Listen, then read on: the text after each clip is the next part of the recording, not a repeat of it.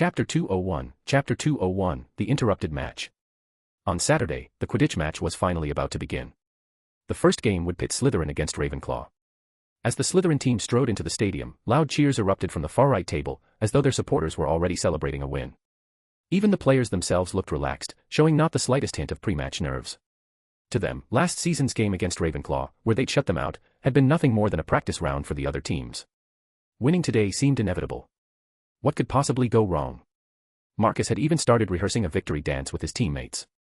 He swayed clumsily in the center of the hall, resembling a baboon under the effects of an elixir to induce euphoria. "Don't let it get to you, Cho," Cedric reassured the girl beside him. "Believe me, you're not weak." Cho gave him a look but said nothing. She knew Cedric meant well, yet hearing him say things like that always felt a bit off.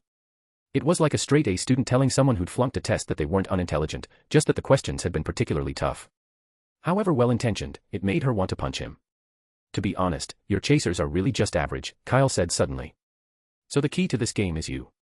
You have to catch the golden snitch before Ravenclaw falls 150 points behind."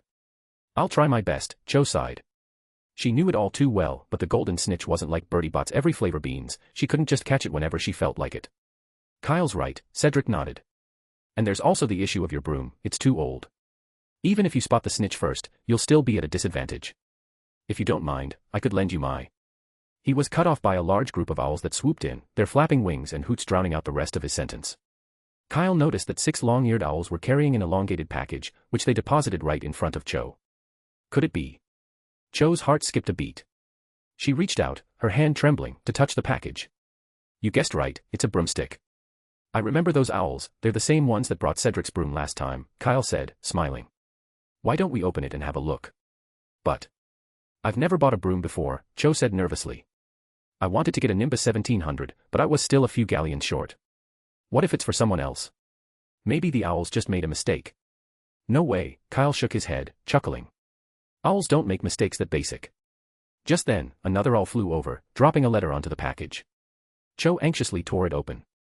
"This is your new broomstick, a Nimbus 2000. Have fun at the match. Professor Flitwick." Cho's face lit up as she read the note. She handed it to Kyle, who was already eagerly unwrapping the package. Sure enough, inside lay a gleaming new Nimbus 2000. Forgetting all about dinner, Cho grabbed the broom and bolted toward the Quidditch pitch, with the other Ravenclaw team members hurrying after her. After Cho left, Kyle and Cedric returned to the Hufflepuff table. Kyle looked down at the letter in his hands and shook his head, smiling. It seemed Professor Flitwick had been a bit rattled by the last match, deciding to equip Cho with a new broom to avoid another shutout. Back at the Hufflepuff table, Kyle handed the letter to Cedric again and asked, "By the way, what were you about to say?" "Oh, nothing," Cedric replied, shaking his head. He had intended to offer Cho his own broom, but clearly, that was no longer needed. As he glanced at the letter, his eyes drifted toward the Slytherin table. By now, everyone had noticed Cho's new broomstick, and the Slytherins were no exception. The cheering had stopped, Marcus had quit his dance, and the entire team was looking rather grim. The game had barely begun when excitement filled the air. The stands were packed, with Kyle and Cedric front and center, holding up a banner and cheering loudly for Cho. Slytherin seemed determined to get their score past the crucial 150-point mark and went on the offensive right from the start. Marcus flew recklessly, ramming into one of Ravenclaw's chasers and knocking him off his broom. Madam Hooch's whistle blared through the stadium, ruling the play invalid and awarding a penalty to Ravenclaw. Roger Davies, undeterred, remounted his broom and, with a fierce throw, sent the quaffle straight through Slytherin's goalposts. Instead of gaining the lead, Slytherin had lost 10 points, which only seemed to make Marcus angrier. The match was intense, with both teams scoring back and forth. Despite their goals, Slytherin couldn't build the lead they'd hoped for. After their previous shutout, Ravenclaw had undergone rigorous training, toughening their resolve and significantly boosting their skill. This, combined with Cho's new broom, filled Ravenclaw with hope and determination. Whenever Slytherin scored, Ravenclaw quickly matched, keeping the score close. Although Slytherin's superior broomsticks gave them a slight edge, they were only 30 points ahead, nowhere near the 150 points they needed. Spectators speculated about the game's outcome, their excitement growing, when Professor McGonagall unexpectedly arrived at the pitch. Amplifying her voice with her wand, she commanded, "The game is suspended." Everyone returned to the castle immediately. Other professors soon joined her. Many in the stands were confused, but the prefects and professors began guiding everyone away. The Quidditch players hovered uncertainly in midair, looking down at the scene below, unsure of what was happening. Everyone, without delay, followed the professors and prefects away from the Quidditch pitch. Professor McGonagall repeated firmly. "We were about to win." Marcus complained bitterly, frustrated by the interruption. He had just managed to score a few more goals, but the scoreboard hadn't registered them. If you'd like to remain here indefinitely, that's entirely up to you. Snape's cold voice cut in as he appeared beside Professor McGonagall. Marcus looked at Snape and thought better of protesting. He quickly dismounted, his head bowed, and followed the others off the pitch. The exit passage was enchanted to accommodate any number of people without feeling crowded, and under the professor's guidance, it only took minutes to clear the pitch entirely. As they made their way back to the castle, they spotted Professor Flitwick on patrol, his wand drawn, carefully scanning the grounds. A tense silence spread through the crowd as the urgency of the situation began to sink in. A sense of unease grew, and many found themselves unconsciously quickening their pace. Chapter 202, Chapter 202, The Dark Wizard in the Forbidden Forest. Professor Flitwick looked unusually serious, his tension so palpable that it seemed as if an out-of-control dragon might appear at any moment. Some older students approached him to ask what was happening, but he remained tight-lipped, urging everyone to return to the castle quickly. As the students moved back toward the castle, whispers filled the air. Most speculated that the source of trouble had something to do with Professor Quirrell, the defense against the dark arts teacher. It must be him, declared Gemma Farley with conviction. Nearly every major incident at Hogwarts has something to do with the defense against the dark arts professor. And Quirrell didn't even show up to watch the match today, someone added. Last time, he said he loved Quidditch, so it's strange he wasn't there. Do you think Professor Quirrell might be like that dark wizard, Oren, who was here last year? Someone asked nervously. Or maybe he's a Death Eater. Stop it, you're giving me the chills. Let's hurry back to the castle, said another, trying to reassure the group. Professor Dumbledore's there, so even if it is a Death Eater, we're safe. With that thought, the young wizards felt somewhat comforted as they crowded into the castle. Kyle was also in the crowd, but instead of heading back to the common room, he slipped away from Professor Sprout's sight and moved closer to the Gryffindor team. Kyle. Fred and George noticed him instantly, eyes lighting up with excitement. Do you know something? George whispered. If you've got a plan, don't forget to include Fred and me. Sorry, Fred, George. Kyle replied in a low voice as they climbed the stairs. I need to check on something right now. Could you cover for me?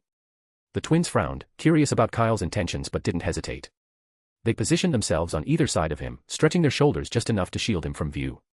Thanks, Kyle whispered. He bent down, cast the disillusionment charm on himself, and slipped quietly out of the group on the third floor. By Merlin's beard, that was the disillusionment charm. Fred gasped in amazement. I've been wanting to learn that spell forever. George waved his hand in front of the empty space where Kyle had just stood but felt nothing. He's only a second year and he can already do that. What else is he hiding from us?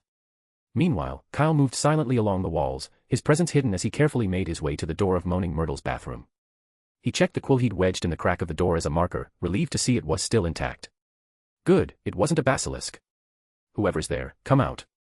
I can see you, came a voice from behind the door. A round head suddenly poked through the wood. It's me, Myrtle. Kyle removed the disillusionment charm, appearing in front of her. Oh, it's you, Kyle, Myrtle said with a broad smile.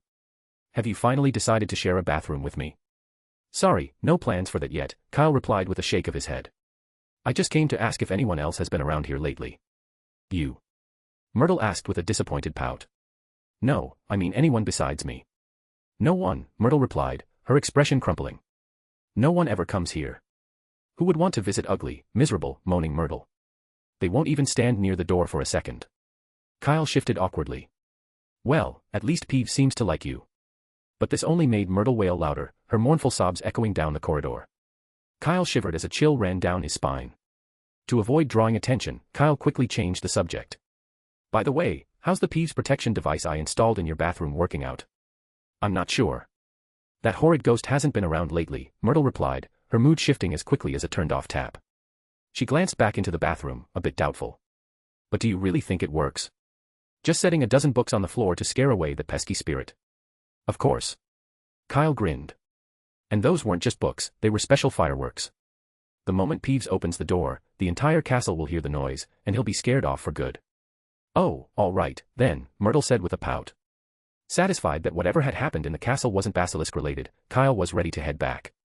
He didn't want Professor Sprout realizing he'd slipped away. By the way, Myrtle called out wistfully, if you change your mind, you're welcome to move in here anytime. At that, Kyle's pace quickened as he hurried back toward the Hufflepuff common room entrance, where he nearly bumped into Professor Sprout, who was just coming out. Kyle, thank goodness you're safe, she said sternly, her expression severe. Where were you, and why didn't you come back with the others? Kyle had never seen Professor Sprout look so upset. Feeling sheepish, he tried to come up with an explanation. Professor, I was just a little worried, that's all, so I stayed outside a bit longer to see if I could help. As he struggled to find an excuse, Professor Sprout sighed and asked, "Who told you this, was it Minerva?" Told me what?" Kyle stammered, utterly confused by the question. Professor Sprout seemed to misinterpret his response, her tone softening. "I know you're close to Hagrid, and of course you'd be concerned if you heard he'd been seriously injured. But you're only a second-year student, Kyle, and your priority is to keep yourself safe. Madame Pomfrey will take good care of Hagrid." "Hagrid? He's hurt?" Kyle blurted out, shocked. "I'm sorry, Professor, could you tell me how he is now?" Professor Sprout hesitated, choosing her words carefully. "He'll be fine," she finally said. "When we found him near the Forbidden Forest, there were signs of dark magic all over him. If he weren't so strong, he might not have survived. But don't worry, he's in the hospital wing now, receiving the best care." "Thank you, Professor." "I understand," Kyle replied. "Could I go see him, then?" "Not right now." Professor Sprout's tone turned stern again. "Until Professor Dumbledore returns from the Forbidden Forest, everyone is to remain in the common room. No exceptions." "Yes, Professor," Kyle said, realizing she meant it. "Now, off you go, back to the common room." Chapter 203, Mars is very bright. In the Forbidden Forest, Dumbledore stood quietly amidst the ruins. His face was expressionless, a terrifying calm that seemed to chill the air. "Dumbledore." Snape approached him, speaking in a low tone. "The students have all returned to the castle. No one was hurt." "Thank you, Severus," Dumbledore replied. Snape's eyes flashed with frustration. What on earth happened here? Apparently, someone was trying to use unicorn blood to extend their life. Dumbledore bent down, looking at the dying unicorn at his feet. If Hagrid hadn't found the other one in time, it would probably be dead as well. "Yes, and now that Big Oaf is the one nearly dead," Snape sneered, disdain filling his voice. "Was it really worth it, for just a beast?" Dumbledore's gaze softened, though his voice held firm. "Everyone has their convictions, Severus, and those convictions are not so easily measured by worthiness. Just as when you did it, for Lily." "Dumbledore." Snape's voice rose in fury. "Don't you ever mention that name again." He took a deep breath, struggling to regain his composure. After a long pause, he continued in a hard tone, "Do you know who it was that attacked Hagrid?" "I believe so." Dumbledore stepped forward, approaching a charred patch of earth. He bent down and ran his hand over the blackened ground. "Fiend fire, such troublesome dark magic. If it had spread, I fear we might have lost the entire Forbidden Forest." He straightened and walked a few paces to the side, where two centaurs lay motionless, surrounded by chaotic footprints. "The killing curse," Dumbledore murmured. "Their quivers are half empty, it seems they weren't killed by the curse immediately. Whoever did this is very weak. Unicorn blood may prolong his life, but it cannot restore his strength." With each revelation, Snape's face grew darker. "You said before, he doesn't dare kill anymore." "Fear and inability are two very different things," Dumbledore replied calmly. "It doesn't matter how many centaurs die, it won't affect Hogwarts, nor will Hagrid's fate. He knows the parents and governors don't care about them. As long as no students die, Hogwarts won't close, and he still has a chance at the Philosopher's Stone." "That's just your speculation," Snape said coldly. Dumbledore nodded. "You're right. None of us truly know his thoughts, which is why I've decided to temporarily halt the Quidditch matches." A tense silence fell between them, and then Snape, grasping at a slim hope, asked, "What if it was Orin who returned? He, too, can cast fiend fire and the killing curse. From what I know, he's hiding in the north, avoiding the Aurors. He won't be back anytime soon. And if it were him, Hagrid would likely not have left the Forbidden Forest alive." Silence settled over them again until the muffled sound of hooves echoed from the distance. "Keep an eye on him for me, will you?" "You know who I mean," Dumbledore said softly. Snape didn't respond. Without a word, he turned and left. The sound of hooves grew closer, and soon, a group of powerful centaurs, armed with bows and arrows, appeared around Dumbledore, their expressions fierce and watchful. "Don't move, Mr. Dumbledore." The lead centaur quickly signaled the others to lower their weapons upon recognizing him. He approached, asking, "Why are you here, and what on earth is going on?" "As you can see, Mogorian," Dumbledore replied, "someone attempted to kill a unicorn, and Hagrid, along with two of your centaurs, were caught in the crossfire." Only then did Mogorian notice the two fallen centaurs lying nearby. Suddenly, the sound of hooves surrounded them as more centaurs arrived. Mogorian approached the fallen with a choked voice. "Druji. Lyra, they were both brave warriors. Ronan, Firenze," he continued, "take them back to the tribe. I think they would want to rest where the irises bloom." The two centaurs solemnly lifted their fallen comrades and left. When Mogorian looked back at Dumbledore, his demeanor had steadied, and he spoke calmly. "Dumbledore, Mars has been burning brightly, very brightly. Be prepared. This is only the beginning, and it is far from over. Dumbledore nodded slightly. Thank you for the warning, Mogorian. I only wish to see no more centaurs lost in this tragic way. Mogorian paused. Good luck to you, Mr. Dumbledore, and Mr. Scamander. With that, he and the other centaurs retreated into the forest. Dumbledore remained still, tilting his head slightly toward the injured unicorn. An elderly figure had appeared there at some point, gently stroking the unicorn's bruised body. A phoenix perched on his shoulder. How is she? Dumbledore asked. Not well, Newt replied, looking up with concern. She's lost a significant amount of blood, and dark magic has left her terribly weakened. But fortunately, we found her in time, her life isn't in danger. That's a relief, Dumbledore said. She protected Hagrid from 2 deadly curses. If she hadn't made it, I don't know how I would have broken the news to him. No, Newt murmured, carefully feeding the unicorn a potion and applying another to her wounds. Under his calming influence, the once terrified unicorn gradually relaxed and fell asleep. Only then did Newt take out a suitcase and carefully place her inside. After they left the Forbidden Forest, the two returned to the headmaster's office. Thank you for coming all the way here, Dumbledore said, half-jokingly, as he poured Newt a cup of black tea. I really couldn't bear the thought of leaving the unicorns in Professor Kettleburn's care again. Hogwarts might need 2 new professors by next year. Newt chuckled, recalling how Professor Kettleburn had been gored by a unicorn the previous year. That professor could indeed be somewhat reckless. Oh, and one more thing. Dumbledore's gaze lingered on the suitcase in Newt's hands. Did you happen to give Kyle a suitcase like that? Puff. Newt sputtered, accidentally spitting out his tea. True to his reputation, Dumbledore, the greatest white wizard, dodged in an instant, his long beard remaining unscathed. But Fawkes, perched behind him, was less fortunate. The entire splash of tea drenched him. Don't get excited, I was merely asking, Dumbledore said with a wink. I've been wondering about it since Halloween, but none of us have seen Kyle carrying a case around. Well, maybe, he left it behind. Newt muttered, barely audible. Luckily, some bird, came to his rescue. Fawkes, after a moment of bewilderment, shook himself dry, then, indignant, began pecking at Dumbledore's beard. Hey, Fawkes, Newt's the one who sprayed the tea. Dumbledore protested, clearly not eager to take the blame. But Fawkes ignored him, focused solely on Dumbledore, who had failed to shield him from the tea. And Fawkes showed no mercy, snapping at tufts of silver-white beard with every peck. Dumbledore clutched his beard in pain, his voice betraying his discomfort. Taking advantage of the commotion, Newt quietly picked up his case and slipped out of the office unnoticed. Chapter 204, Hagrid's self-blame. When Hogwarts returned to normal the next day, Kyle went straight to the hospital wing. Almost everyone was buzzing about the previous day's events, with rumors flying in every direction. A dark wizard attacked Hogwarts. The Death Eaters are making a comeback. Magical creatures are rebelling. The bastard son that Dumbledore abandoned is seeking revenge. The bastard son that Snape abandoned to seek justice. Kyle had only walked from the common room to the Great Hall and already overheard 5 or 6 different versions, each more outrageous than the last. Honestly, if Lockhart had just applied to Hogwarts a little sooner, he wouldn't have needed to wander around borrowing stories to write his books. When Kyle reached the courtyard, it was noticeably quieter. No one was in front of the hospital wing, with most students at the Quidditch match. Hagrid had been brought to the hospital wing without being seen by any of the young wizards. As a result, hardly anyone knew he had been attacked. Kyle knocked on the door, a bit apprehensive. He wasn't sure if Madame Pomfrey would let him in and had even prepared himself for the possibility of leaving without seeing Hagrid.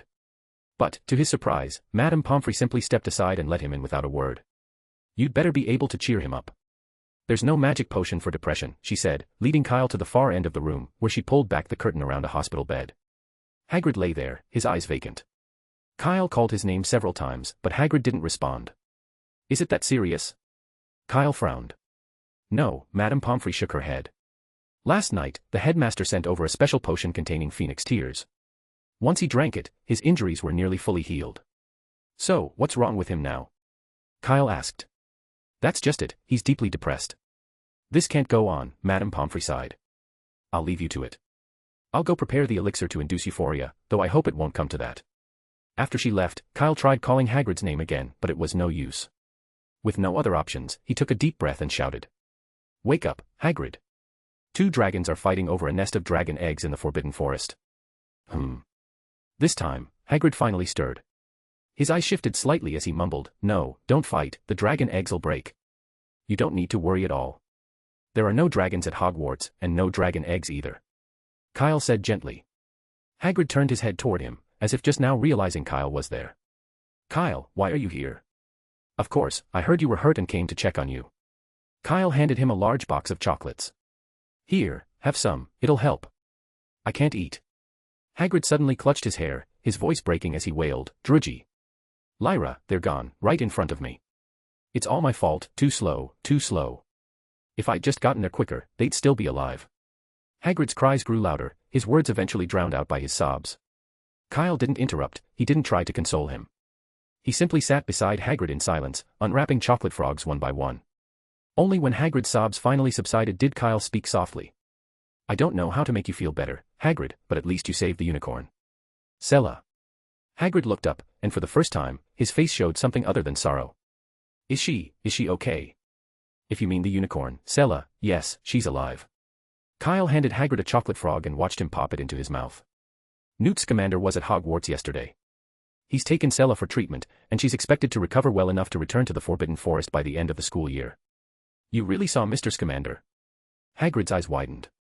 You're not making this up. Of course not. Kyle nodded, absolutely certain. Newt had told him this himself when he'd managed to slip into the Hufflepuff common room the day before, so he knew it was true. There were just some things they couldn't tell Hagrid about the conversation. Kyle still couldn't figure it out, though. Not even Cedric or the Weasley twins knew about his suitcase, so how in the world did Dumbledore find out? Could it be Hermione? But that didn't make sense, she'd never even met Dumbledore. If anything, she would have gone to Professor McGonagall. Then it hit him, this is just like dealing with Tom Riddle. That's wonderful, just wonderful. Hagrid began to cry again, though this time out of relief and happiness. So, you see, the Forbidden Forest needs you, Hagrid, Kyle said, handing him the last chocolate frog. And don't forget, you didn't catch the Dark Wizard this time.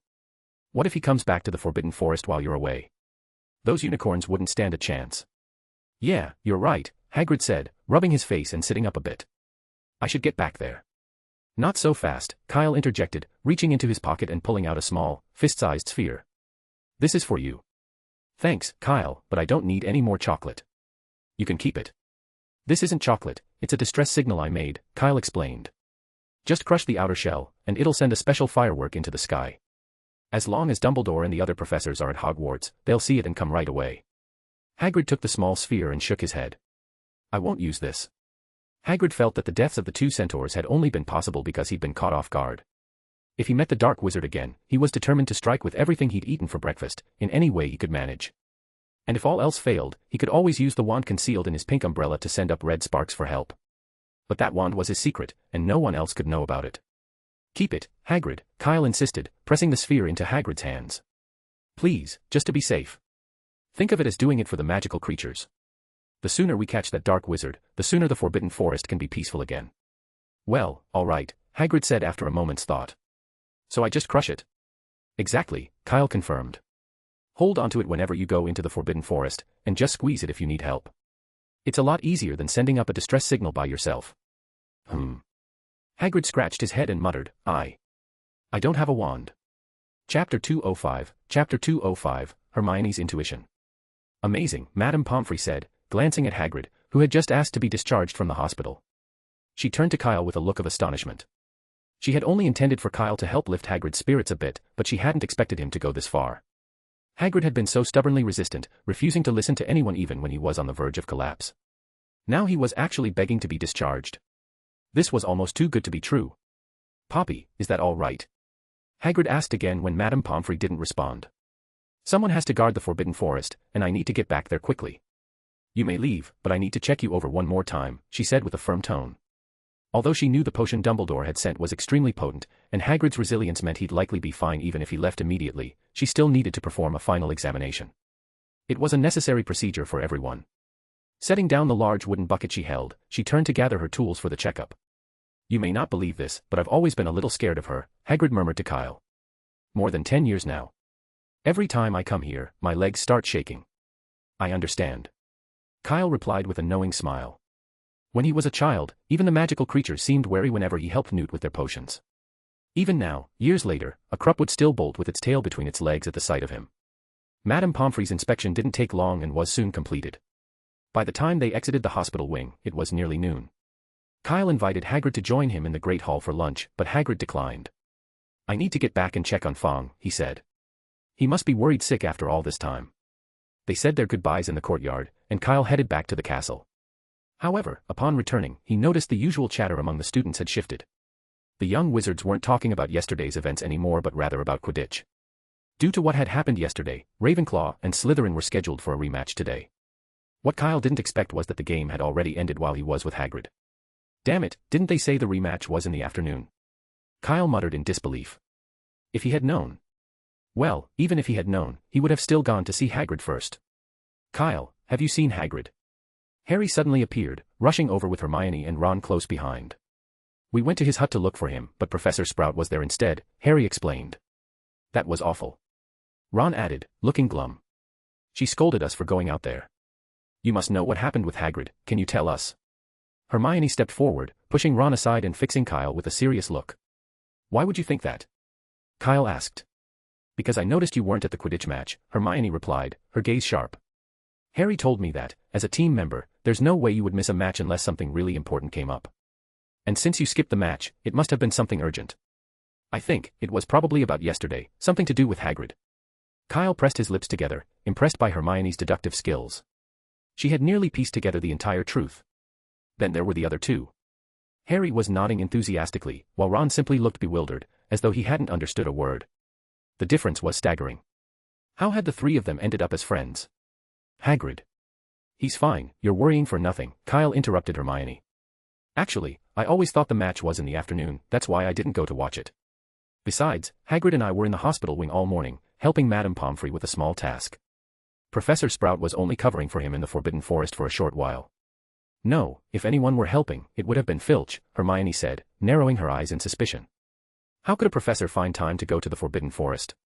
And Professor Sprout is the head of Hufflepuff, so she must be even busier. I don't know. Maybe she just happened to be passing by and offered to help. Kyle shrugged. Or you could ask Hagrid. He should be back at his hut by now. Sometimes, being too smart could be annoying. It was easier with Harry and Ron, they simply believed everything he said and saved him a lot of trouble. Hagrid's back. Hermione looked surprised, this wasn't what she'd expected. She had assumed Hagrid was seriously injured and would be stuck in the hospital wing, but if that were true, Madame Pomfrey wouldn't have let him go so soon. Yes, he just went back, Kyle confirmed. By the way, how did the match turn out? Ravenclaw won. Harry burst out excitedly, his eyes gleaming. Their seeker was amazing. She caught the golden snitch when Ravenclaw was 100 points behind. Too bad you missed it, Ron added, grinning. The looks on the Slytherins' faces were priceless. They actually lost to the weakest team, and Malfoy's face turned green. Well, I can picture it, Kyle said with a chuckle. After a bit more chat, Harry grabbed Ron and they headed out of the castle to find Hagrid. But Hermione didn't leave. She continued to walk alongside Kyle, her eyes sweeping him up and down with a peculiar look. Aren't you worried Hagrid might say something? Hermione suddenly asked. She had a strong hunch Kyle hadn't been entirely truthful. What's there to be worried about? We really were just helping, Kyle replied, keeping his tone casual. As long as he made sure his own story checked out, whatever Hagrid said was out of his hands. Besides, he couldn't keep Harry from going to see Hagrid forever. Hermione frowned, continuing to scrutinize him. Harry and Ron have been gone for a while now. Aren't you going to join them? Kyle said, shifting uncomfortably under her gaze. Hoping to distract her, he pulled a handful of chocolate frog cards from his pocket and handed them over. By the way, since Harry was nice enough to tell me the match results, could you give him these too? I remember he was collecting the cards. Just as Hermione was about to reply, her gaze caught a line of text on the top card. And his partner Nicholas Flamel have achieved great things in the field of alchemy. Nicholas Flamel, alchemy. I know. I know who Nicholas Flamel is. Hermione suddenly shouted, leaping to her feet and sprinting upstairs toward the Gryffindor common room. Kyle watched her dash off, then glanced down at the stack of cards still in his hand and slipped them back into his pocket. Thank Dumbledore, he thought with relief, Hermione had finally been sent off. Chapter 206, How is Quirrell still alive? We just went to talk to Hagrid for a bit, and you already know who Nicholas Flamel is? Ron asked, stunned, as he and Harry sat in the Gryffindor common room.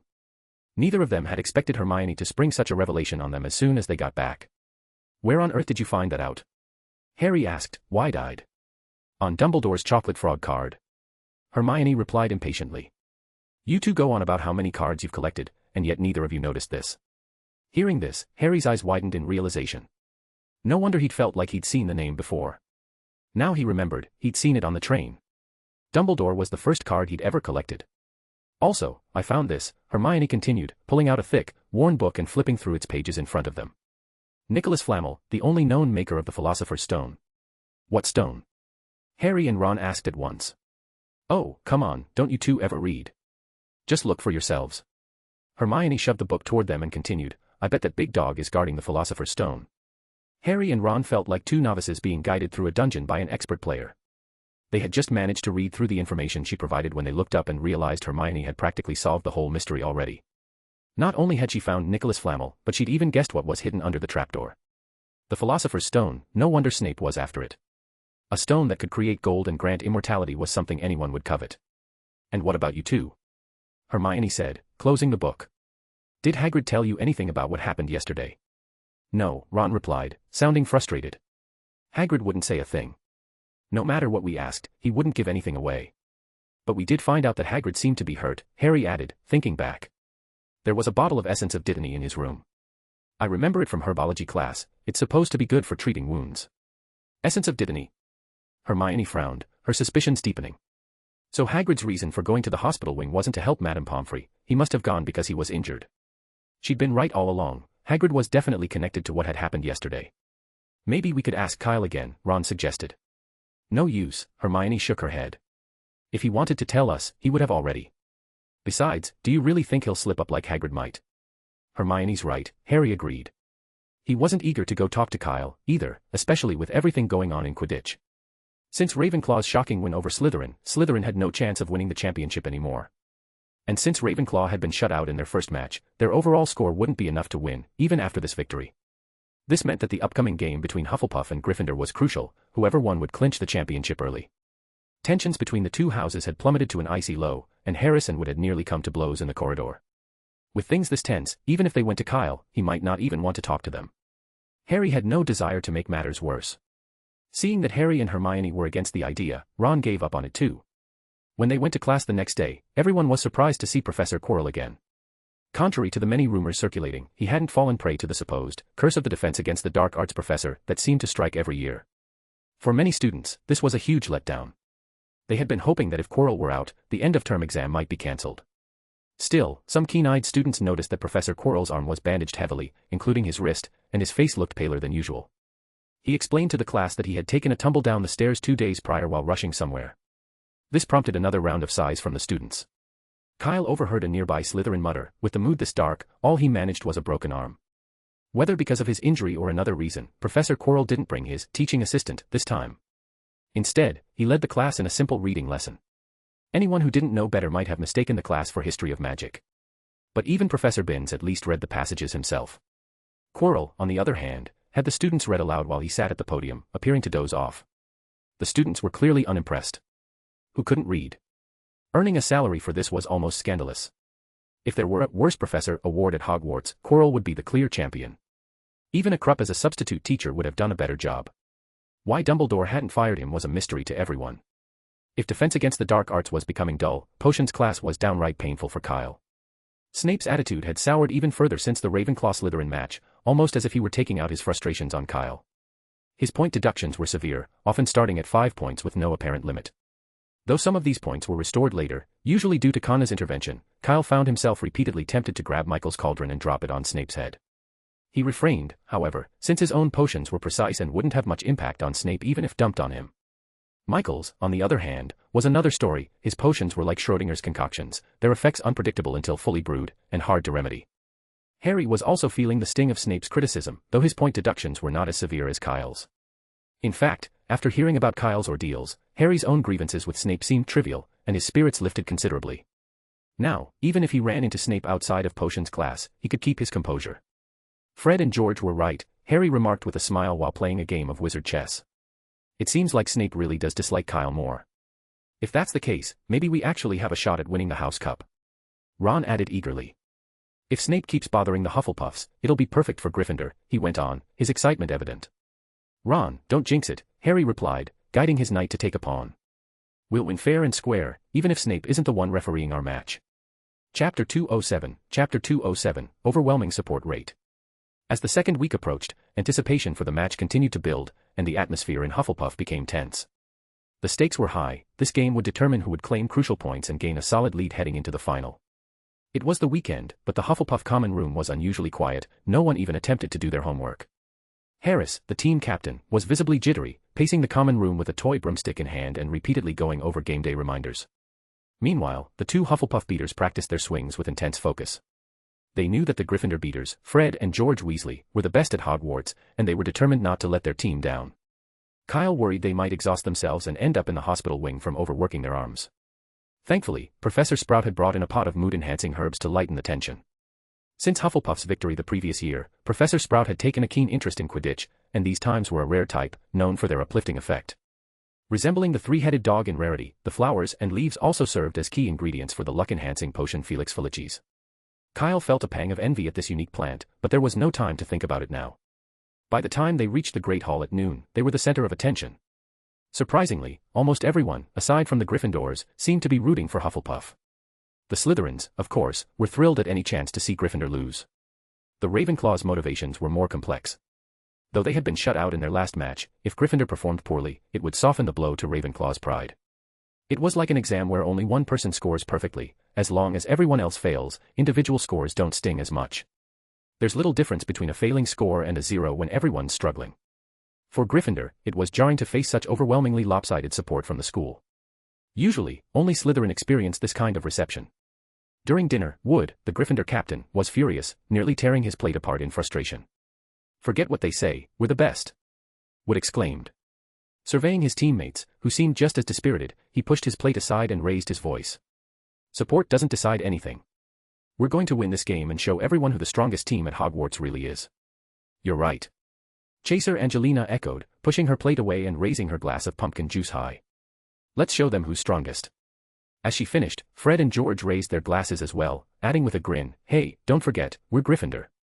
"Yeah, exactly," Harry chimed in. "We can absolutely win this." Gradually, everyone around the table lifted their glasses, and a wave of renewed energy washed over them.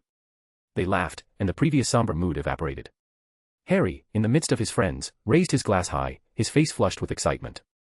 After lunch, the match was ready to begin. As students arrived one by one at the Quidditch pitch, the stands grew increasingly lively. In the team's changing rooms, Harris was delivering his usual pep talk. "Captain, you've said this like 800 times already. How about we just stay quiet for a bit?" Keeper Farrell muttered, peering out the door and taking a deep breath. "The stands are packed with people supporting us. I'm more nervous than I was during last year's final. What if we don't do well? Wait, who is that? Oh my goodness, Dumbledore is here too." Dumbledore. The room went silent as everyone crowded around the door to take a look. "That's fantastic," Harris exclaimed, waving his arm excitedly when he spotted the silver-white beard. If Dumbledore's here to watch, Snape definitely won't dare mess with Kyle. The biggest worry that had been nagging at him suddenly felt resolved. Harris was completely at ease now. Soon, the door to the changing rooms opened, and the team marched out onto the pitch. "Look, the Hufflepuff team is coming in." Lee Jordan's voice echoed from the stands. "They're the favorites, just as strong as Gryffindor. They beat Ravenclaw and Slytherin in the last match and didn't even let them score a single point." Lee Jordan was clearly stirring the pot, taunting both teams to rally behind Hufflepuff. But his words were quickly drowned out by a wave of booze, and snack wrappers, flavored beans, and even a few shoes rained down on him. "Jordan." Professor McGonagall's voice called sharply as she waved her wand, giving him a stern look. "Oh, sorry, Professor McGonagall, I was just stating the facts." The booing around him intensified. Even Snape, acting as referee, shot Lee Jordan a hard glare, wondering if he should give the boy a taste of what Kyle got last time in potions class.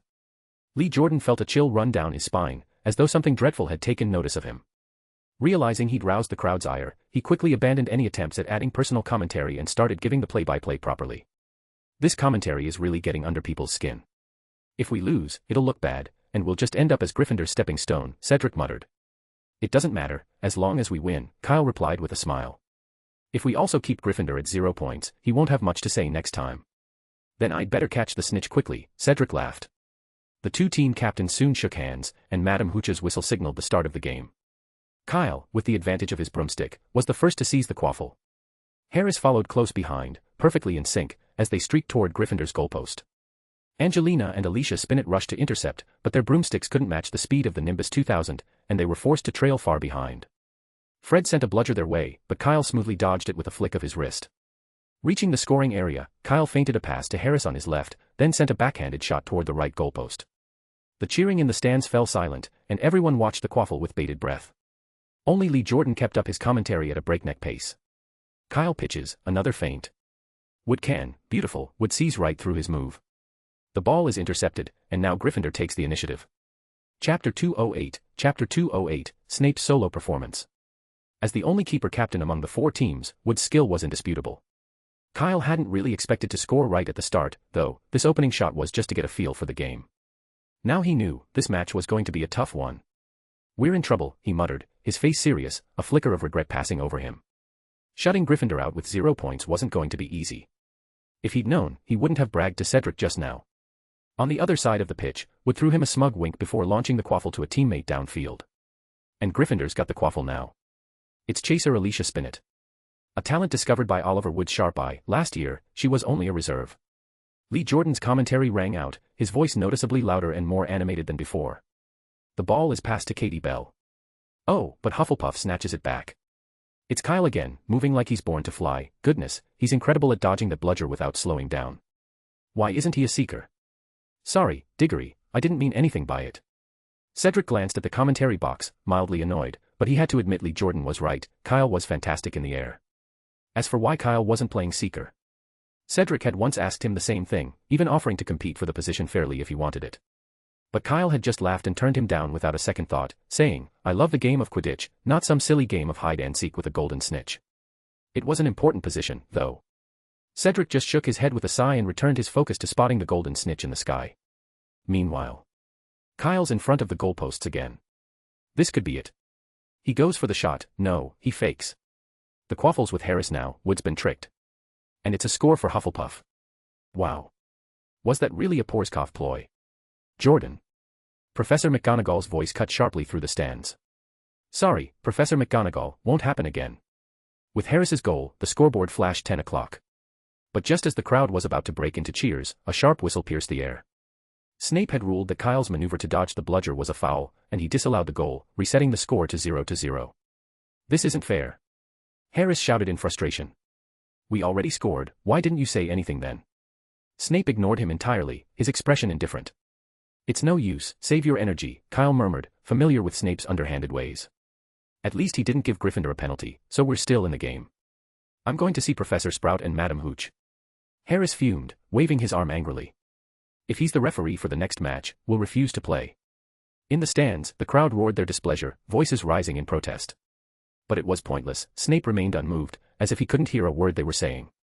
In the Gryffindor stands, Ron, struggling to keep his emotions in check, whispered to Hermione, "Looks like Harry was right. Snape really is targeting Kyle." "But that's not fair," Hermione frowned. "I've read Quidditch through the ages, Kyle hasn't broken any rules at all." Yes, I know," Ron mumbled. "But that's actually bad for us." Ouch. Someone jabbed Ron in the back of the head. It was Malfoy. "Oh, sorry, Weasley, didn't see you there," Malfoy sneered, grinning at Crabbe and Goyle. "You should be thanking Professor Snape. He probably just doesn't want you lot to lose too badly." Ron opened his mouth to argue, but words failed him as Snape awarded yet another baseless penalty against Kyle. 2.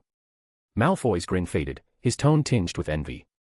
"What makes Professor Snape take such good care of your side, just because you're all brainless? Maybe you should join the team, Neville Longbottom," he mocked. "With an empty head like yours, maybe Professor Snape would just give you the golden snitch."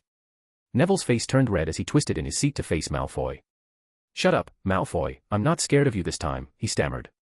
Malfoy, Crabbe, and Goyle burst into loud laughter. "Didn't learn your lesson last time, did you? Want to feel the leglocker curse again? I bet it'd be loads of fun hopping all the way back to the castle from here." Neville's face flushed even redder, his fists clenched, but Malfoy kept taunting him. Finally, Neville snapped. He swung over the back of his seat, and before Malfoy knew what was happening, he was on the ground. Ron saw the scuffle unfold and rushed over to help. Within moments, he, Neville, Malfoy, Crabbe, and Goyle were rolling in a tangled brawl beneath the stands, fighting as fiercely as the players on the pitch. But all around them, the crowd's attention stayed fixed on the game, Hermione's included. Her gaze was locked on the action below. Suddenly, Harry, with no warning, dove toward the ground, his eyes locked on what looked like the golden snitch. But just at that moment, Snape called yet another foul on Kyle, enraging a Hufflepuff beater, who swung his bat in frustration. The bludger, speeding dangerously, grazed Harry's nose before zooming straight at Snape, making him flinch back in surprise. By the time Harry recovered, the snitch had vanished. "Oh, for Merlin's sake. Why now of all times?"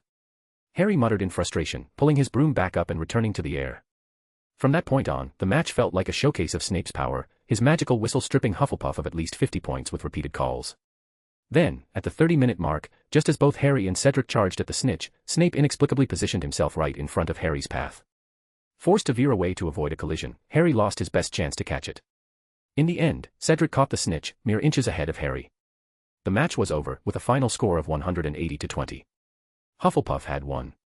As Harry angrily dismounted, he felt a hand on his shoulder. Looking up, he found Dumbledore smiling down at him.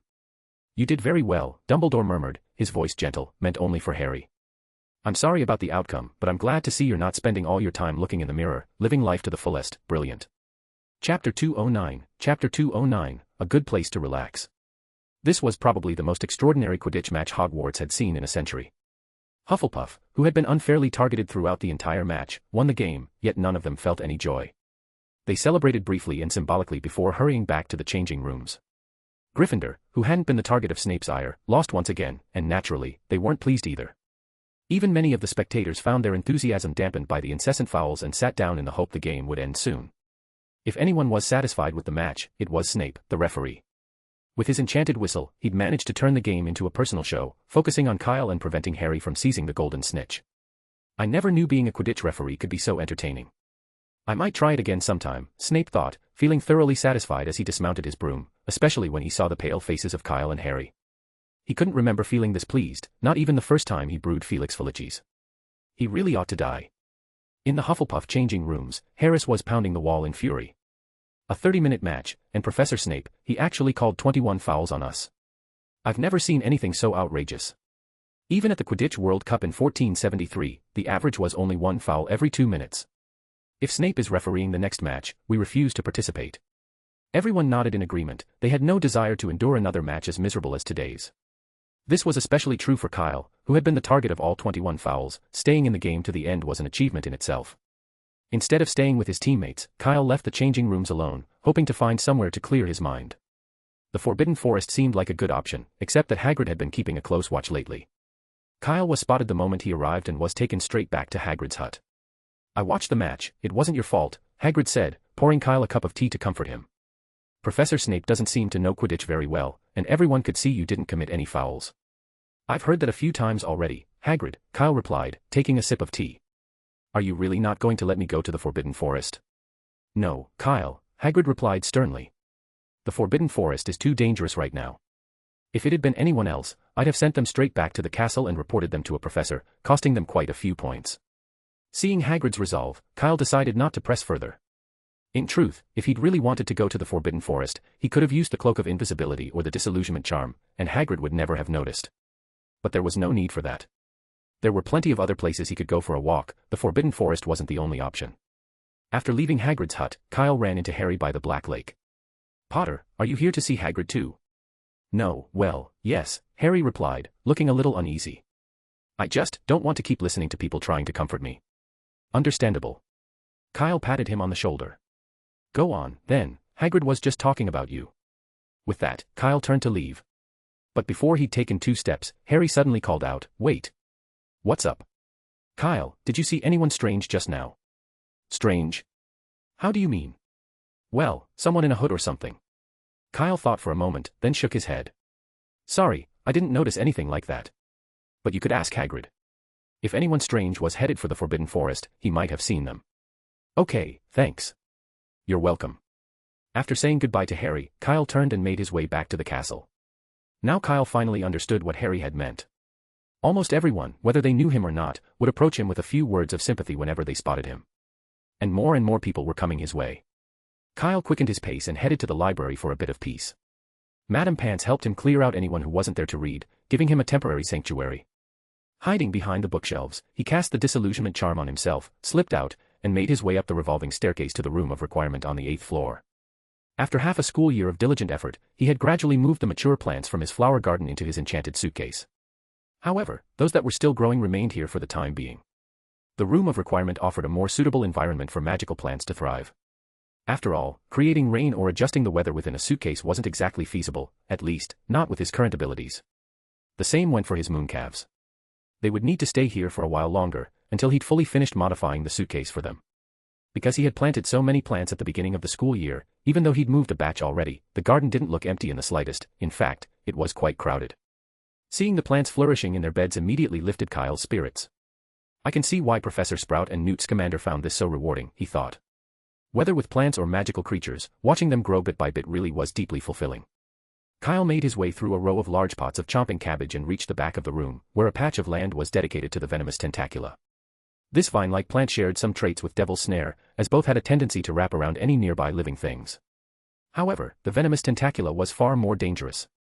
Unlike Devil's Snare, it thrived in sunlight and was highly toxic. A prick from its barbs or a bite could be deadly. This was the primary reason it was classified as a Class C non-tradable material by the Ministry of Magic. Nevertheless, the venomous tentacula grew relatively slowly. Even with a daily dose of mooncalf manure as fertilizer, it had only managed to sprout a thin shoot, and its characteristic spikes were still just a few tiny, black dots. The fanged geranium on the other side was at a similar stage. The chomping cabbage, however, was thriving, with a short growth cycle and convenience to boot. Despite being planted on the same day, these had already sprouted sharp teeth. Ever since Kyle had arrived at the flower bed, he could hear their teeth clattering, creating a brisk, fast-paced rhythm. Returning to the chomping cabbage, Kyle took out his suitcase from the moleskin pouch, picked some of the healthiest and most vigorous ones, and carefully placed them inside. Chapter 210, What about your egg? After March, the weather gradually warmed up, and the ice that had blanketed the Black Lake all winter finally thawed last week. Lately, the giant squid had taken to occasionally poking its head and tentacles out of the lake's depths to bask in the warm sunlight on the surface. This sight had drawn a crowd of fascinated students. Although many who'd read Hogwarts, a history knew about the giant squid in Black Lake, sightings were rare. With the exception of Slytherins, whose common room was located under the lake, most students didn't often get a glimpse of it themselves. Now, everyone was eager to see, especially the new students who rushed down to the lake as soon as classes ended. Suddenly, the Black Lake had become Hogwarts' latest hotspot, like an Instagram-worthy attraction. Kyle, however, didn't join the crowd. He'd already seen the squid once at the end of last year. To be honest, it was just like any other squid, just much larger. And staring at it too long only made him hungry. Since grilling it wasn't an option, he figured there was no point in watching it again. He might as well spend that time reading a couple more books. After months of study, he'd nearly mastered the undetectable extension charm. While he still wasn't proficient enough to enlarge spaces as much as he'd like, he had finally overcome the hardest part, the first successful transformation. Kyle planned to finish transforming his suitcase before his 5th year. He wasn't expecting it to be quite as expansive as Newt's, but he at least wanted it to hold half of the Forbidden Forest. Over the past 2 years, Kyle had accumulated quite a few things. The plants in his flower bed alone could fill the suitcase as it was, not to mention the designated areas for the troll and the mooncalf. And there would be new residents joining in the future. So he got to work.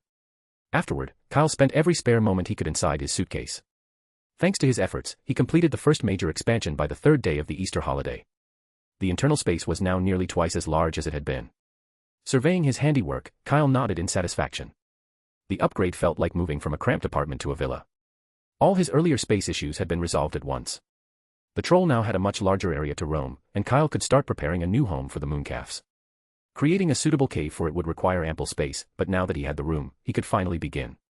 The only downside was that the expanded area looked a bit monotonous now, as it was wide open and lacked much detail. But that could be easily fixed.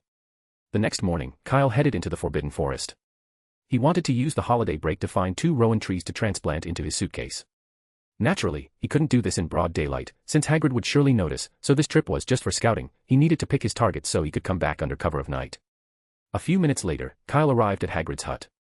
Oddly, the door was closed, and all the curtains were tightly drawn. Even the small window at the top was covered with an old copy of the Daily Prophet. Kyle knocked on the door. "Who is it?" came Hagrid's voice from inside, sounding a bit nervous. The door opened just a crack. "Phew, it's you, Kyle. What brings you here?" "I need your help with something," Kyle replied. "May I come in?" "Of course," Hagrid said, stepping aside to let Kyle in, then quickly closing the door behind him. The hut was stiflingly warm, almost like a sauna. Despite the sunny weather, a roaring fire blazed in the fireplace. And there, sitting with Hagrid, were 3 familiar faces, Harry, Ron, and Hermione. "Hello," Kyle greeted them. "Hello. Long time no see. Kyle." "Good morning." The 3 stood in front of the fireplace, a bit tense, shifting nervously as they replied. They were like a wall between Kyle and the fireplace, their eyes darting around as they spoke. It was clear to anyone that something unusual was happening with the fireplace. Fortunately, Hagrid came over just then, carrying a teacup, a brass pot, and a sandwich filled with ferret meat for Kyle. You said you needed my help. Yes, Kyle replied, tearing his gaze from the fireplace. I wanted to go to the Forbidden Forest to collect some rowan branches. Is that all? Right. Still making those amulets? Hagrid asked, grinning. Kyle's exam-passing amulet from last year had been a hit at Hogwarts, and Hagrid had definitely heard about it. Kyle nodded. The final exams are in 2 months, so we need to prepare early. That's easy, Hagrid said with a chuckle. I can bring you as many as you need tomorrow. No need to go to all that trouble. I can pick them myself. But. Hagrid hesitated, clearly uneasy with the idea of Kyle going into the Forbidden Forest. Don't worry, Hagrid, Kyle reassured him. The rowan trees are right at the edge of the forest. It's perfectly safe. Besides, I need to pick as many branches as I can in the right shapes, otherwise, it'll be a lot of extra work to process them. Well, all right, then. Hagrid finally conceded, though he added, but you can only go as far as the edge of the Forbidden Forest. No problem, Kyle agreed readily, since that was his plan anyway. Hagrid stood up, preparing to go with him. Hagrid, are you coming with us? Kyle asked. Of course, I can't let you go to the Forbidden Forest alone, Hagrid replied. Even if it's just the edge. What about the dragon egg? Kyle asked. Are you sure you can leave it with Potter and the others? It'll be fine. The egg's not that fragile. Just make sure you don't let the fire. Wait. Hermione's surprised voice interrupted him. Kyle, how did you know there was a dragon egg here? You can't even see it from where you're standing. Hagrid froze, his eyes widening as he turned to Kyle. Yes, how did Kyle know there was a dragon egg? You don't think standing in front of the fireplace will hide it, do you? Kyle said with a grin. I'd suggest reading the latest edition of Fantastic Beasts and Where to Find Them. It clearly states in the chapter on dragons that dragon eggs emit a faint sulfur smell when exposed to flames. It's subtle, and it can blend with the smell of the fire, so it's easy to miss. He paused, then added, if you don't believe me, you might want to check on Fong. I think he's about to pass out. Kyle gestured to the side, where Hagrid's large black hound lay slumped in the corner, his head drooping. He looked nothing like his usual energetic self, seeming listless and worn out. Oh, Fong. What's wrong with you?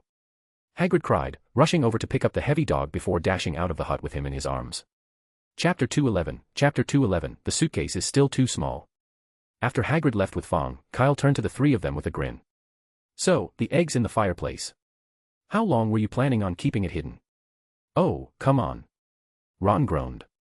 Hermione, didn't you say you read that book before? How come you didn't know a dragon egg would give off a smell when it's in the fire? Or did you misread the title? Shut up.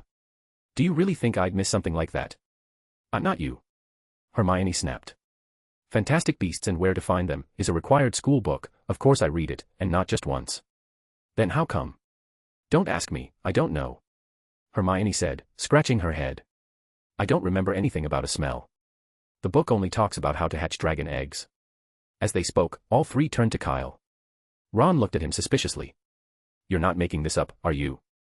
He still trusted Hermione's memory more than Kyle's. Hermione had never been wrong when reciting from a textbook. What about Fong? Kyle replied. Do you think he'd fake it for me? Harry thought for a moment. Maybe, he just wasn't feeling well.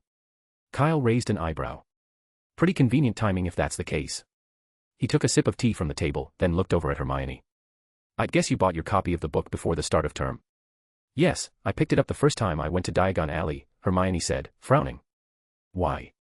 Kyle spread his hands. Fantastic Beasts and Where to Find Them has actually gone through several revisions. I think the person at Flourish and Blots gave you an older edition. As he spoke, he pulled out his own copy of the book and handed it to Hermione. Take a look for yourself. Hermione took the book and quickly flipped to the section on dragons. Sure enough, just as Kyle had said, the note about the smell was right there. When she checked the publication date, she realized the two editions were more than 50 years apart. This is outrageous. Hermione said indignantly. That's practically fraud. How could they do this? It's actually pretty normal, Kyle explained. Newt's revised it so many times over the years, but they've kept the cover design the same. Unless you open it up, it's hard to tell which version you have. Plus, the store was packed before term started, so the assistant probably didn't notice they'd handed you an old copy. Hermione recalled her trip to Flourish and Blots. All the Hogwarts textbooks had been placed near the entrance, but the area where Fantastic Beasts and Where to Find Them was supposed to be had been picked clean. The assistants had been swamped, and she'd ended up rummaging around in a back corner to find her copy. Oh, for goodness sake. Now Hermione was mad at herself. Kyle's book was packed with more detailed information, and if she'd known, she would have held out a little longer to find the latest edition. If it really bothers you, you could always take it back to Flourish and Blots during the holiday and swap it out. I bet they'd be fine with that, Kyle suggested with a smile. 50 years ago had been Newt's peak writing period, and new revisions were sometimes released just days apart. Back then, old editions were quickly phased out, so they didn't circulate much anymore. Now, most bookstores kept an entire set of Fantastic Beasts and where to find them as a badge of prestige, even if the older versions weren't useful to most readers. No, it's fine. Hermione handed the book back to Kyle. It wasn't that expensive, anyway. I'll just buy a new one next time. With that, she sat back down on a nearby stool. It was far too warm by the fireplace, and since Kyle had already discovered the dragon egg, there was no reason to keep sweating by the fire. Harry and Ron followed suit. Now that nothing was blocking his view, Kyle spotted the large, dark egg stashed beneath the kettle. A Norwegian Ridgeback. That's right, said Hagrid, who had just re-entered. He shut the door behind him, practically vibrating with excitement. What do you think? Pretty rare, isn't it? Kyle nodded. The Norwegian Ridgeback was one of the rarest breeds, just behind the Hungarian Horntail and the Antipodean Opali. On the way to find the rowan trees, Hagrid kept glancing anxiously back toward his cabin. You can go back and take care of the dragon egg. I know the way, so there's really no need for you to come along, Kyle suggested. But Hagrid shook his head firmly. No, I can't let you go into the Forbidden Forest alone. All right, Kyle sighed, sounding a bit disappointed. I'll just try to pick the quickest route then. After a pause, he added, but by the way, how did you even manage to get hold of a dragon egg? Didn't buy it, I won it. Hagrid replied with a hint of pride. Was pure luck, really. The other day, one of the lads I drink with told me someone down in the village had a dragon egg and was using it in a game of cards. Asked if I'd be interested. So you went to Hogsmeade? I wasn't keen on going, what with the Forbidden Forest actin' up lately. But it was a dragon egg. Hagrid lowered his voice and added excitedly, the guy was clueless. I tricked him easy with a bit of a bluff. Kyle raised an eyebrow at the grinning Hagrid, staying silent. For someone to be outwitted by Hagrid, well, that said a lot about the person's intelligence. But what's your plan once it hatches? Kyle asked. Oh, I've been reading up, Hagrid said, though his gaze drifted once more toward his hut. When it hatches, you just feed it a bucket of chicken blood mixed with brandy every half hour. Be careful, Kyle advised. Norwegian Ridgebacks are far from quiet. They're just as aggressive as Hungarian Horntails, so it's not exactly easy to keep one under wraps. Well, yeah, I'll be careful, Hagrid replied, a bit evasively. The excitement of soon raising a dragon seemed to overshadow any concerns he might have had. In that case, Kyle said, patting Hagrid's arm, if you ever need help, just ask. Don't hesitate. Dragons grow quickly, and within a month, the Ridgeback would be larger than Fluffy. Kyle figured he'd need to expand the suitcase as soon as he got back. The two eventually arrived near the Mooncalf's habitat, where the rowan trees thrived best. Kyle walked over and began carefully examining the trunks of the rowan trees, while Hagrid stood guard, but his mind was clearly elsewhere. He couldn't stop worrying about the dragon egg back in his cabin. One moment, he fretted about whether the fire in the hearth would go out, the next, he worried that Harry and the others might accidentally crack the egg. His anxiety grew, and he kept glancing back, looking as though he'd rather head straight back to his hut. Meanwhile, Kyle scoped out the area and quickly identified two young, less dense rowan trees. They would be ideal for transplanting, as they'd be much easier to move and far more likely to survive. Chapter 212, Ron's Illusion. After committing the location of the two rowan trees to memory, Kyle didn't linger. He returned to Hagrid, who was standing nearby, awkwardly holding a bundle of branches he'd picked up, all while casting glances back at his cabin. Oh, you picked them out that quickly? Hagrid stammered, turning to face Kyle. I wasn't thinking about the dragon egg, honest. Just saw something running over there a moment ago, might have been a Kneasel. There are still Kneasels in the Forbidden Forest. Oh, yeah. Relieved that Kyle seemed to believe him, Hagrid continued, actually, there's quite a few Kneasels in the forest, but they don't usually come out in front of wizards. Even I only catch a glimpse now and then. As you probably know, these magical creatures are real sharp and cautious. If they want to stay hidden, no one will find them.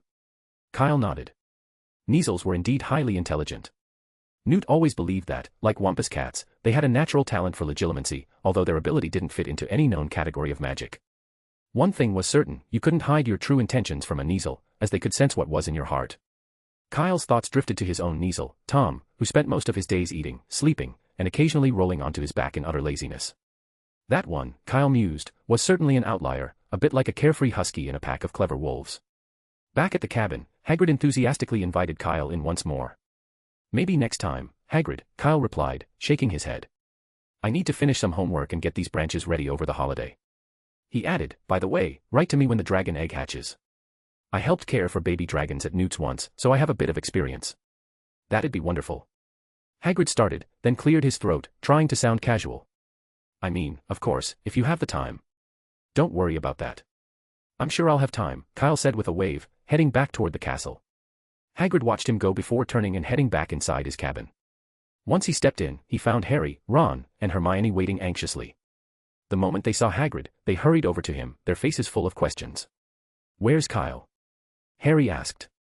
Oh, he had other things to take care of and went back to the castle already, Hagrid replied, setting down the bow and arrow slung over his shoulder and hanging them on the wall.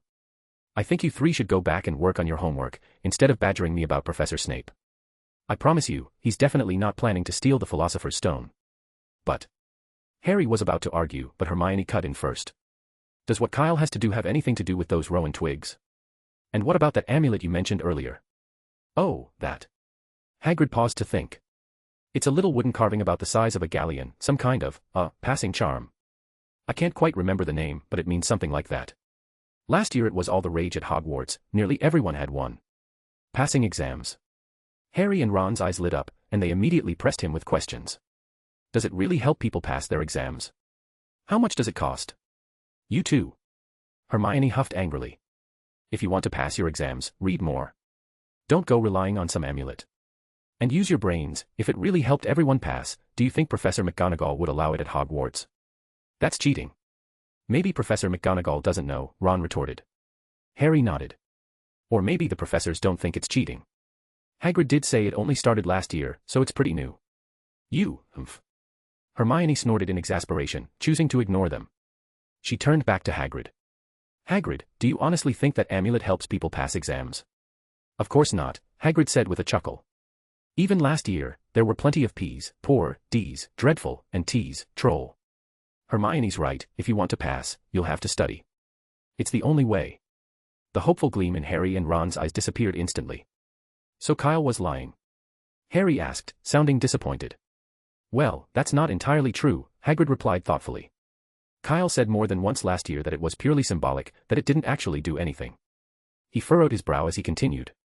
What's odd, though, is that even with that, loads of people still believed it worked. I remember one student saying his charms grades had always been awful, but he managed to scrape an A, acceptable, in the final exam. Hearing this, Harry and Ron's eyes brightened again, while Hermione frowned, lost in thought. The cabin fell quiet, save for the sound of Hagrid humming to himself as he stacked wood by the fireplace. If Professor Flitwick were there, he'd undoubtedly explain that the student's A had nothing to do with an amulet and was entirely due to hard work. But Flitwick wasn't here, he was likely still enjoying a butterbeer at the Three Broomsticks. On the way back to the castle, Harry and Ron were still buzzing about what they'd heard. It helps people pass exams. By Merlin's beard, that's more valuable than the Philosopher's Stone. Harry said earnestly. Whatever it costs, I have to get one. Yeah. I want one, too.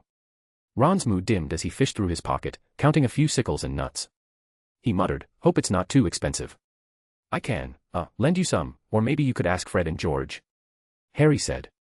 He'd been about to offer to buy one for Ron but quickly remembered Ron's sensitivity about money and switched gears. They were involved in that map at the start of term, so maybe they'll be in on this too. They're your brothers, so they'll probably give you a good deal. You're right, how could I forget? Ron looked up, suddenly excited. They've always been close to Kyle, and they wouldn't let their little brother fail an exam. Humph. Hermione suddenly brushed past Ron, bumping into him as she strode ahead. The two boys stopped laughing immediately, watching her hurry off.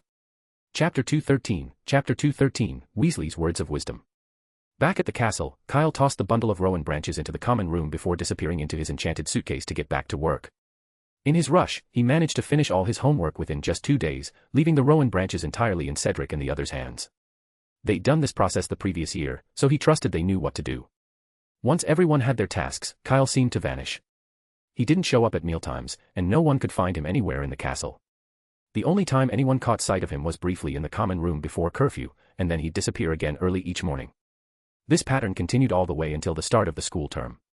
At breakfast on the first day back, Cedric, noticing the dark circles under Kyle's eyes, asked curiously, "Where have you been these past few days? No one could find you anywhere in the castle." "The 8th floor." Kyle mumbled through a yawn.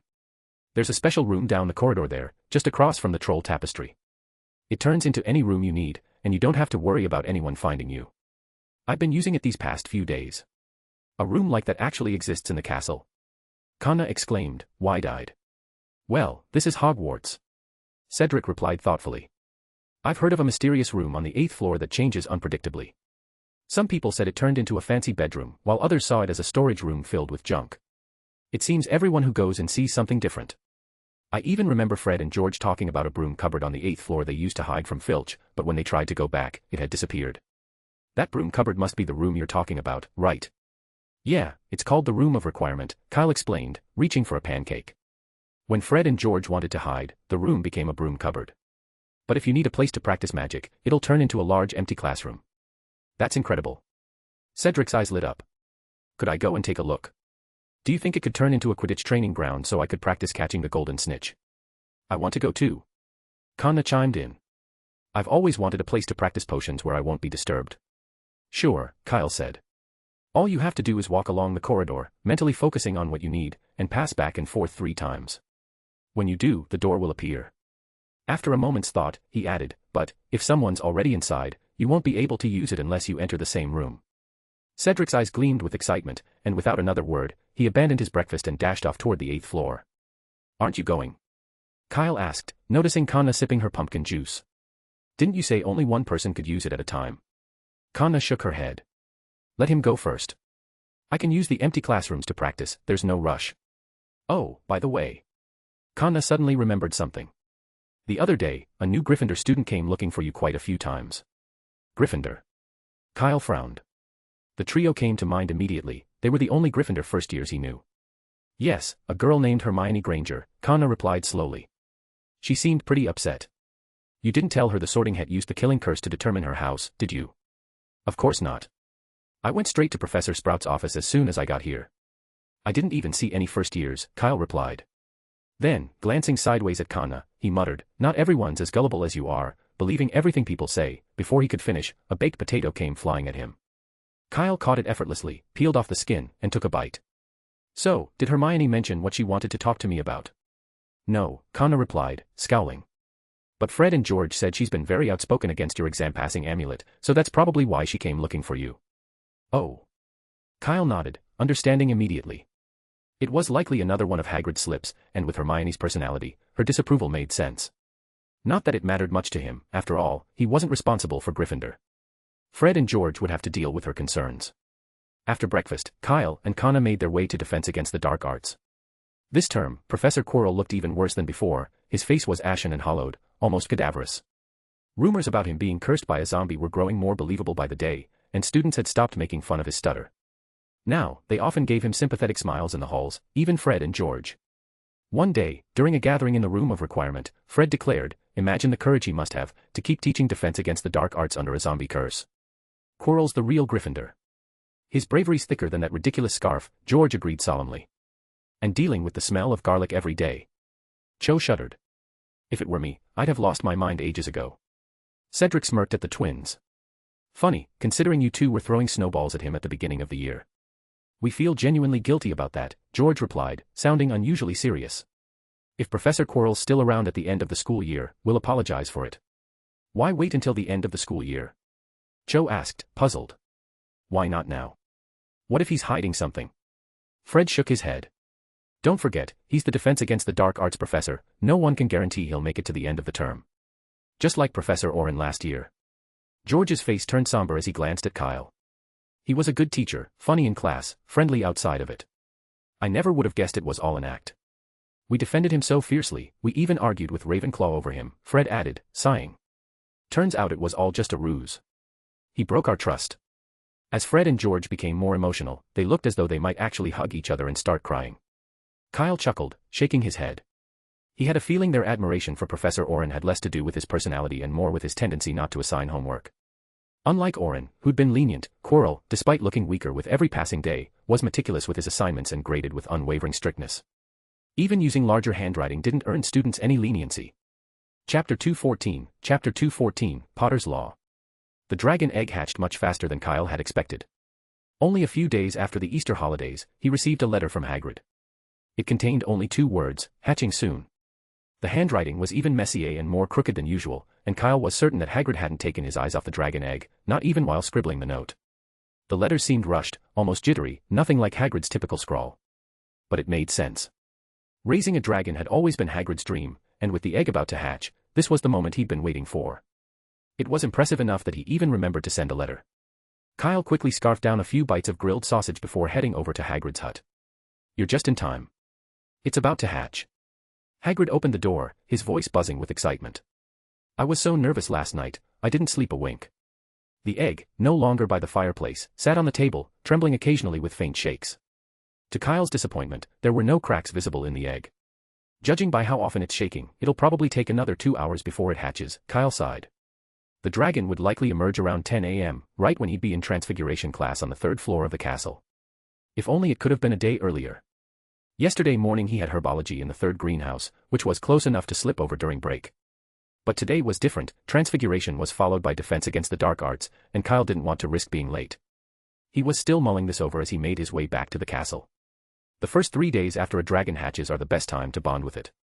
In those early days, newly hatched dragons are like sleepy newborns, their bodies still adjusting. Their aggressive instincts are dulled, and they feel a natural sense of closeness to any living creature they see. If you miss that window, getting along with them becomes much harder. "Looks like I'll need to visit Hagrid's more often over the next 3 days, Kyle thought. Of course, gifts would be essential too. Nothing fancy, just dried meat and fish, perfect treats for a Norwegian ridgeback, ideal for winning its favor. In a way, raising a dragon wasn't all that different from raising a cat. In Transfiguration, Kyle was half listening as Professor McGonagall spoke. With a casual flick of his wand, he turned the rabbit in front of him into a delicate, golden trophy, its surface glinting with polished detail. Perfectly shaped, not a hair out of place. "If you'd done that a month ago, I would have given you an extra 5 points. Professor McGonagall's voice suddenly sounded close by. "I understand your determination to win the competition, but I must remind you that today we're practicing transfiguring slippers. You can't go walking around with a Quidditch trophy." "Sorry, Professor." Kyle flushed and quickly waved his wand, transforming the trophy into a pair of fluffy slippers with cat ears. Professor McGonagall gave a satisfied nod. "Don't daydream in class next time." 3 points for Hufflepuff. As soon as noon arrived, Kyle darted out of the classroom as soon as the lesson ended, eager to get acquainted with the newborn dragon. Passing by the entrance to the Great Hall, he caught sight of Harry and Malfoy. But that didn't surprise him. As long as it wasn't during class, it seemed like Malfoy could always be found hovering near Harry, something of an unspoken rule by now. Except today, they looked a bit different. Malfoy was standing with Crabbe and Goyle, laughing loudly, an air of triumph about him. Harry, on the other hand, looked uneasy, almost guilty, as if he'd been caught doing something he shouldn't. They seemed too absorbed in their standoff to notice Kyle walking by. Has Malfoy finally managed to get rid of Ron? Kyle thought, glancing curiously back at them. 10 minutes later, though, he had an idea of what was going on. So, Malfoy saw the Norwegian ridgeback too. "I'm not sure," Hagrid replied, sounding a bit downcast. "I only saw him leaning against the window, I didn't even notice when he came." Kyle looked over at the window Hagrid had indicated, frowning. "I think Malfoy just saw something on the table. He probably didn't realize it was a dragon." Hagrid's eyes lit up. If Malfoy hadn't figured it out, maybe they wouldn't have to send Norbert away after all. "It's just a guess," Kyle added. The window wasn't high, but most of it was covered by curtains, leaving only a small gap, which might have obscured a full view of the table from outside. Still, Kyle couldn't be certain, he hadn't been there at the time and had no idea where Harry and the others had been standing. But knowing Malfoy, Kyle doubted he'd miss a chance to get Harry in trouble. If he'd truly seen the dragon, he wouldn't be lingering in the Great Hall right now, he'd be heading straight to Snape's office. Kyle offered Hagrid a few more reassurances, then took out a dried fish and went over to amuse the baby dragon. True to its species, the little dragon, still small enough to fit in his hands, had remarkably sharp teeth and promptly bit the dried fish in half. "Kyle, are you sure it's all right to feed it this?" Hagrid asked nervously. "I remember reading somewhere that it should be drinking chicken blood brandy at this stage and not eating solid food for at least a week." He reached for Dragon Breeding for Pleasure and Profit, the worn book he kept under his pillow. He'd been studying it closely, although the book was a bit outdated, it provided a thorough guide on dragon care. "What you're talking about is the standard for captive breeding," Kyle explained, pulling out another piece of dried fish. "In the wild, dragons don't have chicken blood brandy on hand. For certain species, like the Norwegian ridgeback or Hungarian horntail, they're ready to eat solid food as soon as they hatch. Those sharp teeth aren't just for decoration." "Really?" Hagrid blinked, taken aback. But seeing Norbert happily munching on the dried fish, he decided to trust Kyle's advice. Whether it was brandy or dried fish, as long as the little dragon liked it, it should be all right. Soon, the bag of dried fish was empty, and Norbert let out a contented burp, sending a small puff of flame from his mouth. "Looks like Norbert has a taste for fish," Hagrid said, beaming. "Oh, by the way, I almost forgot to tell you, I named him Norbert. Chapter 215, Ron's Breakdown. Aside from his notorious difficulty keeping secrets, Hagrid's talent for naming magical creatures was hard to put into words. This time was no exception. Norbert did have a nice ring to it, but this dragon was a female. It was like calling a little girl Iron Egg. Fortunately, Norbert couldn't understand, or she might have already singed Hagrid's beard with a fiery outburst. Hagrid, I don't think that name is quite right. It's... Kyle began, but then paused as he noticed Hagrid's unusual behavior. Hagrid was covering Norbert's ears, looking at him with alarm. Don't say it, Kyle. His name is Norbert. Hagrid's voice was almost pleading. Kyle had seen this reaction before. Hagrid was thinking of his owl, Ratton, who had refused to acknowledge him after Kyle had suggested a name change. Hagrid was terrified the same thing would happen now. His name is Norbert, Hagrid repeated, clutching the dragon's head even tighter. But his hand was so large it nearly engulfed Norbert's whole head, leaving the little dragon bewildered. As soon as she realized what was happening, she began to kick her legs and flap her wings in confusion. In the end, she resorted to a burst of dragon fire, which landed on Hagrid's hand and made him wince in pain. A burnt smell filled the air, but Hagrid didn't release his grip. He simply continued to stare at Kyle with a desperate look. All right, I won't say anything else, Kyle said, picking up on Hagrid's concern. He wisely held back any further comments, wanting to avoid getting thrown out. Norberta can stay as Norbert, he thought. She's still young and won't remember, the name can always be changed later. Hagrid, oblivious to Kyle's thoughts, finally released Norbert and hurried over to a large tub of water to plunge his hand in, sighing in relief as the burn cooled. Kyle chuckled.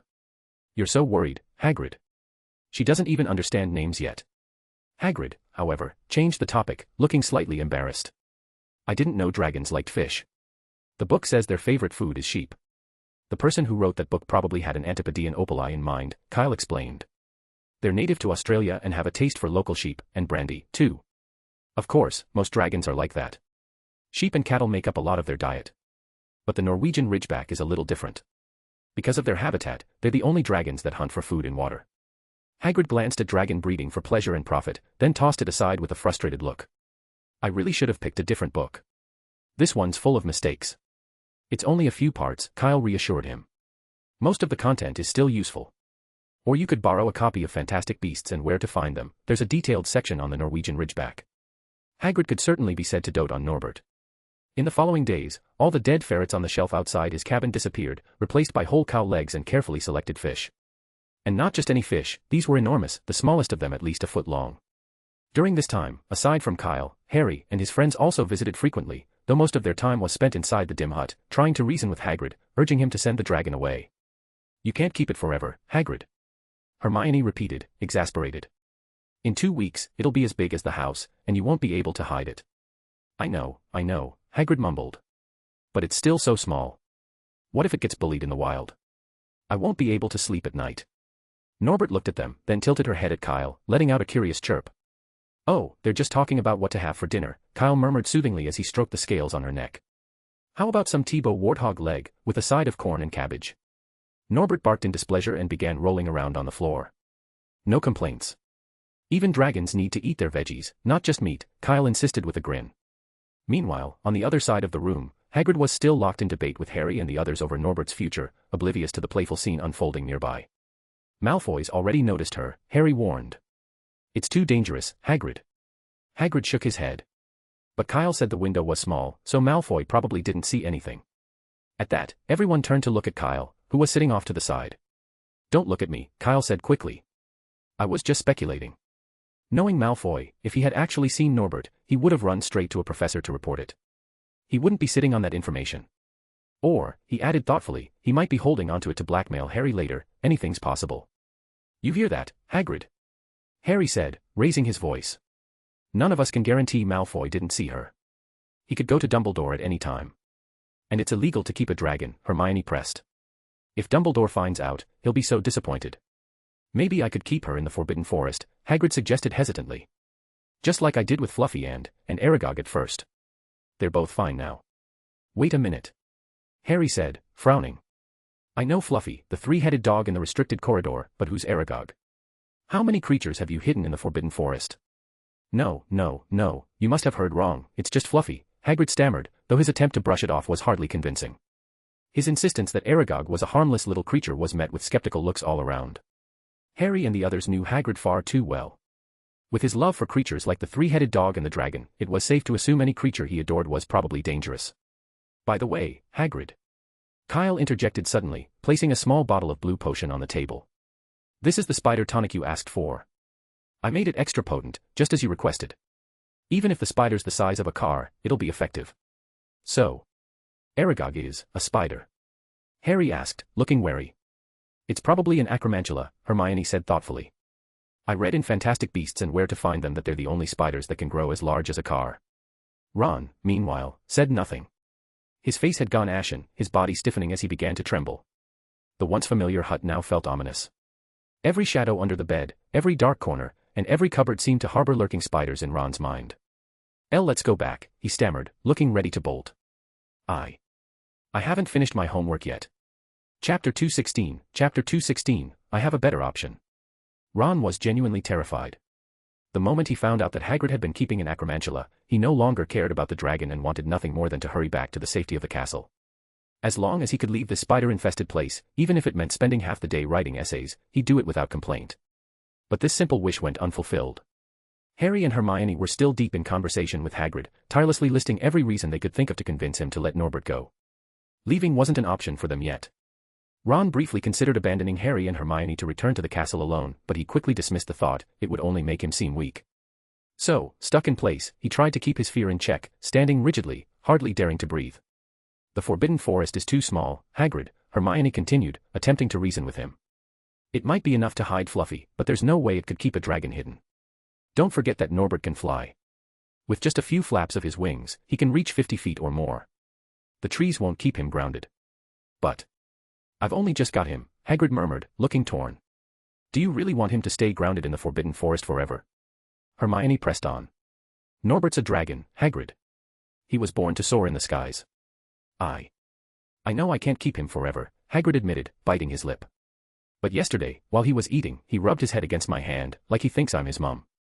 I can't just toss him aside. I just can't. What? Kyle raised his eyebrows, glancing down at Norbert, who was now lying sprawled across his arm, pretending to be lifeless. Since when did I become a parent? He wondered. And where did Hagrid get the idea that dragons recognized their parents by rubbing against their hands? Kyle had never heard of anything like that. Charlie. Harry's sudden shout broke the silence, drawing everyone's attention. Ron, your brother Charlie studies dragons in Romania, Harry said excitedly. We could send Norbert to him. Ron didn't say anything, only gave a stiff nod. That's a great idea. Hermione chimed in, her eyes lighting up. What do you think, Hagrid? I'm sure Charlie would take wonderful care of him. Hagrid fell silent, clearly torn. After a moment, he said he'd think about it but didn't immediately agree. Despite Harry and Hermione's continued urging, he remained undecided. It wasn't until they'd left that Hagrid sank into a chair, clutching his hair as he muttered, Kyle, do you think I should have agreed to send Norbert to Romania? Maybe that's really the best thing for him. To be honest, it's not necessary, Kyle replied, after making sure Harry, Hermione, and Ron were out of earshot. Charlie's trustworthy, but I've got a better solution. Kyle ended up staying in Hagrid's hut well into the afternoon. The following day, when Harry and Hermione returned to urge Hagrid to send Norbert to Charlie, they received unexpected news. You mean, you've already found a solution? Harry asked, sounding astonished. Yes, Hagrid replied, looking far more relaxed as he prepared a large fish for Norbert. You were right, keeping a dragon here isn't feasible, so he'll be leaving once he's a bit bigger. Harry felt an immense relief at Hagrid's words. Though he didn't know exactly where Norbert would be going, it was enough to know he wouldn't be staying at Hogwarts. By the way, where's Ron? Hagrid asked, looking up. Why didn't he come along? Oh, he had other things to do today, Harry said vaguely.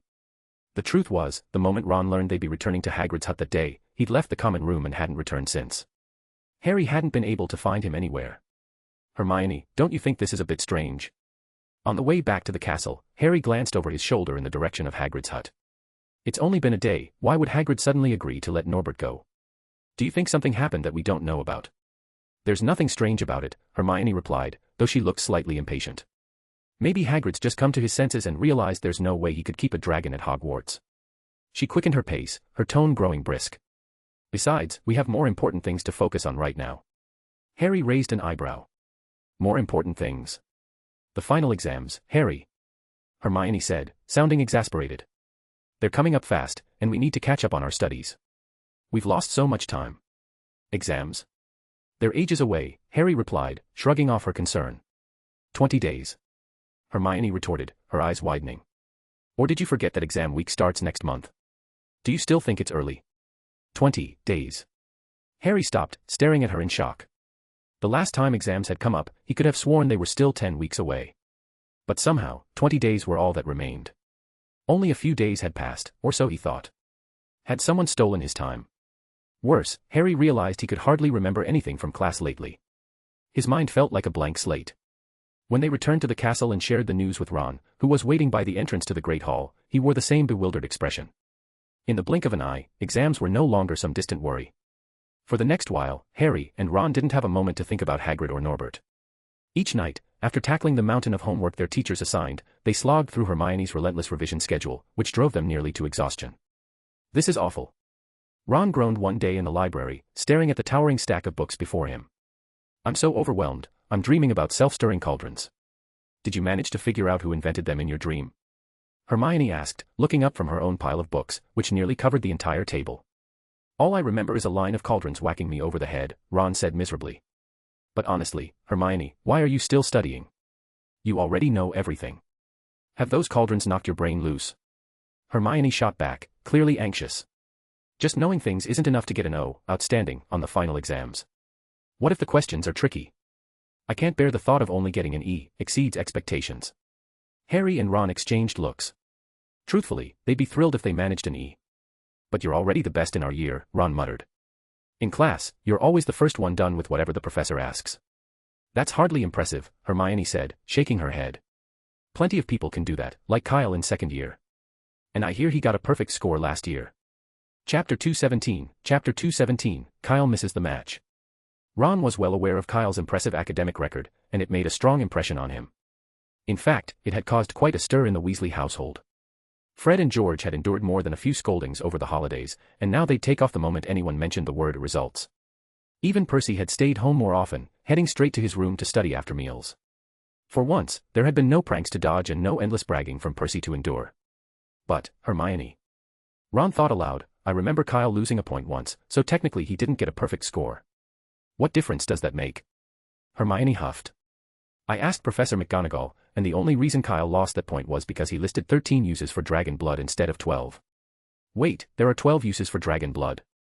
Ron blurted out. I always thought it was 13. Looks like Kyle and I have something in common, then. You think you can just guess your way through an exam? Hermione shot him a pointed look. Kyle wrote down all 12 official uses for dragon blood and then added an extra one at the end. I'm sure he did it on purpose. But why would he do that? Harry asked, frowning. Wouldn't he want a perfect score? Hermione shook her head. Even Professor McGonagall didn't understand it. But seriously, he suggested dragon blood could be used as food. He must have done it as a joke. He's even worse than you, Hermione, Ron muttered. Hermione looked flustered, rubbing her hair in frustration. Haven't you noticed? He hardly ever shows up in the Great Hall for meals anymore. And neither does Cedric Diggory, who came in first and third year. I'll bet they're both cramming for exams right now. Just think about it, if someone who nearly scored perfectly is putting in all that effort, how can I not study, she declared, diving back into 1,000 Magical Herbs and Fungi, a book she'd read countless times. Despite her skill and knowledge, Hermione couldn't help but compare herself to Kyle. She knew she couldn't match him in everything. On the train, he'd effortlessly dealt with Malfoy and his gang, a feat she wouldn't have managed. And on Halloween, while she'd been frozen with fear, Kyle had taken down a troll in mere seconds. Not to mention those brilliant Quidditch accessories he'd designed, items she couldn't even dream of crafting, at least not with the same finesse. But when it came to academics, Hermione refused to concede. This was the one area where she was determined to keep up. Meanwhile, in the Hufflepuff common room, Kyle was busy playing with a Niffler. Kyle, the exams are just around the corner. Are you sure you don't want to study? A voice asked. No need, Kyle replied without looking up. It's just a final, not an OWL. You could scribble your way through it and still pass, so why waste time studying? Am I bothering you? No, not really. Kanna, his friend, shook her head but looked curious. I'm just wondering why we barely see you at meals lately. I just haven't been in the common room much, Kyle said. Our match against Slytherin is coming up soon, so I figure it's safer to eat here for now. The final Quidditch match was only 2 days away, and Kyle couldn't understand why Madame Hooch had scheduled it the week before exams, nor why Professor McGonagall had approved it.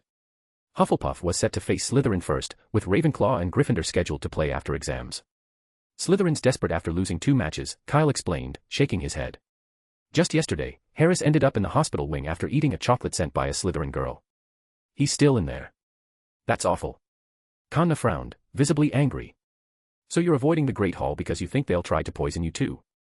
No, not exactly, Kyle replied, shaking his head. Their tricks are too crude. Only honest people like Cedric and Harris fall for them. I'm more worried about Snape poisoning me. What nonsense. Conna scolded, giving him a playful punch. Professor Snape would never do that. All right, I take it back, Kyle said, rubbing his arm with a laugh. It's not Snape I'm worried about, really. Just being cautious. Conna glanced at him, a faint blush on her cheeks. Don't worry. We'll definitely win the championship. Kyle gave her a small smile but didn't reply. Victory was almost certain. Hufflepuff was leading the standings with 2 consecutive wins and nearly 400 points ahead of the second-place team. Losing wasn't even a real concern. What bothered him more were the Slytherin team's antics. Kyle definitely didn't want to end up like Harris, who'd been escorted to the hospital wing after being sick from a tampered treat.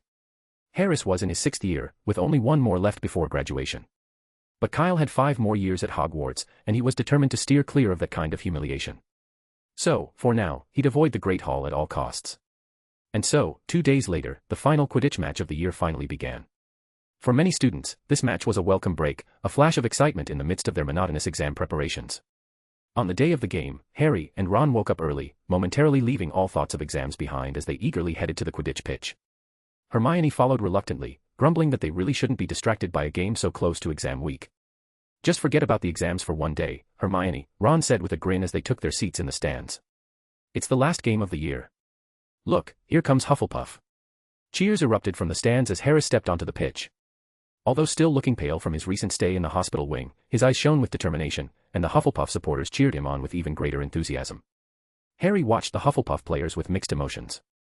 As much as he wanted to see Slytherin lose, Hufflepuff was already 390 points ahead of Gryffindor, and winning this match would only widen that gap, potentially pushing them past the 400-point mark. Could Gryffindor even catch up at this point? With his 2 options being his old rivals or the dominant Hufflepuff team, Harry found himself torn on whom to support. Wait. Hermione suddenly exclaimed. Kyle isn't playing. Startled, Harry looked closer at the Hufflepuff lineup. Sure enough, Kyle was missing, and a substitute chaser had taken his place. He must be busy studying for the exams. Hermione muttered, shaking her head in annoyance. I really shouldn't have come. Chapter 218, Where's My Dragon? In truth, Hermione didn't really know Kyle that well. If she had, she'd realize that nothing, not even a final exam, and maybe not even the OWLS, could keep him away from a Quidditch match. The real reason for his absence this time was because he'd received something unusual and urgent. 5 minutes before the game, an owl had flown into the Hufflepuff changing rooms, dropping a chipped teacup at Kyle's feet. Kyle, someone sent you rubbish, grumbled Keeper Farrell, eyeing the chipped teacup with distaste. The match is about to start, who on earth would do this? It can't be those Slytherins again, can it? Kyle said nothing, just stared at the teacup, frozen. He recognized it immediately as Hagrid's. He had convinced Hagrid to throw it out ages ago and remembered it distinctly. Sorry, Captain, something urgent came up. I might not be able to play in the match, Kyle said abruptly. Without any hesitation, he mounted his broom and flew out of the changing rooms, still wearing his uniform. His teammates stood there, stunned. By the time they realized what was happening, Kyle had vanished. That's the first time I've seen Kyle look so serious, Farrell muttered, glancing at the others. Think he's going to confront someone about that thing? I doubt it. Cedric replied, shaking his head. Kyle's expression hadn't looked angry, just worried. But what about the match? Asked Peter Will, looking concerned. We're about to go on. It's fine, we'll put in a substitute, Harris said, quickly heading off to find Madame Hooch. Meanwhile, Kyle was speeding across the grounds on his broomstick, heading straight for Hagrid's hut. As he landed, he could already hear heavy, labored breathing coming from inside. He rushed in to find Hagrid struggling to hold down Norbert, desperately trying to keep the dragon's mouth and wings under control. Norbert had grown to nearly the size of a 3-headed dog, and his strength was immense. Even Hagrid was visibly strained, his arms bulging with effort and his face flushed from exertion. Kyle hurried over, speaking to Norbert in soothing tones and feeding him all the dried fish he had. After some coaxing, Norbert finally stopped thrashing, pacified for the moment. Thank Merlin you're here. Hagrid panted, sinking to the floor to catch his breath. What were you thinking? Kyle frowned. If I'd gotten here a little later, Norbert would have torn this place apart. It's my fault. Hagrid mumbled, looking down. Norbert's been getting real feisty lately, and today he just wouldn't stay inside. I tried to keep him in, but he got mad. After a few minutes of conversation, Kyle understood the situation. In short, Norbert was no longer the obedient hatchling he'd been in the beginning. As he grew larger and more energetic, Hagrid's hut was starting to feel more like a cage than a home. He was desperate to get out and stretch his wings. Today's incident had been the tipping point. Hagrid, of course, hadn't dared to let him go, and in trying to hold him back, had pushed the dragon's patience to the limit. Kyle sighed, realizing that anyone would feel frustrated if confined in such a cramped space, especially a young, spirited dragon. Norbert had shown impressive restraint to put up with it as long as he had. You should have written to me sooner. Kyle groaned, rubbing his forehead.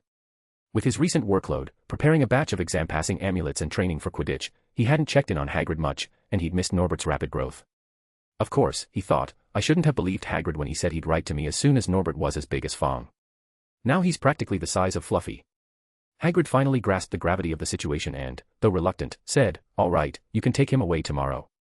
Not tomorrow, but right now, Kyle replied. He could throw another fit at any moment, and that would cause even more trouble. Right now. Hagrid frowned, worried. But how are you going to transport him? The Quidditch pitch is right across the way, and if Norbert leaves the hut, everyone will see. Oh. I know. We can use a suitcase. Hold on a moment. Without further explanation, Hagrid bolted outside. As soon as he was gone, Kyle approached Norbert and pulled a suitcase from his moleskin pouch. He opened it and set it down on the floor. Come on in, Norbert. It's a bit basic, but it's a lot better than this cramped hut. Norbert rotated his wings a little uncertainly, but trusting Kyle, he cautiously put his head inside the suitcase. The next moment, Norbert found himself in an expansive, open space. Kyle had been working on this enchanted suitcase for a while now, enhancing its internal space with an increasingly powerful undetectable extension charm.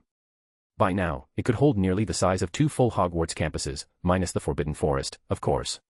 Though it wasn't his ultimate goal, it was spacious enough to comfortably accommodate a young dragon. Kyle gave Norbert a few final instructions, reminding him not to bully the resident troll or damage the plants. With a casual snort, Norbert puffed out a small jet of flame in acknowledgement before soaring off within his new surroundings. By the time Kyle climbed back out of the suitcase, Hagrid had returned, lugging a large wooden suitcase with Fong trailing behind, whining over his favorite stuffed animal, which Hagrid had borrowed for the move.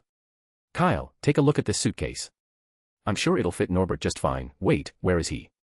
Hagrid looked around, confused. Norbert, who had been resting in the corner just moments ago, was nowhere in sight. He didn't fly out, did he? Hagrid's face turned pale, and he dropped the wooden suitcase to the ground in shock.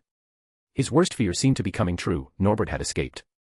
He imagined the pandemonium that would break loose if a young fire-breathing dragon suddenly appeared over the Forbidden Forest. With all the professors and students watching the Quidditch match, it would be impossible to keep it a secret.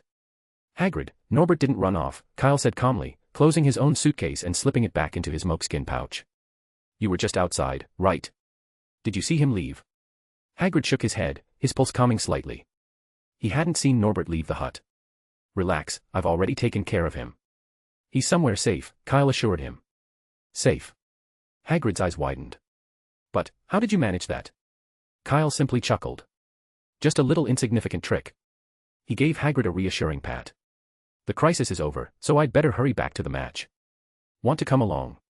Chapter 219, Final Exams. When Hagrid noticed Kyle in his Quidditch uniform, he suddenly remembered that today was the match between Hufflepuff and Slytherin. But the game had started a long time ago. Since Kyle was one of the team's chasers, this meant. I'm sorry, Kyle, Hagrid said apologetically. It's my fault you missed the match. It's all right. Kyle waved his hand dismissively. As long as Norbert stays hidden, we're already more than 300 points ahead of second place. Winning or losing today doesn't really matter, so I'll just treat it like a day off. The two made their way toward the Quidditch pitch, Hagrid following behind Kyle. Due to some inexplicable stroke of fate, something that even magic couldn't account for, by the time they arrived, the match had just ended. Kyle looked up at the scoreboard. 170:70. Hufflepuff had won. Though the absence of Kyle weakened their offense, and Harris struggled to keep up against Slytherin, they still had Cedric. As Kyle walked through the tunnel onto the field, he saw Cedric standing tall, arms raised high, his fingers clutching the snitch, which gleamed golden in the sunlight. A roar of cheers erupted from the stands, celebrating Hufflepuff's early season victory. 560 points, a mountain of a lead over Gryffindor and Ravenclaw. Almost impossible to overcome. Unless they cheated. Hagrid joined the crowd, cheering heartily. It felt great to see Hufflepuff victorious. Kyle headed alone to the changing rooms.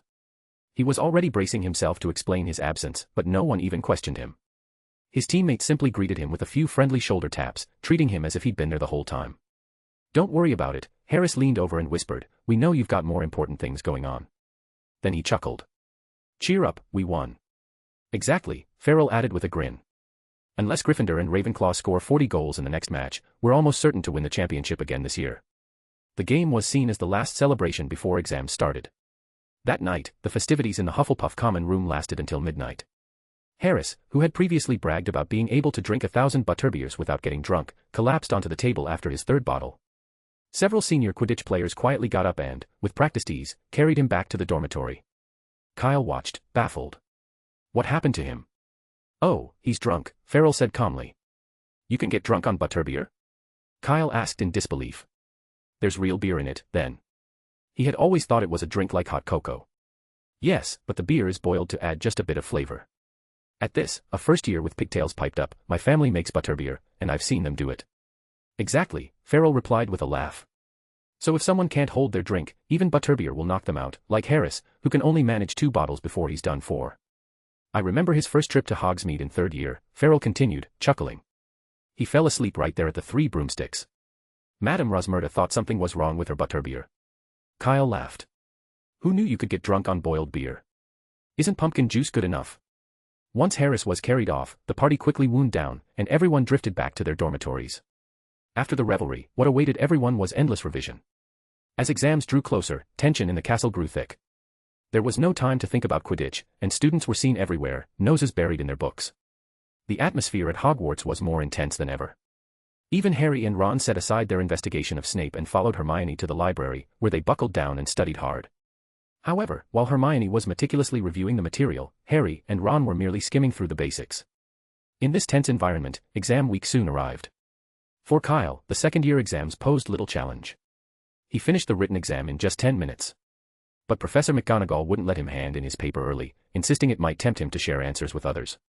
This year, Professor McGonagall was especially sour. Once again, she'd been assigned to supervise the lower-year exams rather than the senior ones. She silently cursed Dumbledore for this unwelcome duty. As she looked around the room, her disappointment deepened. The students were almost unnervingly well-behaved. Only 5 magical cheating devices had been confiscated before the exam, barely half the haul of last year. With nothing else to do, she wandered over and began to look at Kyle's paper. Observing her serious expression and the way she occasionally shook her head, several students glanced at each other, wondering if Kyle had done poorly on the test. The classroom buzzed with mixed reactions. Some students looked anxious, others disappointed, and a few seemed quietly thrilled. Kyle, for his part, was completely unfazed, mostly because he couldn't see Professor McGonagall's expression from where he was sitting. Once the written exams were over, the practical portion proved much more entertaining. For charms, Professor Flitwick enchanted a pineapple, challenging the students to identify the charm and restore the pineapple to its original state. When it was Kyle's turn, the challenge took a twist. The enchanted pineapple suddenly sprouted legs, leapt off the table, and began scampering across the floor. "You have 3 attempts," Professor Flitwick said with a grin, "but you must stay in one spot." The pineapple was impressively nimble, darting in different directions every time Kyle raised his wand and tried to cast. After 2 failed attempts, Kyle looked over at Professor Flitwick, clearly suspecting him of some mischief. Professor Flitwick simply smiled back, looking innocent as ever. Only one chance left. Kyle sighed, taking a deep breath as an orange light began to glow from the tip of his wand. Wait. Professor Flitwick's eyes widened, and he quickly stopped him. "The transfiguration exams are happening in the next room, and this spell might affect the others." "What about my exam?" "You passed," Professor Flitwick said, smiling warmly. In truth, he'd already given Kyle full marks from the start and had only been stirring up some harmless fun. Chapter 220, Felix Felicis. For Kyle, the minor mishap during the charms exam had no effect on his final grade. "Impeccable," Professor Flitwick said, smiling. "I'm looking forward to your final score, Kyle. I hope you didn't intentionally get one question wrong like you did last year. It's been a long time since Hogwarts has seen a student with perfect marks in every subject." Kyle smiled sheepishly. Last year, he hadn't expected to ace the potions exam, so he jokingly listed the 13th use of dragon's blood, figuring an extra point or 2 wouldn't make much difference. In the transfiguration exam, Professor McGonagall tasked them with transforming a rabbit into a trophy. The more intricate the trophy, the higher the score, points would be deducted if any rabbit fur remained. Kyle completed the task with ease. The last subject, as always, was history of magic. When Professor Binns told them to put down their quills, it meant the school year was officially over. No more studying, no more early mornings, and no more library visits for homework. They were finally free to enjoy the summer holiday. As Kyle walked out of the classroom, he could hear cheers all around him. Everyone wore smiles, and the air was filled with a sense of relief and celebration. To his surprise, he noticed a few people giving him odd looks. Some offered him encouraging smiles, while others laughed openly, leaving him puzzled. Just as he was about to ask someone what was going on, Cedric approached. "I've heard about it," Cedric said, patting Kyle's shoulder. "It's all right, you didn't do well in one class, but that doesn't mean anything. You're still the brightest student at Hogwarts, no doubt about it." "Wait a second." Kyle asked quickly, "Why are you saying that? What do you mean I didn't do well? How could results be out so soon?" "Don't you know yet?" Cedric replied. "Someone saw Professor McGonagall shaking her head while looking at your test paper. Rumor has it she was disappointed because you didn't do well." Kyle froze, taken aback. He hadn't heard anything about this. No wonder Cedric had been so quick to reassure him. Now he understood. But after thinking it over, Kyle shrugged it off. He was sure he'd gotten the answers right. As for why Professor McGonagall had been shaking her head, well, who could understand the mind of an older cat-loving professor? "Kyle, we were looking for you," Fred and George appeared, approaching with identical grins. Whether by coincidence or prior arrangement, they both began the same way Cedric had. "We've heard about it." "Stop." Kyle interrupted quickly. "I did well on the exam, so I don't need any sympathy." "Oh, so you want us to praise you?" Fred said, raising an eyebrow. "Let me channel what Mum usually says about Percy." George rubbed his chin, adopting an exaggerated tone. "Look, all O's. I knew you could do it. We're so proud of you, Kyle." "Is that good enough?" Fred laughed. "But shouldn't grades be something we think about in a week? Seems a bit early to brag." "So, you're not here to comfort me?" Kyle asked, a little thrown off. "Are you kidding?" Fred gave him a wry look. "If we need to comfort you over grades, what should we do for ourselves? Go back to the dorms and have a good cry?" "We actually came to see if you'd like to join us in the Forbidden Forest," George said. "We heard there are some cat-like creatures in there. Maybe we could catch one to give to Ginny as a welcome gift," Fred added. "She's always wanted a Kneasel." Kyle thought about it and then shook his head. "I've got something else to take care of. But, by the way, could I borrow your Marauder's map?" At this, the twins, who'd seemed a little disappointed, immediately perked up. They exchanged mischievous glances, clearly intrigued by Kyle's request. "Sure, go ahead and use it." That night, Kyle quietly slipped out of the Hufflepuff common room and made his way to the restricted area alone. He had spent countless hours debating whether to get involved with the mess surrounding the Philosopher's Stone, and only last night had he finally made up his mind. After all, the stone itself wasn't his main concern, it belonged to Nicholas Flamel, and as Dumbledore's prized secret, it was likely out of reach. Kyle had come here for a different purpose. Of course, he still had to be prepared for a potential encounter with Voldemort, so he'd taken every precaution he could think of. He pulled a tiny bottle from his pocket, no larger than a thumb. Felix Felicis. Kyle knew he wasn't Harry, he didn't have any mysterious connection to Voldemort. If he was going to come out of this unscathed, he'd need a little luck on his side. "Here's hoping this journey will be worth the price of admission," he murmured, opening the bottle and taking a careful sip of the shimmering golden liquid inside. It would be wasteful to drink it all, he only needed a few hours of luck. The moment the potion took effect, Kyle felt an indescribable surge of confidence and clarity. It was as though endless possibilities stretched out before him, and things that had once seemed difficult now felt almost trivial. "Why did I waste so much time doubting?" he thought with a smile, pushing open the door to the forbidden area. Inside, Fluffy lunged at him with a growl, but as soon as the three-headed dog recognized Kyle, he skidded to a halt, wagging his tails with excitement. Two of Fluffy's heads nodded eagerly, while the middle one looked hesitant. "Bored, huh?" Kyle chuckled, waving a hand. "How about a little adventure? Just for a while, I promise we'll be back before Dumbledore notices." After a moment's hesitation, the third head finally nodded in agreement. Kyle packed Fluffy into a magically expanded suitcase, then took out his broomstick and descended through the trapdoor. The first room was empty. Kyle had removed the devil's snare from it a while back, and apparently, Professor Sprout hadn't noticed or hadn't bothered to replace it. It made him suspect there was another entrance the professors used when setting up the protections, one that bypassed the trapdoor entirely. Which meant that no one had even realized something was missing from this room. This was really irresponsible, Kyle thought, shaking his head.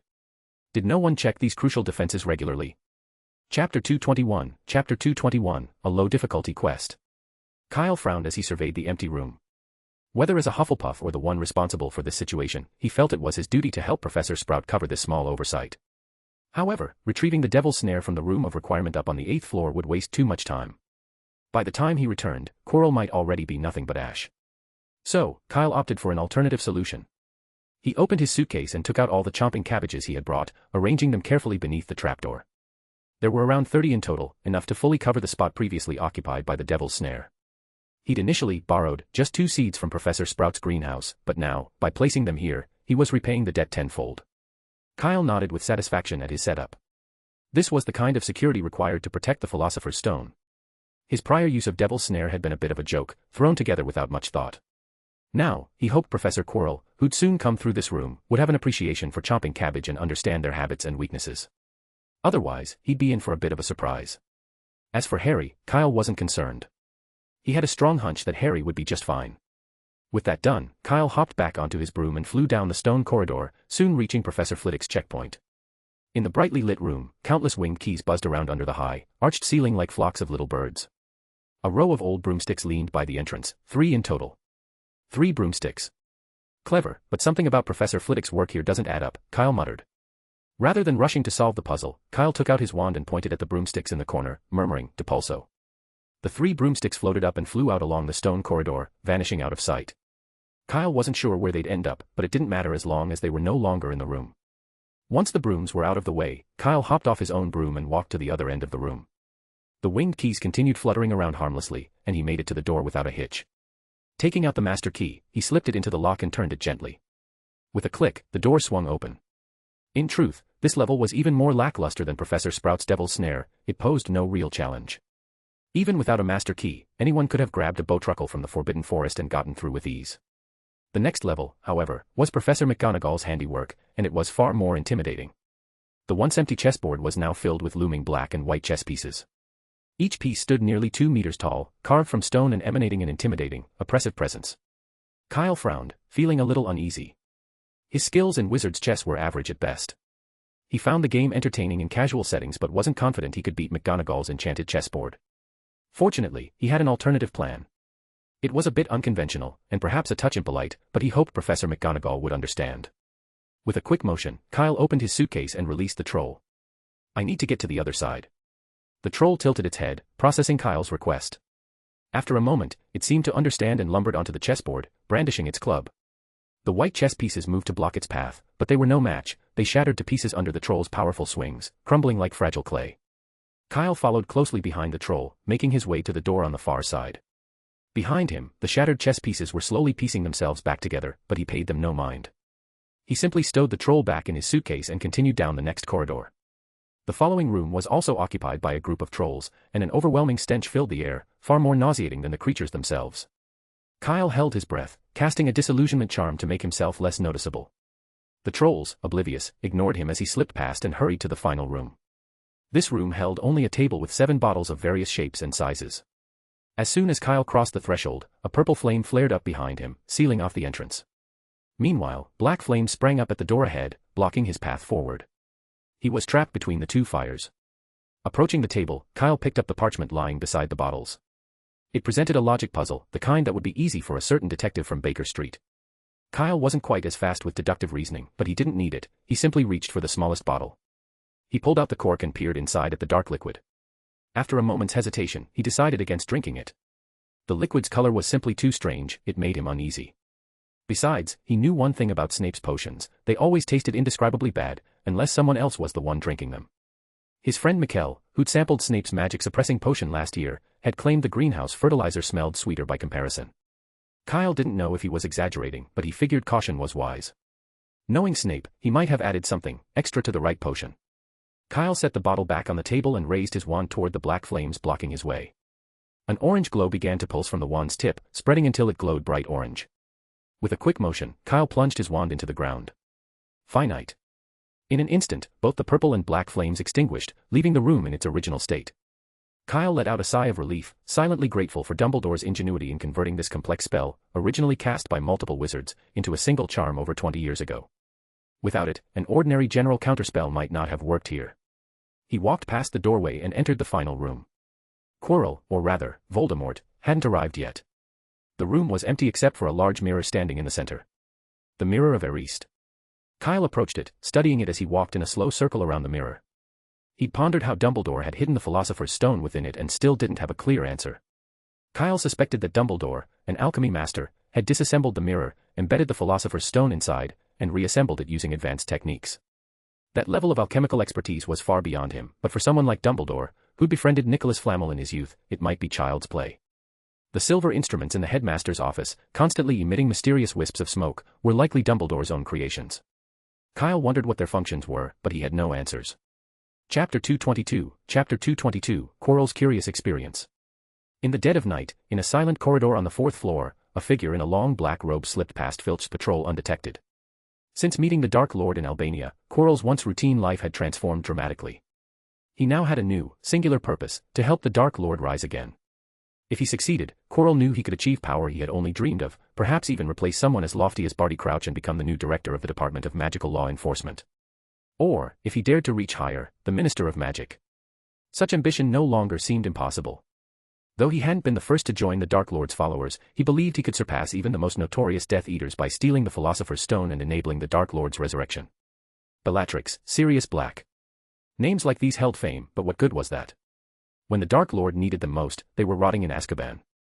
Now, only he, Quirinus Quirrell, had remained loyal and capable enough to restore his master's power.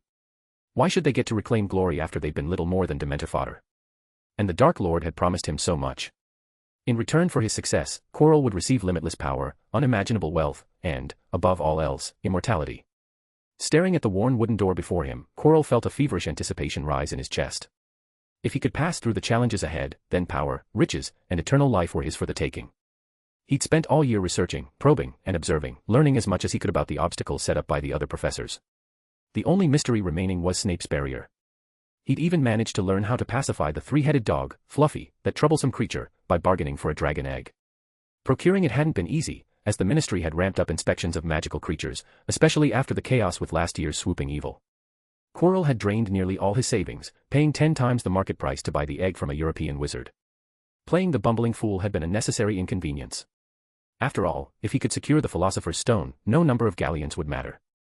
Now, Dumbledore had been lured away to London by a forged letter, and Snape was off scouring the Forbidden Forest for a Death Eater who didn't exist. Every detail of his plan was falling into place. Nothing could stop him now.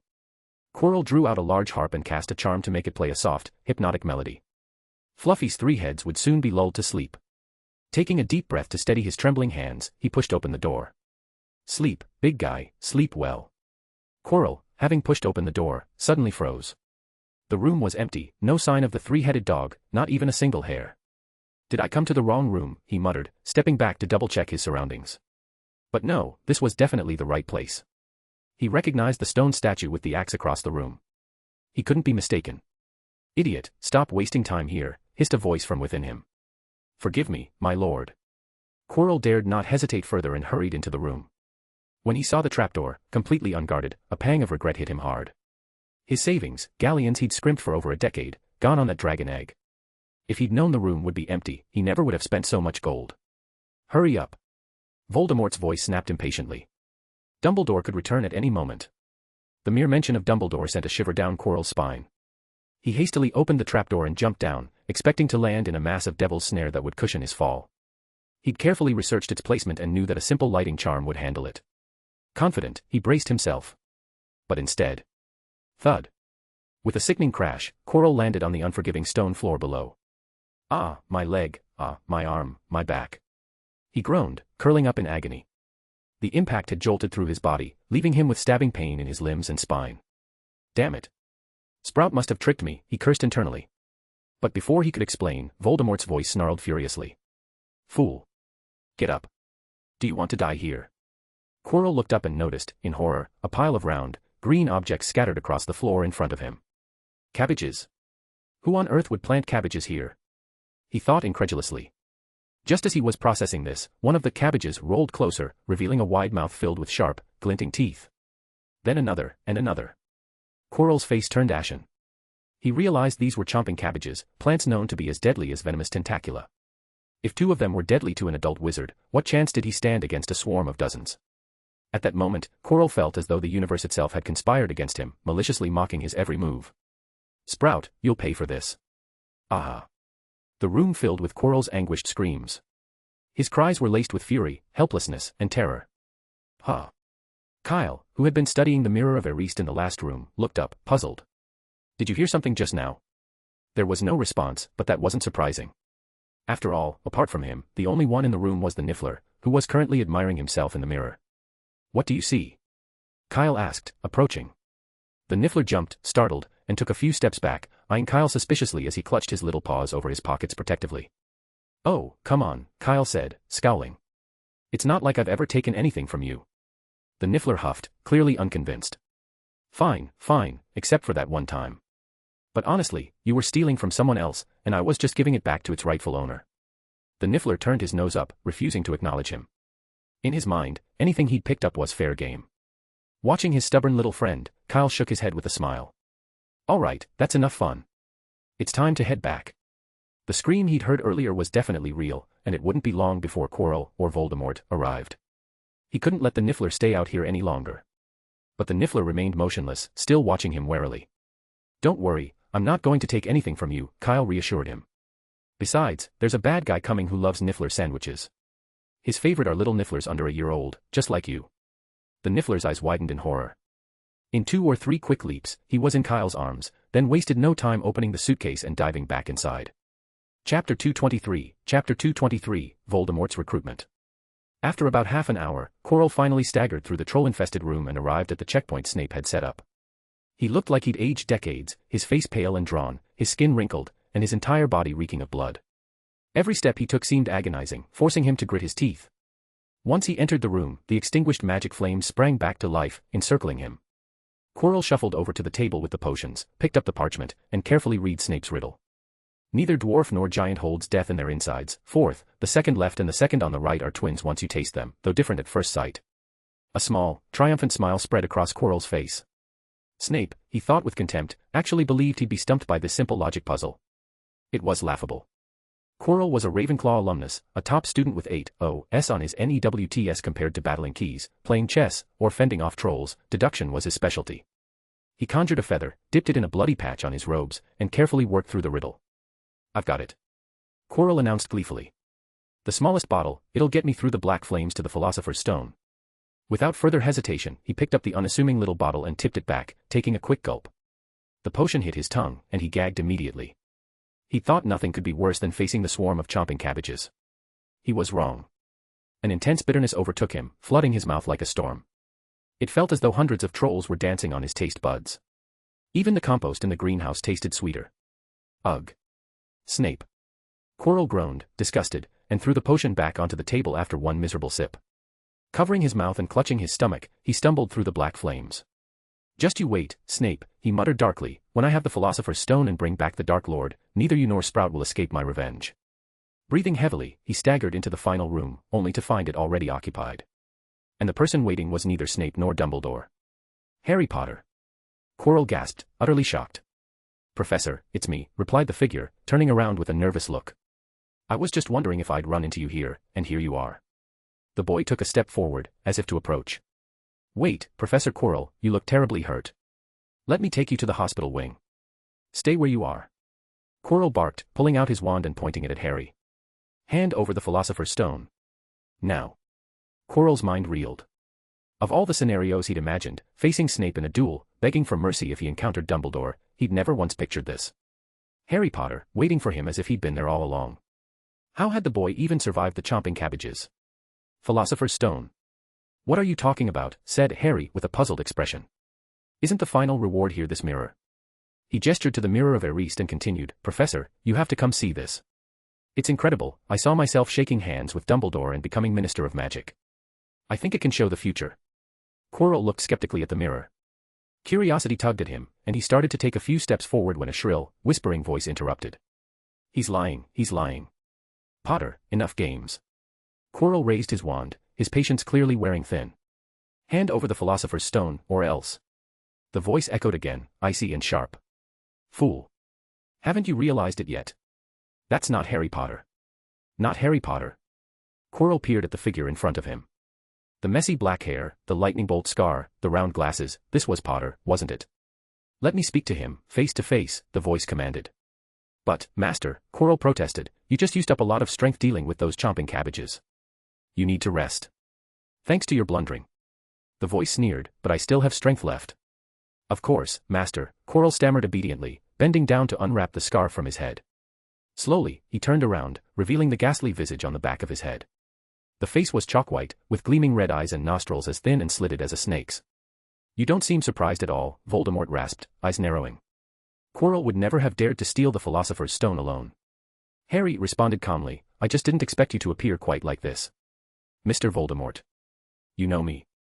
Voldemort looked genuinely taken aback. "Well, it's rather obvious, isn't it? By the way," Kyle added casually, "how did you know I wasn't Harry Potter?" "I thought my disguise was quite thorough." "The badge," Voldemort replied, his voice a low hiss. "Harry Potter would never wear the Slytherin crest." "Ah, a pity. But I couldn't possibly wear that ridiculous lion badge." With that, Kyle took off the glasses, tossing them aside. As they hit the ground, they transformed back into a Bertie Bott's every flavor bean. Director Sykes had provided Kyle with plenty of useful supplies, including a large bottle of polyjuice potion. Getting a strand of Harry's hair had been no trouble at all. If he'd wanted to, he probably could have tricked Harry into giving him his entire school uniform. But that hadn't been necessary. "Who are you?" Voldemort murmured with interest. "Malfoy." "Not. Perhaps Selwyn." "No need to guess, Mr. Voldemort," Kyle replied with a wave of his hand. "Since I went through the trouble of using polyjuice potion, I'm clearly not keen on revealing my real name." Bold and clever, remarkably level-headed, Voldemort mused, his tone turning to a silky whisper of temptation. "It seems Slytherin has produced another exceptional young wizard. Join me, help me retrieve the Philosopher's Stone, and I'll grant you unimaginable power and riches beyond your dreams." "Master." Quirrell's face crumpled with a mixture of resentment and desperation. "I am your most loyal servant." He'd been the one to find the Dark Lord in Albania, to fight through each perilous trap.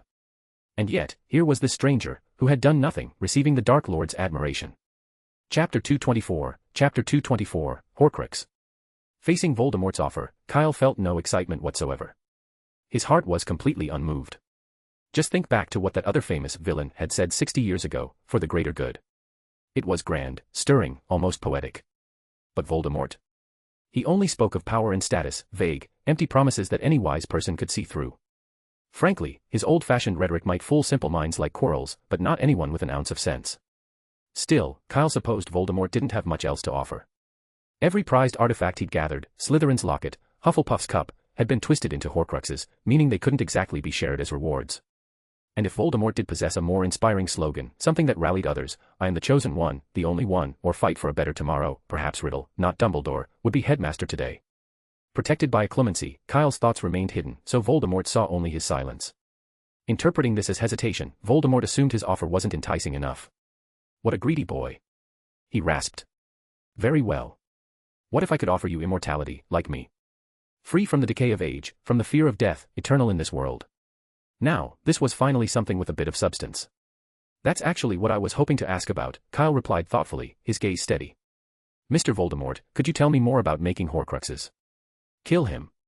Voldemort shrieked, rage and shock lacing his voice. The word horcrux was his most guarded secret. How this boy knew about it, Voldemort couldn't guess, but it didn't matter, Kyle had to die. Quirrell, clearly eager to obey, spun around and raised his wand, a faint green glow forming at its tip. Avada. But Kyle was faster. As Voldemort shouted the order, Kyle snapped open his suitcase. With a thunderous growl, Fluffy, the three-headed dog, leapt out and clamped his powerful jaws around Quirrell's arm. Crack! A sharp snapping echoed through the room as Quirrell's arm fractured, his wand clattering to the ground. He scrabbled to retrieve it, but before he could, a blast of searing flames surged over him.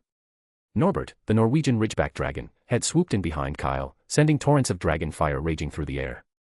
Already weakened from being Voldemort's host, drained by both the parasitic connection and the vicious chomping cabbages, Quirrell had little strength left. His screams were short-lived, snuffed out almost instantly by the relentless fire. When Kyle finally extinguished the flames, Quirrell lay gasping, his chest rising and falling faintly. He was barely alive, only the unicorn blood he consumed had kept him from dying outright. With a low growl, Fluffy lunged, sinking his teeth into Quirrell's side. Norbert, hovering nearby, rumbled and prepared another burst of fire, ready to incinerate what little life was left in him at a moment's notice. "I was going to mention that earlier." Kyle walked over, shaking his head slightly. "Pointing a wand at someone so carelessly is very dangerous, Professor Quirrell." "Who are you?" Voldemort's red eyes blazed with murderous intent. If sheer will could kill, Kyle would have been struck down countless times by now. Of course, Voldemort's gaze could indeed kill under normal circumstances, but he was far too weakened to perform wandless magic. And with Quirrell in such a debilitated state, there was no life force left for Voldemort to drain. "Mr. Voldemort," Kyle said coolly, "your time is valuable. So if you don't have anything useful to say, let's not waste it. He paused, eyes unblinking. Now, tell me, how are horcruxes made? At this, Voldemort seemed to relax, his expression dark but composed. How did you learn about horcruxes? He asked. Kyle smiled, amused. It's actually a funny story. You know the room of requirement, the enchanted room on the 8th floor. He chuckled, guess what I found in there? Honestly, that plaster bust you hit it on is a bit of an eyesore. Ravenclaw's diadem, Voldemort replied in a flat tone. Precisely, Kyle continued. Of course, since you're the one who put it there, I figured you'd know. At first, I was thrilled to find it, but then I realized something was wrong. Kyle's expression grew thoughtful. I spent the entire school year searching through my family's library. Eventually, I confirmed that the diadem had been made into a horcrux. That discovery piqued my curiosity, but none of the books I had went into enough detail about the actual process. I even scoured the restricted section here at Hogwarts, but there was nothing useful. Dumbledore. Voldemort sneered. That hypocrite probably collected every book on horcruxes himself. Exactly. So, naturally, I came to ask you. I couldn't exactly ask the headmaster for help with this topic. But why should I tell you? Voldemort sneered, his eyes narrowing with malicious glee. You could kill Quirrell right now, for all I care. He's nothing but a second-rate servant, an ill-fitting tool. Even if he dies, it wouldn't make a difference to me. I take it you're not going to tell me, then, Kyle replied with a sigh. But Voldemort's expression suddenly shifted. No. I've changed my mind, he said with a disturbing smile. As a reward for finding the diadem, I'll tell you all about horcruxes. His laugh rang out, sharp and derisive. He. Dumbledore, my dear professor, would never teach you something like this. But I will. What can you do about that, great Dumbledore? Listen carefully, Voldemort continued in a low, venomous voice, to create a horcrux, you must first take a life. But more importantly, you must master a specific spell that allows you to split and manipulate your own soul. Kyle couldn't help raising an eyebrow. He had intended to pressure Voldemort into sharing his knowledge, perhaps even by offering him the diadem as leverage. But to Kyle's surprise, Voldemort agreed readily, simply out of a desire to defy Dumbledore. All this because of his obsession with proving himself against Dumbledore. Kyle thought, half amused, half baffled. Honestly, is this rivalry or something more? But that was Voldemort's business, not his. With a quick, cautious glance at Voldemort, Kyle took out a self-writing quill and parchment, preparing to take notes. The room shifted in mood, transforming almost into a classroom, though this professor was far more dangerous than any Hogwarts instructor. To Kyle's surprise, Voldemort did seem to have a talent for teaching. His explanations were clear and concise, honing in on the key elements and summarizing complex, dark magic into manageable parts. Even a subject as intricate as horcruxes took only minutes for Voldemort to explain without a single unnecessary word. When he'd finished, Voldemort regarded Kyle with a cold sneer. I look forward to the day when Dumbledore discovers you've made a horcrux. I can only imagine the look on his face, heh. Chapter 225, The Destroyed Philosopher's Stone. Voldemort seemed eager for Kyle to be caught by Dumbledore while researching horcruxes, or perhaps he simply believed it inevitable that anyone foolish enough to pursue this dark magic at Hogwarts would be discovered. You don't need to worry about that, Professor, Kyle replied smoothly, carefully tucking the parchment away. Of course, Kyle knew better than to trust Voldemort's words completely. The information might be accurate, but there was no guarantee. Until he could obtain secrets of the darkest art, Voldemort's notes would remain nothing more than a guideline. Did you just call me Professor? Voldemort's face twisted slightly in surprise. Well, you did teach me something, after all, Kyle said with a casual shrug. It seems only fitting. Don't play games with me. Voldemort sneered, his voice laced with contempt. Do you really think I'll let you walk away that easily, you insolent fool? Enjoy every day you have left, because I will return. He narrowed his eyes. No matter how many horcruxes you make, I'll dig them out, one by one. You won't escape. Well then, happy hunting, my dear professor, Kyle said with a laugh. At that moment, the black flames around the entrance sprang to life once more. Someone else had entered the room. Perfect timing. Kyle pulled another potion bottle from his pocket, keeping it ready in his hand, and then unfurled his invisibility cloak. Tell me, how did you manage it? Voldemort's voice was barely a whisper now, his tone tinged with faint disbelief. Knowing it was me on Quirrell, and waiting here in advance. It wasn't difficult to figure out, Professor, Kyle replied quietly, slipping on the cloak. Horcruxes, unicorn blood, the elixir of life, add them up, and the answer's pretty clear. As for why I was here before you. Kyle gave a brief, amused smile. That's thanks to Bella, Mr. Potter. Just then, the black flames wavered, and a figure slowly emerged. Harry had expected Snape, or maybe even Voldemort, but what he saw was something far stranger. In the middle of the room was a man crawling on the ground. Beside him lay a familiar scarf, the same scarf Professor Quirrell always wore. "Professor?" Harry called, moving closer cautiously. But as he approached, horror seized him. There, on the back of Quirrell's head, was a grotesque face, pale, with snake-like slits for nostrils and eyes shut tight. A chill ran down Harry's spine, and he instinctively backed away, his first instinct to flee back to the warmth of the castle. But the thought of Voldemort getting the Philosopher's Stone kept him rooted in place. Quirrell seemed unconscious, and the face on the back of his head, though its lips moved slightly as if mumbling, made no sound. Harry's curiosity tugged at him, but he dared not get any closer. Skirting around Quirrell, Harry's eyes fell on something he hadn't noticed before, the Mirror of Erised. So Dumbledore hid it here. He whispered to himself. Unable to resist, he approached the mirror again. If the Philosopher's Stone is hidden anywhere, it has to be in here, he thought as he looked into the glass. At first, he saw his reflection staring back at him, pale and wide-eyed with fear. But then, slowly, his mirrored self broke into a smile. Harry's reflection reached into his pocket, pulled something out, winked, and put it back. Confused, Harry frowned. Was his reflection showing him where to find the stone? Just then, a glint of red caught his eye, a bright red stone had fallen to the floor behind the mirror. "The Philosopher's Stone," he exclaimed, stooping to pick it up. But the moment he said it, Quirrell's eyes snapped open, and he slowly rose to his feet, swaying unsteadily. "The Philosopher's Stone, the Philosopher's Stone." Quirrell muttered, head bowed, a wild look of triumph in his eyes. Harry, startled, took a step back and hid the stone behind his back. "Don't even think about it. I won't give it to you."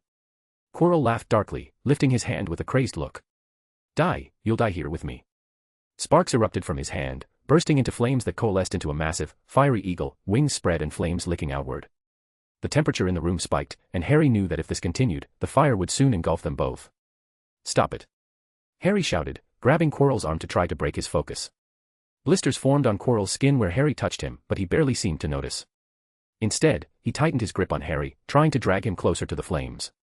"It's all because of you, die here with me," he hissed, his voice laced with venom.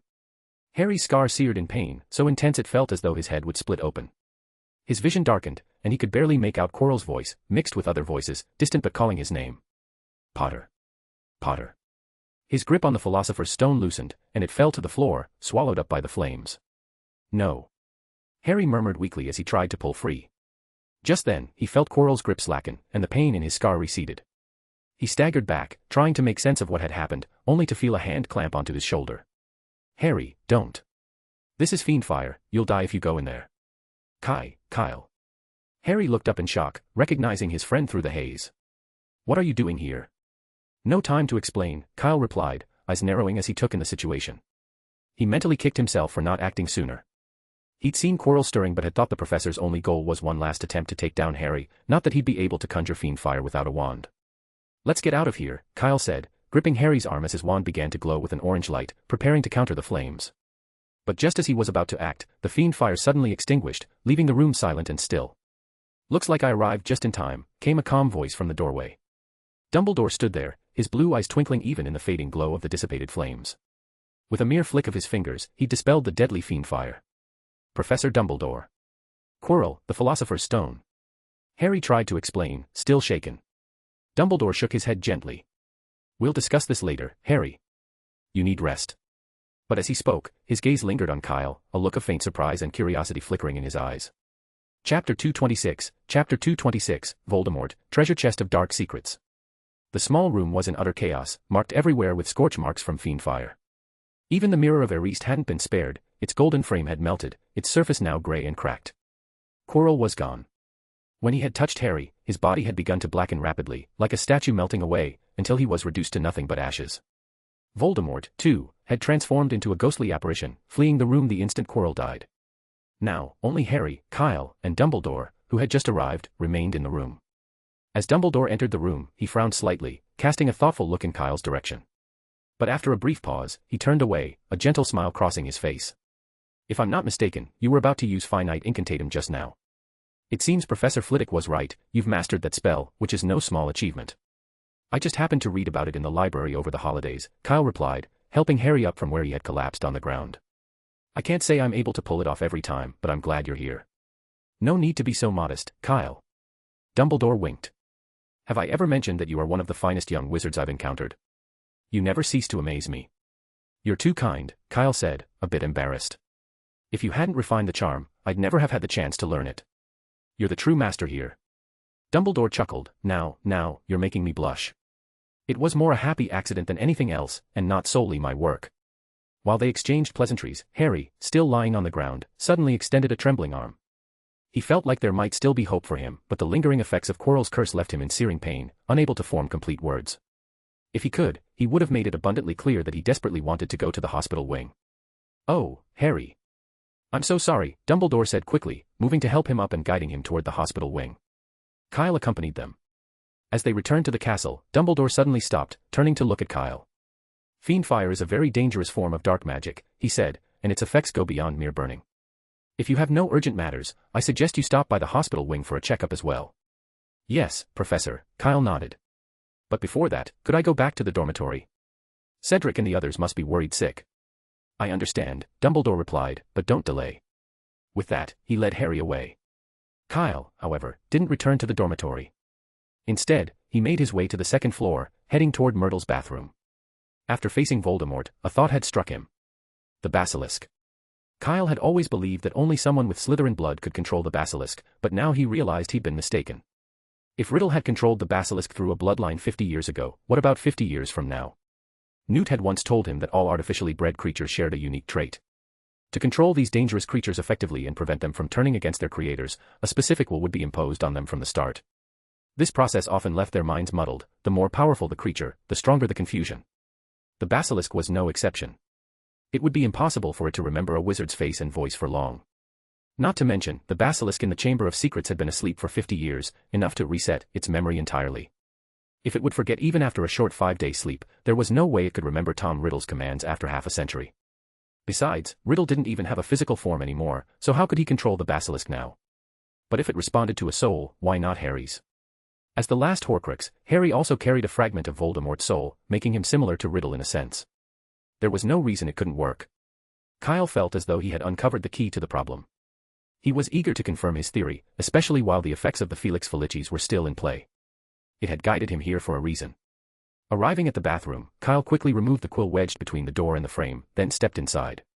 Myrtle wasn't here, and the room was silent. Kyle opened the entrance to the Chamber of Secrets with ease, mounted his broom, and descended. The passageway was as dark and damp as ever, but this time, Kyle felt none of the nervousness that had gripped him during his first visit. He flew swiftly down the corridor, reaching the stone wall and entering the chamber. Kyle looked up at the Slytherin statue and thought it seemed subtly different from before, though he couldn't pinpoint exactly how. It felt almost more lifelike. But that didn't seem possible. The statue had stood here for over 1,000 years. Why would it suddenly change? He squinted at the statue's eyes, trying to study them more closely, but a thought of Dumbledore waiting in the hospital wing broke his concentration. If he lingered here too long, Dumbledore might come to his dormitory looking for him, which could cause complications. Forget it, I'll figure it out later, Kyle murmured, snapping back to reality. He shook his head to clear his thoughts, then opened his suitcase. Inside were the remaining dozen roosters, which he placed at the entrance, feeding each a potion to strengthen them. Once everything was in place, Kyle turned his gaze back to the statue's face and let out a hissing sound. This was the critical phrase in Parseltongue he'd learned long ago. Speak to me, Slytherin, greatest of the Hogwarts Four. The giant stone face of Slytherin shifted, its mouth began to open wider and wider, forming a vast, dark cavern. From somewhere deep within the statue, a Slytherin creature began to stir and move upwards. Stop. Kyle commanded, closing his eyes tightly and clutching his suitcase. This was the moment of truth. If the basilisk ignored his command and continued to emerge, he would have to open the suitcase immediately. A dozen roosters weren't much, but their combined crowing would still pose a deadly threat to the basilisk.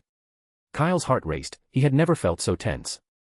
It felt both like an instant and an eternity, but soon Kyle realized that the faint sound of slithering within the statue had ceased. The basilisk really wasn't moving. A cold, rasping voice echoed from the statue. Obey your command, Master. It worked. Kyle patted his chest in excitement. His earlier guess was correct. The basilisk was merely a magical creature. It couldn't distinguish Slytherin's bloodline or soul. What truly controlled it was that phrase in Parseltongue to open the statue. That phrase must have been recorded in some special way, perhaps at Hogwarts or somewhere else, but Kyle was certain only a true heir of Slytherin could find it. The method for creating a horcrux, now the basilisk. Voldemort truly was a treasure chest of dark secrets. That extra effort of calling him Professor had definitely been worth it. Chapter 227, The Cunning Dumbledore. Kyle arrived at the hospital wing as quickly as he could after commanding the basilisk back to sleep. Harry was lying peacefully asleep in one of the beds, while Dumbledore stood nearby, speaking with Madame Pomfrey, who looked distinctly displeased. Last year it was a dark wizard, and this year it's the Death Eaters, she said, casting a sidelong look at Dumbledore.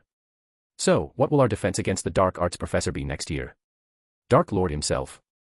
I wouldn't be surprised at all if that were the case. Dumbledore merely smiled, offering no rebuttal or defense. Whether it was Orin or Quirrell, he was indeed responsible for their appointments, and he bore much of the responsibility. Just then, Kyle stepped into the room. Oh, just in time, Kyle. We were just talking about you. Dumbledore said, quickly ending his conversation with Madame Pomfrey as he moved toward Kyle, only to be promptly nudged aside by her. You need to be checked in immediately, she said, glaring at Kyle, her expression so severe that she seemed more intimidating than Voldemort himself. Kyle shot a pleading look at Dumbledore, hoping he might intervene, but the headmaster had suddenly developed a deep fascination with the potion bottle on the table and seemed oblivious to Kyle's silent appeal. Madame Pomfrey didn't dwell on her irritation, though. All right, stand still. She waved her wand twice in front of Kyle, and a soft white light glowed at its tip, eventually forming a cloud-like mist that wrapped around him. She studied the glowing mist intently before finally relaxing a little. Very well. No trace of dark magic. You should be grateful, she said with firm resolve. When Harry Potter was brought in, he couldn't even get a full sentence out. She handed Kyle a bottle of potion, then guided him to one of the sickbeds. Poppy, might I have a quick word with him? Dumbledore asked gently. Just a couple of sentences. It won't take long. Madame Pomfrey frowned but nodded. If you say so, Headmaster. But the boy's just had an encounter with fiend fire, he needs his rest. Dumbledore inclined his head, acknowledging her concern without pressing further. After drinking the potion, Kyle felt a deep heaviness settle over him, and before long, he drifted into a deep, restorative sleep. When Kyle woke up, it was already the next morning. The noise in the hospital wing had stirred him. He could hear Madame Pomfrey angrily scolding, likely shooing Fred and George out. Good morning, Kyle, a familiar voice greeted him. Opening his eyes, Kyle saw Dumbledore standing beside his bed, smiling warmly. The scene felt oddly familiar, just like last year, and around the same time, too. Good morning, Professor, Kyle replied, sitting up. How's Potter? I'm glad you asked, Dumbledore said. He's out of danger and should be awake by lunchtime. Would you like something to eat? The kitchen is serving pork cutlets this morning. No, I'm not really hungry, Kyle said, shaking his head. That's a shame, because they're especially delicious today, Dumbledore replied with a hint of a smile. Kyle half expected Dumbledore to ask why he had gone into the restricted area, but he didn't. After a casual conversation, Dumbledore finally remarked, oh, by the way, remember to return Fluffy to Hagrid later.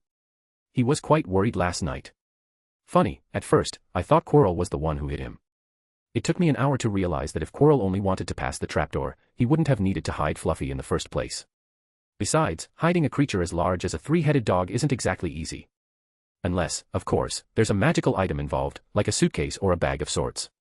Air. Kyle felt a little embarrassed, realizing his actions had left a trail. In fact, the bit of Felix Felicis he'd used only worked for about an hour. Sorry, Professor. It's quite all right, Kyle. I'm not blaming you. Honestly, even if you hadn't taken Fluffy with you, Quirrell would have found some other way to get through. Kyle nodded. He had already guessed Dumbledore's intentions. Subconsciously, he glanced around the room. It was just him, Dumbledore, and Harry, who was snoring loudly. The one person he truly wanted to avoid at the moment, Madame Pomfrey, wasn't there, no doubt busy shooing away more students outside. He decided to shift the conversation to lighter topics, steering it from Quidditch to exams, and finally to the House Cup. Dumbledore listened patiently, seemingly happy to indulge him in small talk. But, eventually, Dumbledore brought up the inevitable. As soon as Kyle finished talking about the House Cup and was preparing to change the subject again, Dumbledore said, speaking of the House Cup, it reminds me, Kyle, did you by any chance see a bright red stone yesterday? Well, there goes that topic, Kyle thought, muttering under his breath, not the easiest subject to dodge. But when Dumbledore asked, he nodded and said, yes, Potter was holding it, but it fell into the fiend fire. Yes, that's what Harry told me, Dumbledore replied, his expression thoughtful. But it's quite peculiar. The Philosopher's Stone is an exceptionally magical artifact, even fiend fire can't destroy it. I went back later, but there wasn't a single trace of it left. Quite impossible, really. Did you check carefully? Kyle murmured, maybe it rolled into another room.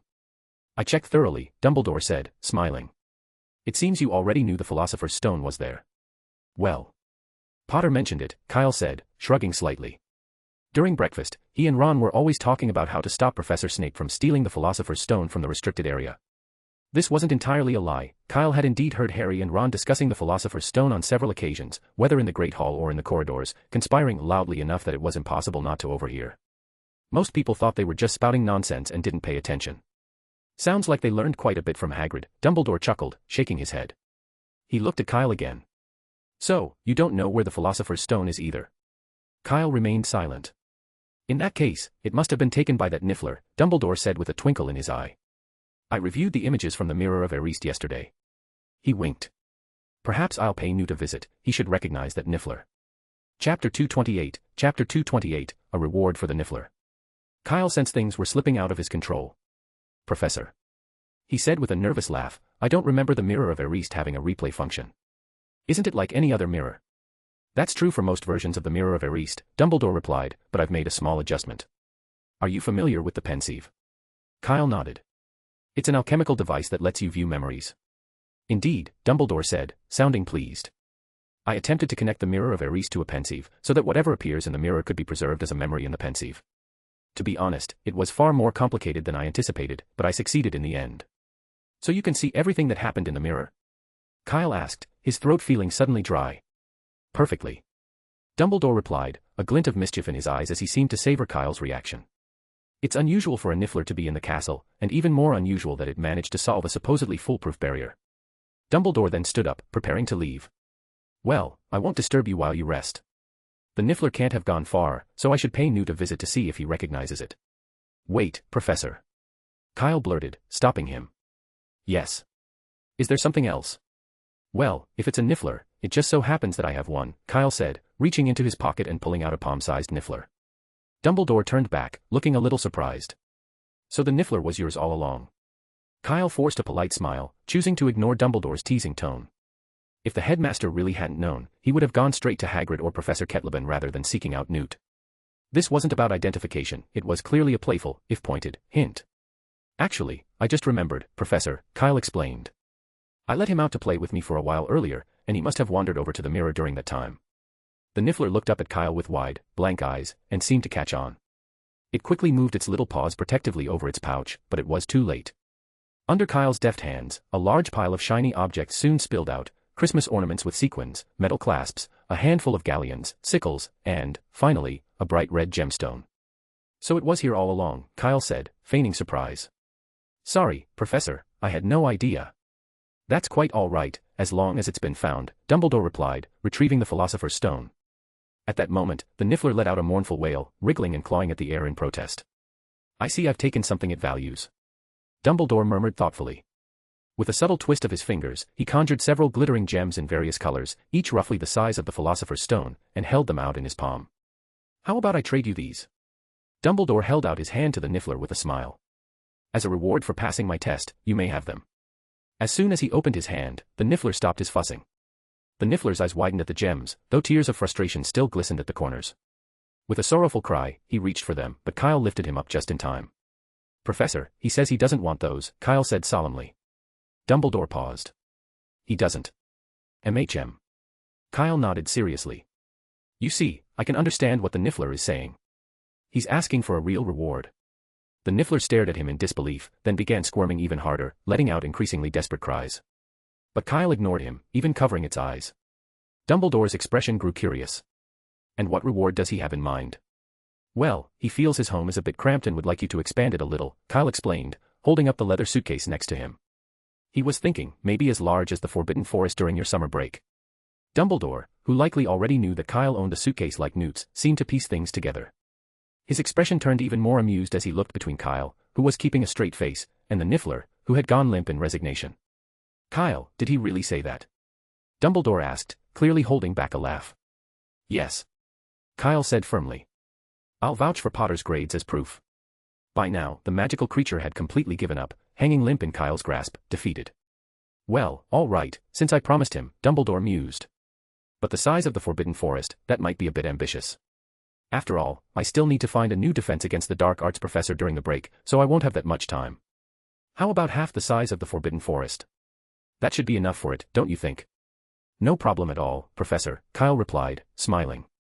I thank you on behalf of the Niffler. Oh, Potter. When did you wake up?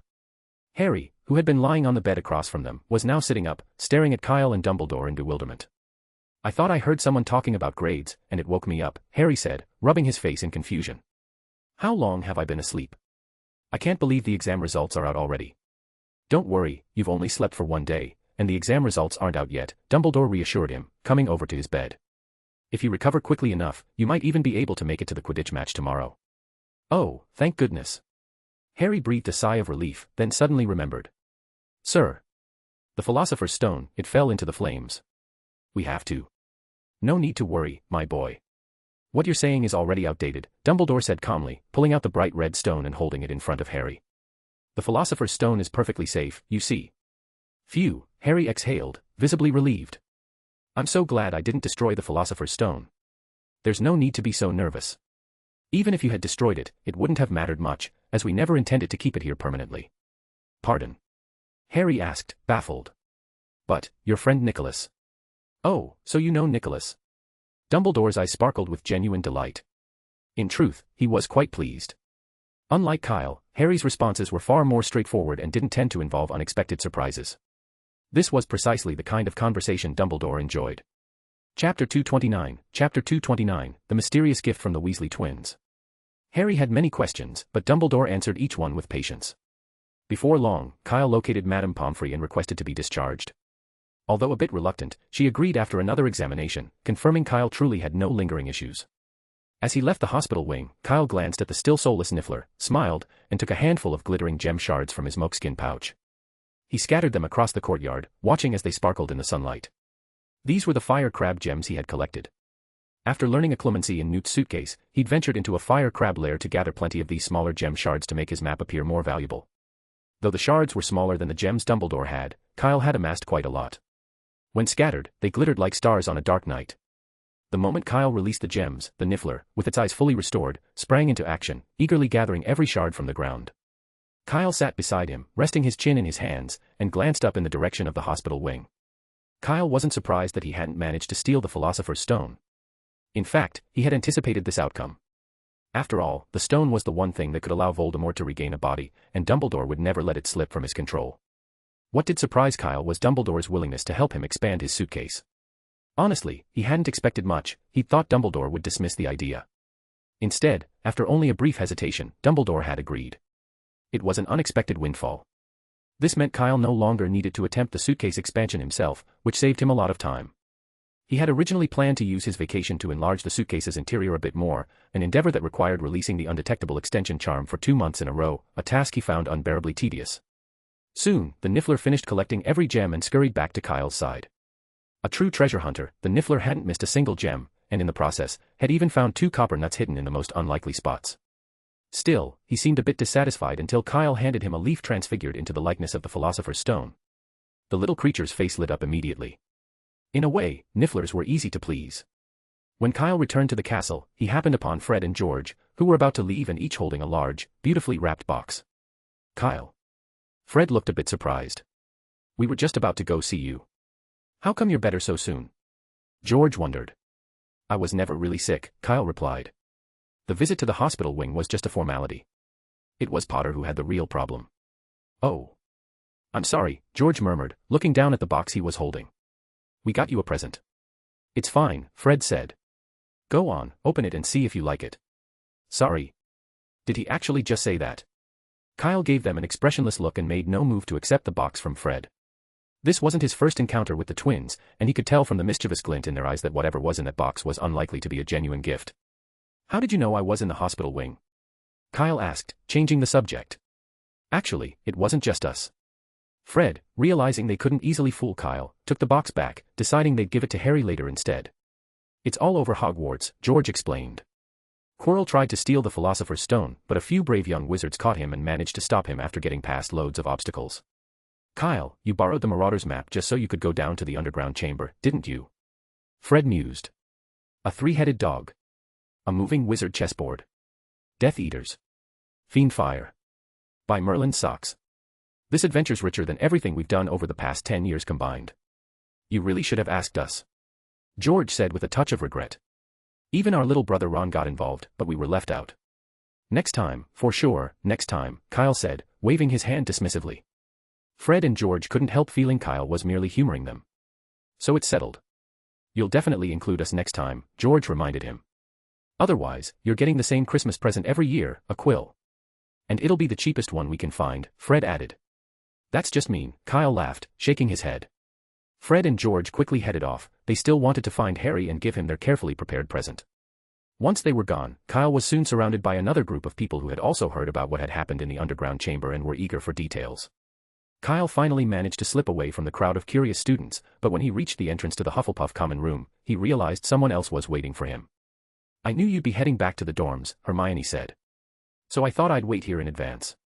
There were too many people back there, and we couldn't get through, Ron muttered. Hermione shot him a glare. All right, what do you want to know? Kyle asked, sounding resigned. But make it quick. I really don't want to keep repeating myself. How's Harry? How did you get past the barriers? The two asked simultaneously. Potter's fine, Kyle answered, looking at Hermione. When I left, he was talking to Dumbledore. You can go see him if you like, but Madame Pomfrey may not be too happy about it. As for the obstacles. Kyle turned to Ron. With the right approach, they're not too hard to get through. For instance, about the winged keys, you could use a bowtruckle or a master key to open the door directly, without having to catch any keys. Oh. Ron moaned, looking disappointed. They had been so proud of their efforts to find the right key, and here Kyle was, telling him it hadn't even been necessary.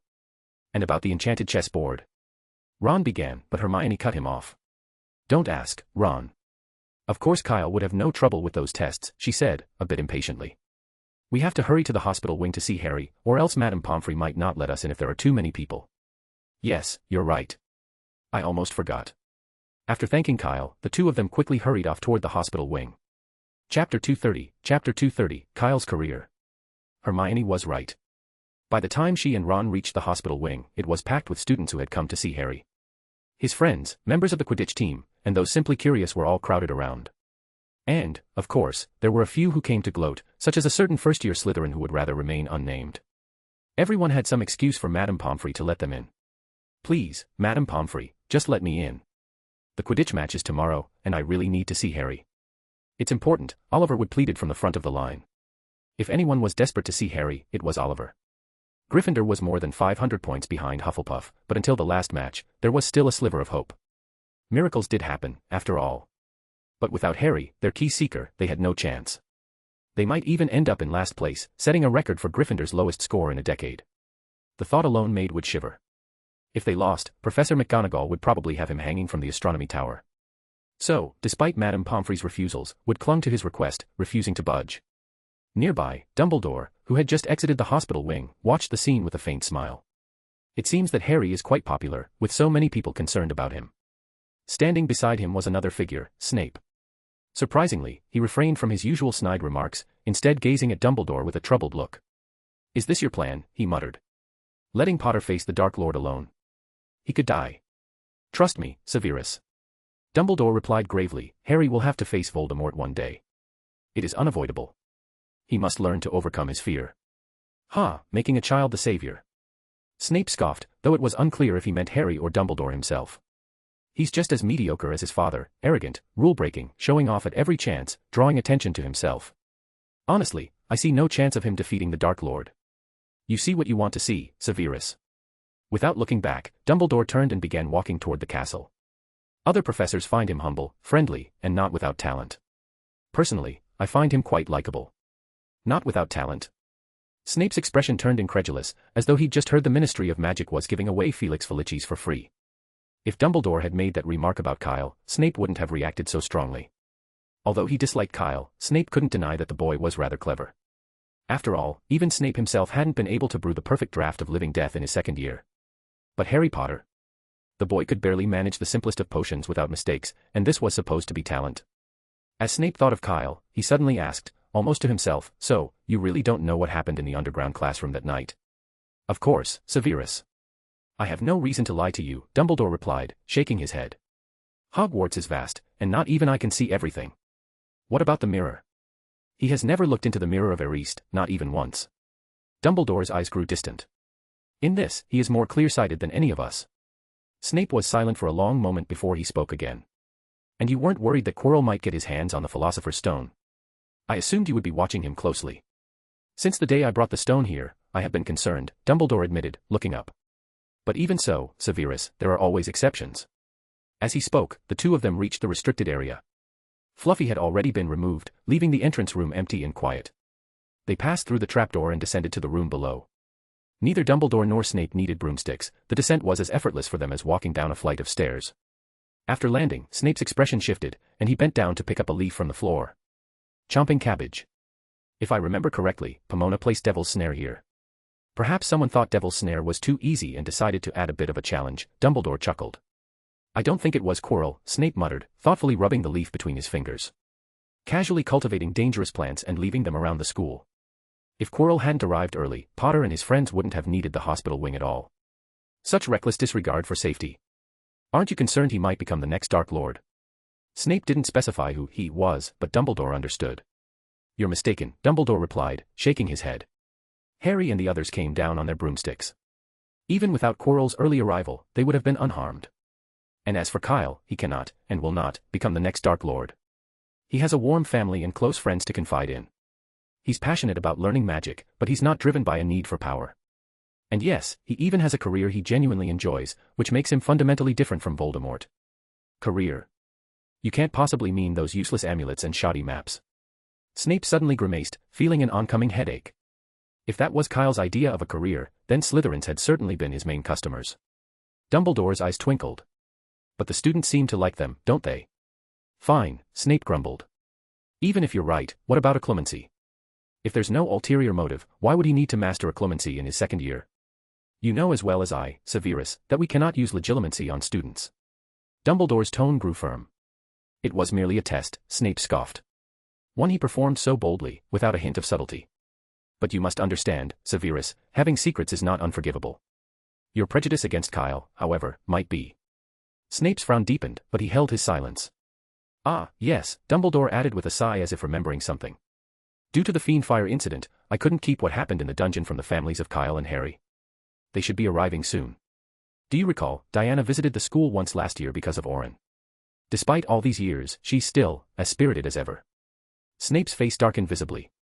When? She should arrive shortly, Dumbledore mused. Though it may be Chris who comes instead. Very well, Snape said, turning sharply and heading out of the room without another word. Are you going to greet her? No. What do I care if she arrives or not? Snape replied, not bothering to look back. I just suddenly remembered I forgot to pick up a batch of potion ingredients I ordered in Hogsmeade. Chapter 231, The Twists and Turns of the Award Ceremony. In the end, Diana didn't show up. Crowded places like Hogwarts weren't her style. But she still made her presence felt, by sending Dumbledore a howler. No one knew the exact contents of that howler, but afterward, students spotted a phoenix circling the Quidditch pitch, and the castle portraits were abuzz with chatter. In particular, a few older figures in the portraits seemed more boastful than usual. That girl is awful. A big-nosed wizard was overheard muttering to a witch beside him as they strolled down a corridor. She even insulted us. By Merlin's socks, what do we have to do with Dumbledore hiring Death Eaters as professors? I've been dead for over 300 years. Dumbledore. Death Eaters. A passing student, thinking he'd stumbled on a juicy bit of gossip, paused to listen. But when he glanced back, the portrait figures were now chasing a dwarf horse and had gone silent. Nearby, two witches sipped their afternoon tea, and he scratched his head in confusion, wondering if he'd misheard. That afternoon, Chris did arrive, though he seemed more interested in catching up with old friends than discussing anything serious with Kyle. He chatted warmly with Professor Flitwick, exchanging stories and laughing heartily. Later, Professor McGonagall joined them, and the three seemed to get along so well that they decided to head to the Three Broomsticks for a drink together. Kyle watched them leave the castle in disbelief, giving them an amused, silent thumbs up as they departed. Meanwhile, Harry was still lying dejectedly in the hospital wing. He hadn't expected the Dursleys to visit, of course, but he was disappointed for another reason: he wouldn't be able to play in the final Quidditch match. Madame Pomfrey had refused to let him leave, no matter how much he pleaded, and to keep Oliver Wood from sneaking in, she'd even stationed Filch at the door. Without Harry as seeker, Gryffindor's morale hit rock bottom, and they suffered a resounding defeat at the hands of Ravenclaw. Cho Chang caught the golden snitch just 7 minutes into the game, ending it before Gryffindor could score a single point. The loss dropped them into a tie with Slytherin, who had also endured a string of losses, for last place. In the aftermath, Professor McGonagall's expression was reportedly a terrifying shade of green. Rumor had it that some younger student saw her leading Wood toward the astronomy tower, as if planning to hang him from the castle's highest point to reflect on his actions. However, this turned out to be a mere rumor. Professor McGonagall had actually retreated to her office after the game and hadn't emerged since. And just like that, the final day before the holidays arrived. That evening, everyone gathered for the end-of-term feast.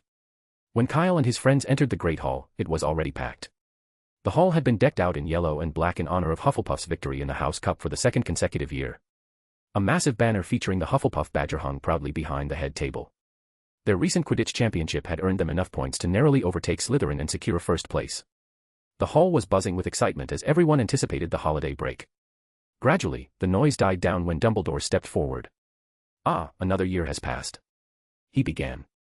At the Hufflepuff table, Kyle found himself only half listening to Dumbledore's speech. He was more interested in seeing if Hufflepuff would actually keep the House Cup this year. It didn't take long for Dumbledore to address his curiosity. "Now, we will first proceed with the presentation of the House Cup. The current standings are as follows: in 4th place, Gryffindor, with 410 points. 3rd place, Ravenclaw, with 436 points. 2nd place, Slytherin, with 495 points. And in 1st place, Hufflepuff, with 500 points. Cheers and the sound of feet stomping erupted from the Hufflepuff table. Yet Kyle didn't join in, knowing full well this wasn't the end of the tally. Yes, well done, Hufflepuff, Dumbledore said with a twinkle in his eye. However, recent events must also be taken into account. The hall fell into silence, and the smiles at the Hufflepuff table faded slightly as everyone waited. Dumbledore cleared his throat. I still have a few points to award. Let's see. First, to Mr. Kyle Chopper. Kyle blinked in surprise, not expecting to be mentioned first. For his exceptional herbology skills, which aided the school by supplying potion ingredients and recovering lost valuables, I award Hufflepuff 50 points. Hufflepuff exploded into cheers. Some of Kyle's friends, like Cedric and Mikkel, were so thrilled they began dancing. But Kyle couldn't muster a smile. Potion ingredients, he thought. No wonder he hadn't found any trace of Chomping Cabbage when he'd last visited the restricted area. Next, to Mr. Ronald Weasley, Dumbledore continued, for the most remarkable game of chess Hogwarts has seen in years, I award Gryffindor 50 points. Now, it was Ron's turn to be celebrated, his face flushing as red as a sun-dried carrot. Percy could be heard loudly proclaiming to the other prefects, that's my brother. My youngest brother, who beat Professor McGonagall's giant chess set. Once the excitement subsided, Dumbledore continued. And finally, to Miss Hermione Granger and Mr. Harry Potter. Both Hermione and Harry received an additional 50 points each for their bravery, bringing Gryffindor's total up by a full 150 points, putting them at 560, just ahead of Hufflepuff. For a moment, there was stunned silence before the Gryffindor table erupted with such energy that it seemed they might lift the table off the floor. Harry, Ron, and Hermione stood up, cheering, while the Weasley brothers climbed onto their chairs, waving their hats and grinning at Kyle with unabashed triumph. That means it. Dumbledore had to raise his voice to be heard over the cheering. We'll need to make a few small adjustments to the decorations. With a clap of his hands, the yellow streamer shifted to a brilliant red, the black to a vibrant gold, and the giant Hufflepuff badger was replaced by the majestic Gryffindor lion. After many days of tension, Professor McGonagall finally broke into a beaming smile. Just as she reached out to shake Professor Sprout's hand. Knock, knock, knock. The heavy doors of the Great Hall swung open, and 7 elderly wizards with gray hair stepped inside, looking weary. The one at the front held an ornate box in his hands. Taking in the lively atmosphere of the Great Hall, he smiled and said, Thank Merlin, Hogwarts isn't on holiday yet. It seems we've arrived just in time. Chapter 232, Order of Merlin, 2nd Class. The unexpected arrival of the guests instantly captured everyone's attention. The cheers and chatter faded as students turned their heads, recognizing only Cornelius Fudge, the Minister of Magic, among the newcomers. The others were unfamiliar to most. Even Dumbledore, seated at the head table, looked momentarily surprised but quickly rose to greet them. Oh, Dugald, Cornelius, Pegasia. He addressed them warmly, naming each in turn. It's wonderful to see you all here at Hogwarts. I thought you weren't scheduled to arrive until tomorrow. It was indeed supposed to be tomorrow, replied Dugald MacPhail, the elderly wizard at the front, with a smile. But Nicholas thought this moment was too rare to keep between just a few of us, and I happen to agree. After all, no young wizard has ever received the Order of Merlin at the age of 12, that's a record-breaking achievement. It's certainly something to celebrate, Dumbledore replied, smiling broadly. So we hurried along and managed to get here before term ended, MacPhail continued with a laugh. This way, the boy can receive the award with his peers here at Hogwarts, which must mean the world to him. At his words, the hall fell into absolute silence. Everyone's eyes were wide with disbelief and curiosity. A 12-year-old wizard receiving the Order of Merlin. It seemed almost impossible. At the Gryffindor table, Fred glanced stiffly at George. 12 years old, that means he's got to be a second year, right? Or maybe even a first year, George muttered, his expression just as puzzled. Could be Harry. Everyone knows he defeated Voldemort, an Order of Merlin, it's not too far-fetched. But Harry's birthday is in July. He's still 11. George fell silent, and a name popped into both their minds at the same time. They exchanged an incredulous look before glancing over at the Hufflepuff table. Meanwhile, McPhail, who had clearly traveled far, seemed eager to proceed. Shall we get started then, Dumbledore? The youngest recipient of the Order of Merlin. I think we've kept everyone waiting long enough. Of course, Dumbledore agreed, but are you still planning to preside over the ceremony? McPhail shook his head. No, we have someone even more fitting. At this, Cornelius Fudge, the minister, cleared his throat and took a small step forward, as though ready to volunteer. But McPhail barely glanced his way. Since we're at Hogwarts, it has to be you, Albus, he said. As chief warlock of the Wisengamot, it's only right. You can't keep pushing this onto me, I retired long ago, remember. You're much better at this than I am, Dumbledore replied with a grin, then turned his attention to the students. What a wonderful day, he began. Allow me to introduce you to our esteemed guests. First, Dougald McPhail, who guided the Ministry of Magic with a steady hand through a time of turmoil in the Muggle world, bringing a period of calm. McPhail gave a small wave, and the students clapped enthusiastically in response. I know him. Hermione whispered excitedly. Remember when we were researching Nicholas Flamel? Dougald McPhail became Minister for Magic in 1858. He was one of the most trusted ministers. 1858. Ron blurted out, eyes wide. Then he must be over 100 years old now. 133, Harry murmured. Hermione frowned at them. Think, you two. He has to be at least 133. He wouldn't have been Minister for Magic the moment he was born, would he? He can really live. Ron muttered. Wonder if he's been using the elixir of life. Meanwhile, Dumbledore continued his introductions. And our Minister of Magic, Cornelius Fudge. Fudge tipped his hat and offered a friendly smile. Applause rippled through the hall, especially from the Slytherin side, where the students clapped more enthusiastically. Next, we have Pegasia Sykes, the head of St. Mungo's Hospital for Magical Injuries and a master of potions. And Newt Scamander, the renowned magi-zoologist and author of Fantastic Beasts and Where to Find Them. As Dumbledore introduced each person, Kyle's gaze kept drifting toward the last two figures standing quietly at the back, his parents, Chris and Diana. His mother wore a large black hood that concealed her features, and somehow her presence felt muted, almost as though she'd cast a muggle-repelling charm on herself. Standing next to Chris, she was barely noticeable. As Kyle was pondering this, he felt a tickling sensation on his palm. Glancing down, he saw small letters forming on his skin, "Don't look, it's a mission." Kyle's mouth twitched. Apparently, his mother was here on official business from the Department of Mysteries and had to keep a low profile. Kyle gave a small nod, acknowledging her silent message, then turned his attention back to the ceremony. Just knowing his parents were present was enough. This was an important moment, and it wouldn't have felt complete without them. Kyle, why are you smiling so much? Cedric asked suspiciously. Then a thought seemed to strike him. Wait. This Order of Merlin, it's for you, isn't it? Kyle only shrugged, saying nothing, but Cedric's expression shifted from curiosity to stunned realization. He looked slightly dazed, as though he couldn't fully process what he'd just guessed. Dumbledore moved on to the final introduction. And lastly, Damocles Belby, the brilliant inventor of the Wolfsbane potion. Another round of applause followed as Belby, alongside the other guests, nodded to the students. Except for Fudge, all the honorees had been recipients of either the Order of Merlin, first class or second class. Kyle's parents, however, took seats near the entrance, maintaining their quiet distance. Dumbledore, sensing their intent to stay unobtrusive, did not introduce them. You may be wondering, Dumbledore began, his voice clear and resonant over the crowd, why such distinguished guests have come to Hogwarts. He turned toward the honoree. The reason is simple. They are here to present a student with the Order of Merlin. A collective gasp rippled through the hall, and students started whispering excitedly. Most guesses settled on Harry Potter. Harry, is it you? Ron asked, his voice filled with excitement. No way, Harry shook his head, frowning. I've never heard anything about this, and I'm still 11. Well, who else could it be? Ron pressed. Don't forget, you defeated you-know-who and saved the wizarding world. Maybe they just got your age wrong. But Harry was skeptical. If this was about Voldemort, why wait until now to give him an award? Why let him live with the Dursleys all those years? He wasn't convinced. The hall was in a frenzy of guesses and chatter, but Dumbledore soon silenced them with the answer. Kyle Chopper, he announced. A stunned hush fell over the room as if someone had pressed pause. All eyes turned toward the Hufflepuff table, where Kyle was standing. Come here, my boy, Dumbledore said kindly. Kyle rose and walked up to Dumbledore, feeling all eyes in the hall on him. Dumbledore's expression was solemn. At St. Mungo's Hospital for Magical Injuries, you successfully subdued a rogue werewolf, saving the lives of 57 patients across an entire floor.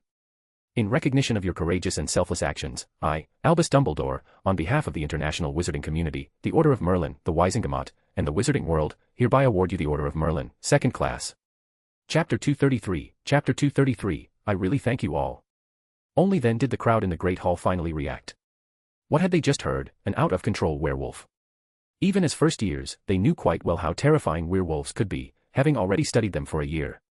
They recalled learning about the Werewolf Code of Conduct, which labeled werewolves as level 5X creatures, extremely dangerous, capable of causing fatal harm to witches and wizards when transformed. Werewolves were fierce, agile, and enormously strong. Many adult wizards, and even ministry-hit wizards, found werewolves beyond their capability to handle. Taking them down had always been the Auror's responsibility. How, then, could Kyle have managed such a feat? At the Gryffindor table, Ron and Harry's eyes were wide, and they had been frozen in that expression since learning the truth. They were still struggling to memorize the Werewolf Code of Conduct, while Kyle, somehow, had already managed to take on a werewolf. Hermione, however, seemed less surprised. She had guessed Kyle might be the one to receive the medal and had been prepared for this reveal. Whatever others might be thinking, Dumbledore, seated at the place of honor, had already accepted the box Dougald MacPhail handed him and opened it. Inside lay a beautiful gold medal with a purple ribbon. The Order of Merlin ribbons for 1st class, 2nd class, and 3rd class were all different colors, green, purple, and white, respectively. However, the ribbon seemed almost too large for Kyle, crossing diagonally from his left shoulder down to his calf. If it were red, Dumbledore thought, it would look almost too festive. With a slight movement of his fingers, Dumbledore instantly adjusted it to fit Kyle's frame. Thank you for everything, my boy, Dumbledore said solemnly, handing Kyle the gold medal. Thank you for your teachings, Professor, Kyle replied, extending his hand and giving Dumbledore a light handshake. If someone had been standing outside the Great Hall at that moment, they might have thought an explosion had just gone off. The cheers from all 4 houses grew louder and louder. At the Hufflepuff table, Mikkel and Ryan were standing on their stools, practically shouting themselves hoarse in excitement, eager for everyone to know that Kyle was their roommate. Even Cedric and Conna, usually so composed, were jumping up and down beside the table in exhilaration. Dumbledore didn't interrupt them this time either. The thunderous cheers finally started to die down only when everyone's hands were numb and their voices had grown raspy. As Headmaster of Hogwarts, Dumbledore continued, I award Hufflepuff House 200 points, and Kyle will once again receive the special award for services to the school. The crowd, which had just quieted, erupted again. The decorations in the Great Hall reverted to their previous state, but few in Gryffindor were disappointed. After all, Harry and his friends had won Gryffindor 150 points last year, so there was no question that Kyle deserved extra points this time. In fact, some felt that 200 points was too little. This was the Order of Merlin, after all, and it was 2nd class. Surely at least 500 points would have been appropriate. Headmaster Dumbledore was far too stingy, some murmured. As the ceremony wrapped up, Dumbledore invited Kyle to step forward and give a speech. Clearing his throat, Kyle said, then I'll just say a few words. Eager to move on to dinner, Kyle kept it brief. Instead of a long speech, he shared a few tips on improving study habits and some ideas for making Hogwarts an even more harmonious school. Most of the students, however, weren't particularly interested in this topic, though a few listened intently. Hermione not only paid close attention but also took notes on every word, while Neville, well, he tried to take notes too, but after the first sentence, he couldn't keep up and quickly lost track. As he wrapped up, Kyle made a small wish. He hoped that next year's defense against the dark arts professor at Hogwarts would make it through the entire school year without any harm befalling them. Everyone burst into laughter, even the visiting wizards shaking their heads with a knowing smile. It was, after all, common knowledge in the wizarding world that something happened to the defense against the dark arts professor every single year. This time of year was also Dumbledore's least favorite.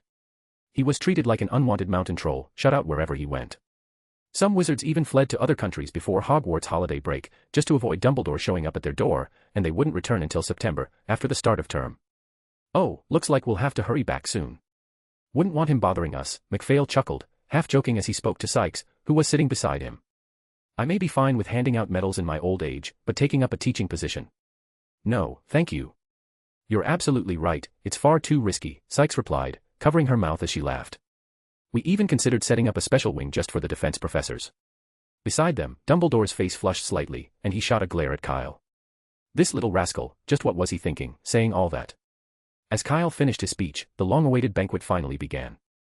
Returning to the Hufflepuff table, Kyle found himself the center of attention, with students constantly coming over to congratulate him on receiving the Order of Merlin medal. He barely managed to get a bite of food, his stomach soon filling up on pumpkin juice instead. You kept it a secret from us this whole time. Cedric grumbled once the crowd of well-wishers started to disperse. His face was a mix of mock annoyance and genuine concern. "We didn't even know you'd been to St. Mungo's." "I didn't know if I'd actually get the Merlin medal," Kyle explained. "And I figured telling you after the fact would just save you all from worrying." "That's not a reason," Kana replied, wrinkling her nose. "It's only normal to worry about your friends." "Yes, so don't think you're off the hook that easily," Cedric said sternly. "Unless you swear that you'll never keep anything dangerous from us in the future." "Oh, come on, that's hardly fair," Kyle groaned, giving him a disgruntled look. "It's not like I'm constantly getting into danger." "Really?" Cedric raised an eyebrow. "So, besides the St. Mungo's visit, there was the Defense Against the Dark Arts Professor incident, the times you disappear during Quidditch matches, and—" All right, I get it." Kyle cut him off, throwing up his hands in surrender. "Fine, I swear it, on Dumbledore's beard." Cedric's expression finally softened into a grin. "Now that's what I wanted to hear." "Congratulations on the Merlin medal," he said, raising his glass of pumpkin juice. "Congrats." Kana chimed in, lifting her glass as well. Kyle eyed their oversized cups, both filled to the brim with pumpkin juice. His stomach churned just looking at them, feeling the weight of the drink he'd already downed. "You did this on purpose." Cedric burst out laughing. "Serves you right for hiding it from us." Kana joined in, smiling mischievously. "But since you won us the house cup, we'll let you off the hook, a little later." "Ha ha." Kyle chuckled weakly, rubbing his stomach as he looked at his friends. "Thanks, you too." Chapter 234, You Need to Be Mentally Prepared. After dinner, Kyle's gaze drifted to where Chris and Diana had been sitting, perhaps unintentionally. Their seats were empty, they must have left early. Soon, the rest of the students began filing out of the Great Hall, heading back to their dormitories. Kyle, however, remained behind. The banquet had only been one part of the Order of Merlin ceremony, the most significant part was still to come. "Would you care to join me for some tea?" Dumbledore asked McPhail with a warm smile. "Certainly." "I could do with a drink," McPhail agreed with a nod. "Honestly, there's something about this castle. I've even got my appetite back." He chuckled, brushing off his earlier joke about hurrying back before Dumbledore could recruit him. Of course, Dumbledore wouldn't actually consider asking the older wizards to teach defense against the dark arts, that was a job for the younger ones. "Albus, any chance you've got some fire whiskey on hand?" "I could go for a drop." "Fire whiskey, you say?" "As it happens, I received a bottle for Christmas," Dumbledore replied. "Perfect." In the headmaster's office on the 8th floor, an extra-long table was set up alongside several plush armchairs with high backs. A variety of drinks filled the table, steaming tea, fire whiskey, mead, butterbeer, and lemonade, likely just brought over by the house elves from the Three Broomsticks. Unlike witches and wizards, house elves could use their magic inside the castle without limits, even performing spells like apparition. The group took their seats at random, enjoying their drinks and engaging in cheerful conversation. Naturally, as the focus of the evening, the discussion couldn't avoid centering on Kyle. Though Fudge made a few attempts to shift the subject, Dumbledore deftly picked up on his intentions and kept steering the conversation back to Kyle. Kyle understood Dumbledore's intentions, hinted at with a quiet remark on their way to the 8th floor. Dumbledore had mentioned, in a voice only Kyle could hear, that this gathering was a rare chance to meet influential wizards from outside the school, an invaluable opportunity to build connections. Kyle knew well the importance of networking in the wizarding world. For instance, if Dumbledore hadn't been acquainted with Nicholas Flamel, he could never have borrowed a useful bait like the Philosopher's Stone. Similarly, the Malfoys wielded significant power because they maintained a network of connections with many officials in the Ministry of Magic. Even if this network was held together by Galleons, it had undeniably solved many of the family's issues, both big and small, over the years. This was why Lucius Malfoy continued to thrive despite his reputation as a suspected Death Eater. Even Mr. Weasley benefited from connections. Though his position in the ministry was modest, he got along well with most of his colleagues, including some department heads like Ludovic Bagman from the Department of Magical Games and Sports, Bartnios Crouch from the Department of International Magical Cooperation, and Amelia Bones from the Department of Magical Law Enforcement. Chris, his friend, didn't count, but even Chris had recently hinted that Mr. Weasley was preparing to introduce a new bill on Muggle protections and tighter regulation of dark magic items. Judging by Chris's tone, it seemed the bill was close to passing. If Mr. Weasley were just an ordinary employee in the Misuse of Muggle Artifacts office, Fudge would hardly give him a second thought, much less support his proposal. McPhail, too, was eager to get acquainted with Kyle, the youngest member of the Order of Merlin, and their conversation quickly became lively and amiable. Fudge, however, seemed distracted. He saw Kyle's potential but realized that by the time Kyle graduated from Hogwarts, his own term as minister would likely be over, leaving little chance for their paths to cross professionally. Instead, Fudge chose to focus on McPhail and Sykes, hoping to impress them with his ideals and ambitions. As for Newt, his situation was much simpler, he was socially awkward. He hadn't been in a room with so many people in over 20 years, making the gathering before him feel a bit overwhelming. Luckily, this didn't last long. As the night wore on, about half an hour later, the gathering began to break up. Newt was the first to leave the headmaster's office. MacPhail and Belby, however, stayed behind. Dumbledore had offered to arrange rooms for them in the castle so they could present the Merlin Award in the morning. They accepted his offer gladly. For some reason, Fudge also chose to remain. After leaving the headmaster's office, Sykes set off back to St. Mungo's. She had come specifically to support Kyle this time, and she wouldn't be staying for the award ceremony tomorrow. After bidding her farewell, Kyle turned to find Newt waiting for him around the corner by the stairs. The two of them entered a nearby empty room, and Kyle said, surprised, I really didn't expect you to come, too. Didn't you write to me earlier, asking me to help with some troublesome little creatures? Newt sighed. As it happened, they sent me an invitation, asking if I'd like to come to Hogwarts as well. So you said yes? Newt nodded. Your Order of Merlin is worth celebrating, so I thought I should be here. Oh, and Tina came along too. Thank you. Kyle said sincerely. Newt rarely attended gatherings, even with old friends, yet here he was, standing in the Great Hall in front of hundreds of people, a considerable challenge for someone as socially reserved as he was. But Newt waved a hand, stopping Kyle from continuing. So, is the little creature you mentioned in your letter a Niffler? Those little ones can be quite the troublemakers. You'll need a lot of patience with them. No, it's not a Niffler, Kyle chuckled. These little ones are really cute and hardly any trouble at all. Then what are they? Newt asked, puzzled. Aside from Nifflers, he couldn't think of any other magical creatures Kyle might need help with. They were all smuggled in, and I've been taking care of them since I found them. Anyway, it's best if you see for yourself. Kyle took out his suitcase, opened it, and set it on the ground. But before you go in, you should be prepared, they might not be quite what you're expecting. Now that you mention it, I'm actually a little curious, Newt laughed, shaking his head. But he didn't take Kyle's words too seriously. After all, he'd encountered so many magical creatures by now that he hardly ever needed to be prepared. Chapter 235, Newt's Shock. Newt stepped lightly into the suitcase and landed in the room inside. Looking around, he was surprised to see that Kyle had arranged the space quite neatly. The furniture and everything else were meticulously organized, far tidier than Newt's own cluttered quarters. In one corner, two large bookshelves stood filled with books bound in parchment, giving the room a scholarly air. As he approached, Newt immediately sensed traces of the undetectable extension charm on the shelves, meaning there were likely far more books here than met the eye. What's all this? He asked, intrigued. Kyle's heart skipped a beat. How could he have forgotten about those? Newt might be inclined to overlook a few illegal magical creatures, but books copied from the restricted section, that was another story. It's nothing, Kyle replied, trying to sound casual. Just some class notes I've taken. I leave them here so I can reference them whenever I need. Class notes? You have this many? Oh, and I've also taken loads of notes from reading in the library, Kyle added quickly. Newt ran his fingers along the volumes. No wonder you were awarded the Order of Merlin. I can see why. Though Newt had been a student once, even before his expulsion he'd only cared about knowledge related to magical creatures. Excluding that extracurricular interest, all his school notes combined probably wouldn't amount to one of these thick books. Oh, it's nothing. The self-writing quill did most of the work. Kyle deflected. Anyway, let me show you inside. He opened a small door leading further in, stepping through. Newt nodded and followed him, noticing in amazement that the space beyond was much larger than the one he'd originally handed over to Kyle. And it seemed Kyle had even planted a few rowan trees, now growing vigorously. Newt knew without checking that they were full of bowtruckles. Then his eyes fell on something unusual, a dark, three-headed boulder resting near the rowans. A three-headed dog. Newt's eyes widened. Before he could fully process that, a massive shape whooshed overhead. He looked up, his expression shifting from surprise to stunned bewilderment. A dragon. And not just any dragon, a rare Norwegian ridgeback. Newt suddenly felt a wave of absurdity. It had only been one school year, and this was Hogwarts, where had Kyle even acquired these highly dangerous creatures? Suppressing his shock, he continued scanning the area. Next to the dragon, a hulking mountain troll lounged nearby. But in comparison to the three-headed dog and the Norwegian ridgeback, the troll almost seemed ordinary. Is this what you meant by small animals? Newt asked, giving Kyle a strange look. He wouldn't have been surprised if Kyle had already been expelled. After all, Newt himself had been expelled for illegally keeping a Jarvey with his friends, and those were only rated XXX. But Kyle's pets were something else entirely, a dragon and a three-headed dog, both categorized as the most dangerous XXXXX magical creatures.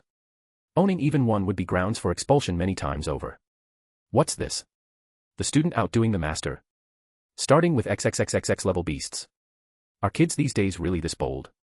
Kyle's eyes darted around nervously as he said, well, the three-headed dog is only about 2 years old, and the dragon's not even a year old yet, so they are still young, technically speaking. And the troll? It has a small brain. As I mentioned, they were all smuggled in. Kyle added quickly, seeing Newt's expression, which seemed to say, "You're definitely going to get expelled." Kyle hurriedly explained their origin. Right, nothing to it, just told him the truth, he thought. Is all this related to the Philosopher's Stone? Newt asked, frowning once he'd pieced together the situation. Kyle nodded, and Newt continued, "Forget about the dragon for a moment. Since the three-headed dog was originally borrowed by Dumbledore, why didn't you return it to Hagrid so it could stay in the Forbidden Forest?" There was a bit of a situation. "It seems Fluffy and Norbert became friends," Kyle said with a shrug. "I did try returning Fluffy, but he nearly escaped from the Forbidden Forest a few times. If Hagrid hadn't found him in time, he might have run straight to the castle to find me. I had no choice but to keep him here, just to avoid giving everyone a fright." Newt pressed his lips together, momentarily at a loss for words despite his vast knowledge. The student really had surpassed the master. 10 minutes later, Newt emerged from the suitcase, bringing Norbert the Norwegian Ridgeback and the troll with him. Fluffy, however, was only there on a temporary basis and would eventually need to return to the Forbidden Forest. Although the giant dog protested, rolling around and pleading to be taken along, Kyle couldn't agree. It wasn't that he didn't want to take him, but that he couldn't. Fluffy was Hagrid's prized pet, and taking him away would send Hagrid into a frenzy. After a struggle, Kyle managed to calm Fluffy down, and he and Newt left the suitcase together. As they walked back, Newt spoke up, "Kyle, I can watch over them for a while, but you can't keep them like this forever. You know what I mean?" "Yes, I understand," Kyle replied quietly. "Next year, I'll return the troll to the Forbidden Forest, and after I graduate, I'll take Norbert back to Norway." "Are you planning to go alone?" Newt asked. "Yes," Kyle nodded. "I want to try. I'm the one who brought her here, so I should be the one to take her back." Newt was silent for a moment, offering no further objections. Kyle was only in his second year, with 5 more years until graduation, not too long. Besides, the suitcase kept the dragon safely hidden, minimizing any risk of discovery. Soon after, their conversation shifted to a lighter topic. "That's a female dragon, isn't it? Why do you call her Norbert?" Newt asked curiously. "Hagrid named her," Kyle said, smiling. "She seems to like it, so I didn't want to change it." "Ah, that makes sense, no wonder." They walked through the castle grounds, eventually reaching the path that led to the school gates, just past the Hogsmeade platform.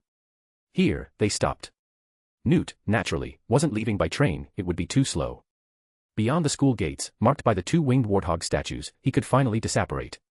As he stepped across the boundary, Newt turned back and gave Kyle a last set of instructions. "Make sure they don't leave the suitcase while you're at school. And when you come to pick them up, don't forget to bring your Order of Merlin medal. Tina's been eager to see it since she heard the news." "I will," Kyle replied, smiling. Chapter 236, the new member of the Weasley choir. The day before the holidays, the grades were finally released, and Kyle, with a perfect score, was unchallenged at the top of his year. This result came as a shock to many who had always assumed Kyle's performance had been subpar. In fact, even Kyle himself was stunned. Had Snape really awarded him a perfect score again? Kyle had previously believed that the perfect score Snape gave him last year was a one-off, likely because he had saved Conna from Orin. Family ties, after all, could explain such gratitude. But this year? Was it because he'd saved Harry? That didn't quite add up. Harry wasn't that important to Snape. Well, maybe Harry was, in a strange way. Kyle still couldn't make sense of it. Surely, it wasn't that Snape had suddenly turned over a new leaf and decided to be a decent teacher. That notion seemed absurd. Kyle would sooner believe that Voldemort was secretly working for a Muggle intelligence agency. That, at least, sounded more reasonable. Yet there were others who thought this outcome was entirely predictable. Fred and George had declared in the common room with exaggerated confidence. "That's the funniest joke I've heard all year. Honestly, I'd sooner believe our little brother Ron could be made prefect than that Kyle would ever fail an exam." Conna was similarly unwavering. She didn't believe Professor McGonagall had been shaking her head because Kyle had supposedly failed, but rather that there must be some other explanation, and she was right. Some younger students, consumed by doubt, even mustered the courage to ask Professor McGonagall directly, only to be reprimanded. She told them she was merely a bit disappointed that the gap between Kyle and the other students was so vast. Of course, that was only her official line. No one really knew what McGonagall was truly thinking. In any case, the school year was finally over. A notice prohibiting the use of magic over the holidays was handed out to everyone, and soon after, students either took a carriage or boarded a ferry to leave Hogwarts and catch the train back to King's Cross. "Hermione, you didn't really have to compete with Kyle," Harry said, looking at her sympathetically in the train compartment as she scowled in frustration. "After all, he's the youngest recipient of the Order of Merlin. You did really well, and you're still top of the year." "But I didn't get full marks." Hermione snapped, tugging at her tangled hair in frustration. "You only lost a few points in potions," Harry said, glancing around and lowering his voice. It's Snape. No matter how perfect your potion is, if you're not a Slytherin, he'll find something to take points off for. But Kyle isn't a Slytherin either, Hermione retorted, frowning. And he still got full marks, so it's not impossible. I must have messed something up. Maybe I heated it too long. The book says 20 seconds, but I forgot it also takes time to extinguish the flame. And those Valerian stems, too, I think I picked 2 that were too long. As Hermione meticulously reviewed every step of the forgetfulness potion in her mind, her expression grew more intense with each imagined mistake. Meanwhile, Harry and Ron exchanged increasingly uneasy glances. They hadn't planned on spending the start of their holidays talking about grades, exams, and especially not the potions exam. Ron, growing visibly irritable, turned away and stared into the corridor, hoping for a distraction. Just then, Kyle happened to pass by their compartment, followed by a crowd of younger students, chattering eagerly and clearly impressed. The corridor was filled with murmurs and excited whispers about Kyle, still basking in the glow of his recent Order of Merlin award. That's incredible. Ron muttered under his breath. If I could get the Order of Merlin and all top marks, Mum would be. Oh no.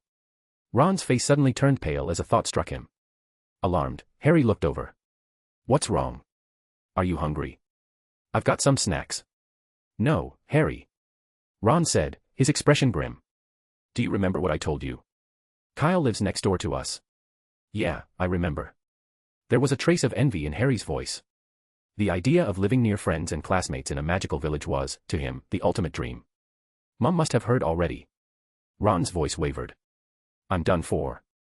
He had thought his grades were decent, he passed, hadn't he? But now, next to Kyle's spotless report card, his marks suddenly seemed, well, unimpressive. And then there was Percy, too. His brother had topped 5th year, and his next-door neighbor had topped 2nd year. Ron could already see the summer unfolding in front of him. Last year, Fred and George's shouts had been loud enough to drive the garden gnomes away, and he'd given their bellowing the nickname the Weasley Choir, good for scaring off gnomes. But this year, he might be joining in the chorus.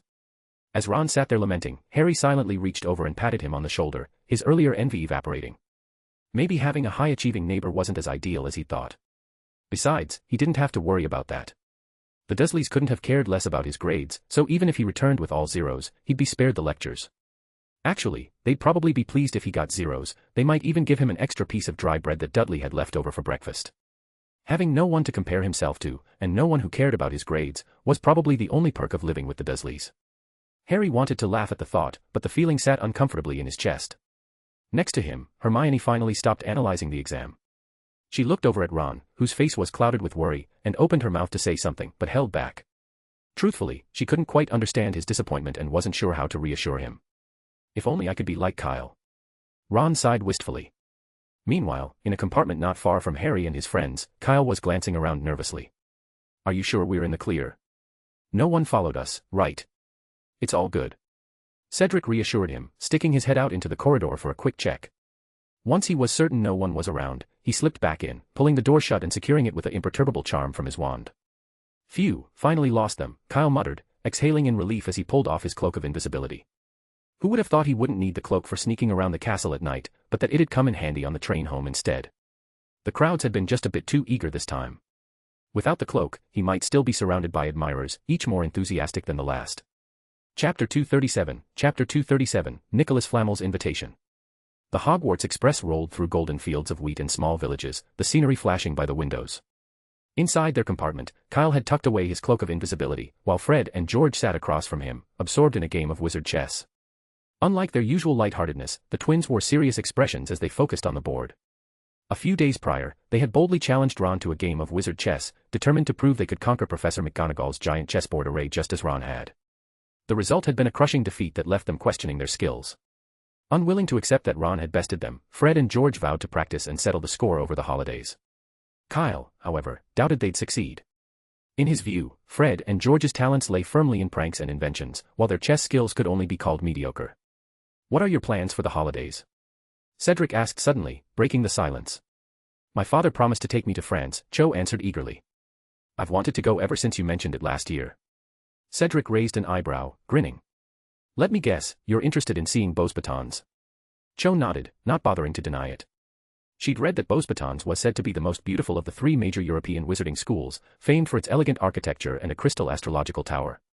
The tower, she'd heard, not only charted the orbits of the planets but changed color according to the constellations visible at any given time. She found the idea enchanting. Next to her, Kyle started to say something but then stopped, realizing that Beauxbatons was likely hidden. Much like a place protected by the Fidelius charm, the school would be concealed from anyone who hadn't been invited. Even if Cho searched all through the Pyrenees, she probably wouldn't find it. But Kyle kept his thoughts to himself, assuming Cedric, who'd seen Beauxbatons during his visit last year, was already aware of this. I'm going to watch the match, Cedric continued, between the Vratsa vultures and the Chudley cannons. My dad promised to take me. It's at the end of the month, want to come? I'll probably still be in Paris, Cho replied, smiling. Kanna, who had been quietly listening, shook her head. I might go to a match too, but it's not Quidditch. It's a wizarding school potions championship, one held every 3 years in Asia. At this, Fred, who had been focused on the chessboard, suddenly looked up. Is Snape the one taking you? Snape was distantly related to Kanna, and the group already knew that he'd purchased a house near her family's. Kanna herself had told them, and though it had been a bit of a surprise, they had taken the news in stride. After all, Kanna was the only non-Slytherin student Snape ever awarded points to, a fact they'd noticed long ago, though they'd never quite believed it. Contrary to Kanna's initial worry, Fred and George hadn't distanced themselves from her after learning about her connection to Snape. They disliked Snape on his own merits, it didn't change how they felt about Kanna. Besides, familial connections were common in the wizarding world. Technically, the Weasleys and the Malfoys were distantly related, too, but that didn't stop Mr. Weasley from feuding with Lucius Malfoy every chance he got. Yes. Kanna nodded slightly. He thinks I should watch more of these kinds of competitions. All right. Cedric replied, giving a thoughtful nod. Fred and George also declined Cedric's invitation. They had plans to work on new products for Weasley's Wizard Wheezes over the break, so traveling wasn't in the cards for them. When the Chudley cannons came up, Kyle gave a small, disdainful sniff, clearly unimpressed. Cedric hadn't actually intended to invite Kyle, but instead asked casually about his holiday plans. I don't know. I'll probably go out for a bit, too, Kyle said after thinking for a moment. He recalled that in the headmaster's office, McPhail had mentioned that Nicholas Flamel had hoped to join them this time, though his health wouldn't permit the long journey. However, Flamel had sent Kyle a letter, which McPhail had brought along. In it, Flamel included congratulations and well wishes, along with an invitation for Kyle to visit his home. He promised that, if Kyle accepted, someone would come to fetch him in a week. Kyle, thrilled at the opportunity, had quickly written a reply, which Dumbledore's Phoenix, Fawkes, helped deliver. Since Flamel's residence was under the Fidelius charm and couldn't be located by conventional means, only Fawkes could reach it. To ensure the letter's delivery, Kyle had bribed Fawkes with a bag of rue leaves and 5 precious ladies' mantles. With any luck, Kyle would also be in France by the following week. Oh, you're all so busy, George sighed dramatically, suddenly sweeping his hand across the chessboard and scattering the pieces. Makes it look like Fred and I are the only ones out of step. Fred, holding the queen and poised to strike George's king, glanced up, gritting his teeth. I was about to win. Oh, sorry, I wasn't paying attention, George chuckled. It's just disappointing, everyone's leaving us. Don't you understand how that feels? Fred scoffed, giving George an unimpressed look. He knew exactly what George was up to, after all, he'd had the same thought himself. George was just looking for a way to back out of the game. Fine. Fred said with a sly smile. The pieces can just reset themselves, let's keep playing. Nah, I'm not in the mood for chess anymore, George replied, shrugging and looking down. Besides, those pieces are tricky. Who knows if they'll put themselves in favorable spots. Ha. Fred snickered, amused by the excuse. It was a brilliant one, why hadn't he thought of it? As expected, he could never quite match George in sheer shamelessness. As the train neared King's Cross Station, Fred suddenly seemed to remember something. If I write to you, will you be able to receive it, he asked. Cedric thought for a moment. I think so. The post office offers long-distance delivery, but it's pretty expensive. I'll pass, Kyle said with a shrug. The owls probably won't even be able to find my address. If you want to write to me, just slip the letter into my house. I'll read it when I get back. Ha, who'd write to you? Fred laughed. George chimed in with mock disapproval. Yeah, we wouldn't waste galleons on you. Only moments ago, Fred and George had been ready to face off in chess, but they were back to being a united front now, laughing together. Oh, that reminds me. Kyle said, giving them a calm, knowing look. Cedric, wasn't someone supposed to fly a trophy over Hogwarts? Cedric smirked. Yes, and throw in a tap dance too. Right. Tap dancing on a flying broomstick. Now that would be something. I'd definitely take a picture of that to remember it. Fred and George fell silent instantly. They both remembered all too well that they'd once said that, never imagining Kyle would actually receive the Order of Merlin while still in second year. But it was too late to regret that now. Amid the group's laughter, the train gradually slowed down and finally came to a halt at platform 9 3/4. Chapter 238, The Department of Mysteries. Early that morning, Kyle went downstairs for breakfast, as usual. Chris was the only one in the living room. Diana, in fact, had not returned since the last investiture ceremony. Kyle had already asked Chris about it, but he didn't seem to know much either, aside from mentioning that the Department of Mysteries mission appeared exceptionally important this time. Just 2 days ago, the entire 9th floor of the Ministry of Magic, where the Department of Mysteries is located, had been completely sealed off. The elevators could no longer reach it, and even the enchanted paper airplanes carrying messages were halted outside. Not even the minister, Cornelius Fudge, could get in. The minister had lost his temper over this. Yet, no matter how furious Fudge got or how many times he banged his head against the elevator doors, the 9th floor remained closed. Unlike other departments within the ministry, the Department of Mysteries enjoyed significant independence and wasn't under the minister's direct jurisdiction. After all, it had existed long before the Ministry of Magic was established, and technically, the two entities merely cooperated with each other. Typically, the unspeakables might show Fudge some deference, but in extraordinary circumstances, things were different. At times like these, Fudge, the so-called minister, held less significance in their eyes than a crystal ball of prophecy. I wonder if this mission of the Department of Mysteries has anything to do with Voldemort, Kyle mused, feeling a twinge of curiosity. But unfortunately, Diana never shared any details about the department's work with him. Today marks the 2nd week of your vacation, right? Chris asked, handing Kyle a plate of bacon as they sat at the dining table. His tone held a hint of apprehension. Are you sure that was really a letter from Mr. Nicholas Flamel?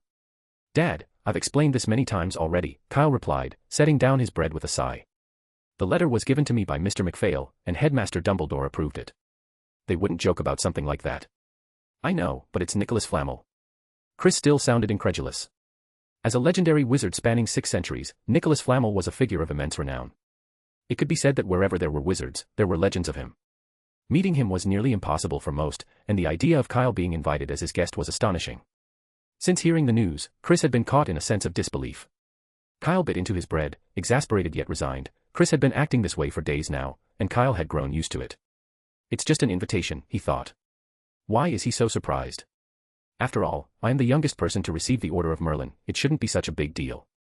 Bang, bang. A knock sounded at the door. Is that the person here to pick you up? Chris asked. I don't think so, Kyle replied calmly, shaking his head. Today was indeed the scheduled day, but it was still too early, barely 8 o'clock. Besides, the knock on the door was unmistakably familiar, the kind he'd heard almost daily around this time last year. Kyle got up and walked over to the door. As he opened it, 2 identical faces appeared in front of him. Kyle. Thank goodness you're still home, George said with visible relief. We remembered you were leaving today. It was, in fact, Fred and George. Kyle looked entirely unsurprised. With a steady expression, he said, Come in, let's talk. Fred peered over Kyle's shoulder, then shook his head in mock seriousness. No, you're probably busy today. We won't take up your time. We're just here to borrow your owl. Borrow my owl? Kyle raised an eyebrow, surprised. He had assumed they'd be asking to use the attic again for their skiving snack box experiments, like last year. Besides, he thought the Weasley family's owl, despite its age, was still in good health under Chris's recent care and could manage a letter delivery. Yes, Fred explained, a grin tugging at his lips. The skiving snack box line is a hit, we've gotten so many orders, even during the holidays. We need to send out our goods, George added, producing a parchment densely packed with names. That's quite a few names, Kyle remarked, still a bit surprised. But they're not even in school right now. What do they need fat tongue toffees for? Ah, but have a look, Fred replied, grinning. Most of the names are first-year wizards, all snapping up the fat tongue toffees. They can't use magic at home over the holidays, George added, but these treats let them show a bit of magic anyway. George and I thought it up just before break, Fred said, obviously pleased with himself. We even dialed down the swelling solution so the tongue wouldn't grow too much. It's been a huge hit. Fred's expression darkened slightly. Only problem is, Percy the Brainiac's been hogging Errol lately and won't let us use him. Got it. Kyle nodded, walked to the door, and raised his arm. Rattan. A massive owl swooped down from the nearby woods, its belly rounded, looking as if it had just returned from a buffet. Magnificent, Fred murmured in awe. Even after all this time, Rattan's size was still impressive. The owl was easily twice the size of Errol, practically a giant among owls. Somehow, Kyle had managed to keep him in such impressive shape. As he looked at Rattan, Fred seemed to recall something and lowered his voice. Does he follow other owls around when they're out delivering? What are you plotting? Kyle asked, eyeing him suspiciously. Are they planning to have him tail someone? That would be going too far. Did they want to end up in Azkaban just to develop more clients? It's not just any owl, George said mysteriously. It's Percy's. He keeps claiming he's sending letters to swap homework with other prefects. But we don't buy it, Fred added. The way he acts when he's delivering them, he looks like a gnome who's just pinched a potato. We want to find out who he's really writing to. Kyle shook his head firmly. I'd advise against that idea. Ratton wouldn't agree to it, no owl would. They might even go on strike. Don't worry, Fred said with an innocent smile. We know owls won't agree. We were just talking. We weren't actually going to do it. Kyle saw the mischievous glints in Fred and George's eyes and realized they were putting on an act just to rile him up. George shrugged, still smirking. Anyway, we'd better get moving to deliver these goodies our customers have been eagerly waiting for. That's much more important than nosy old Percy and his big head. Chapter 239, A Luxurious Way to Travel. After realizing that Fred and George were only joking, Kyle handed Ratton over to them. However, Ratton was still somewhat uneasy, hovering in midair and keeping a wary eye on the twins. Hey, we were just joking, Fred said, looking a bit embarrassed. Ratton, however, pretended not to hear. You really shouldn't make comments like that in front of owls, Kyle advised. But he's agreed to help deliver your packages. So, what does he eat every day? Owl nuts, George asked.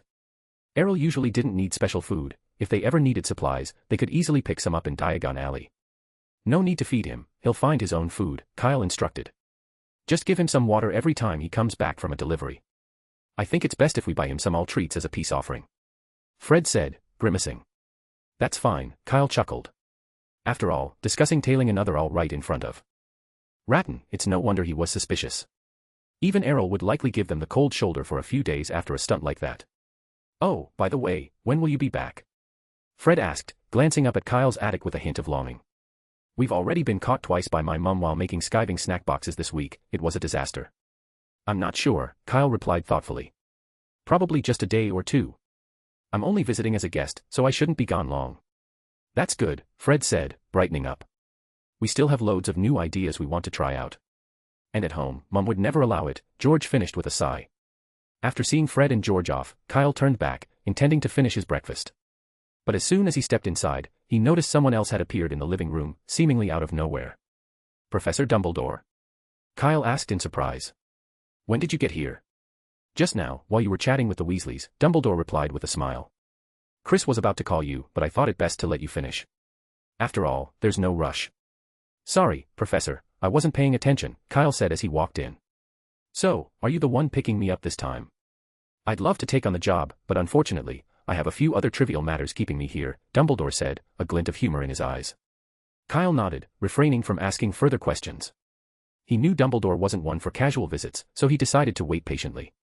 Settling himself nearby, Kyle half-jokingly remarked, It's not because of the defense against the dark arts, Professor, is it? Ah, Kyle, you're as perceptive as ever, Dumbledore sighed. Finding a suitable professor is always such a challenge. I seem to spend half my life searching. Just this past week, I've called on several old friends, but most were conveniently not at home, and those who were wouldn't let me in. Truthfully, it's a bit disheartening. It's only temporary, Albus, Chris said, chuckling. Once the term starts in September, I'm sure things will be different. Would you like some tea? Chris poured Dumbledore a cup of tea, and Kyle offered him the sugar tin. After a sip, Dumbledore's mood seemed to lift. But all is not lost, he said with a faint smile. Dougald has recommended someone to me, and it seems they're interested in the position. Oh. Kyle raised an eyebrow. This time, I can assure you it won't be a dark wizard, Dumbledore emphasized. He's well known in the wizarding world and, like you, holds an Order of Merlin. I trust your judgment, Professor, Kyle said sincerely. So, does this mean we have a new defense against the dark arts, Professor? Not quite, Dumbledore replied, his eyes twinkling thoughtfully.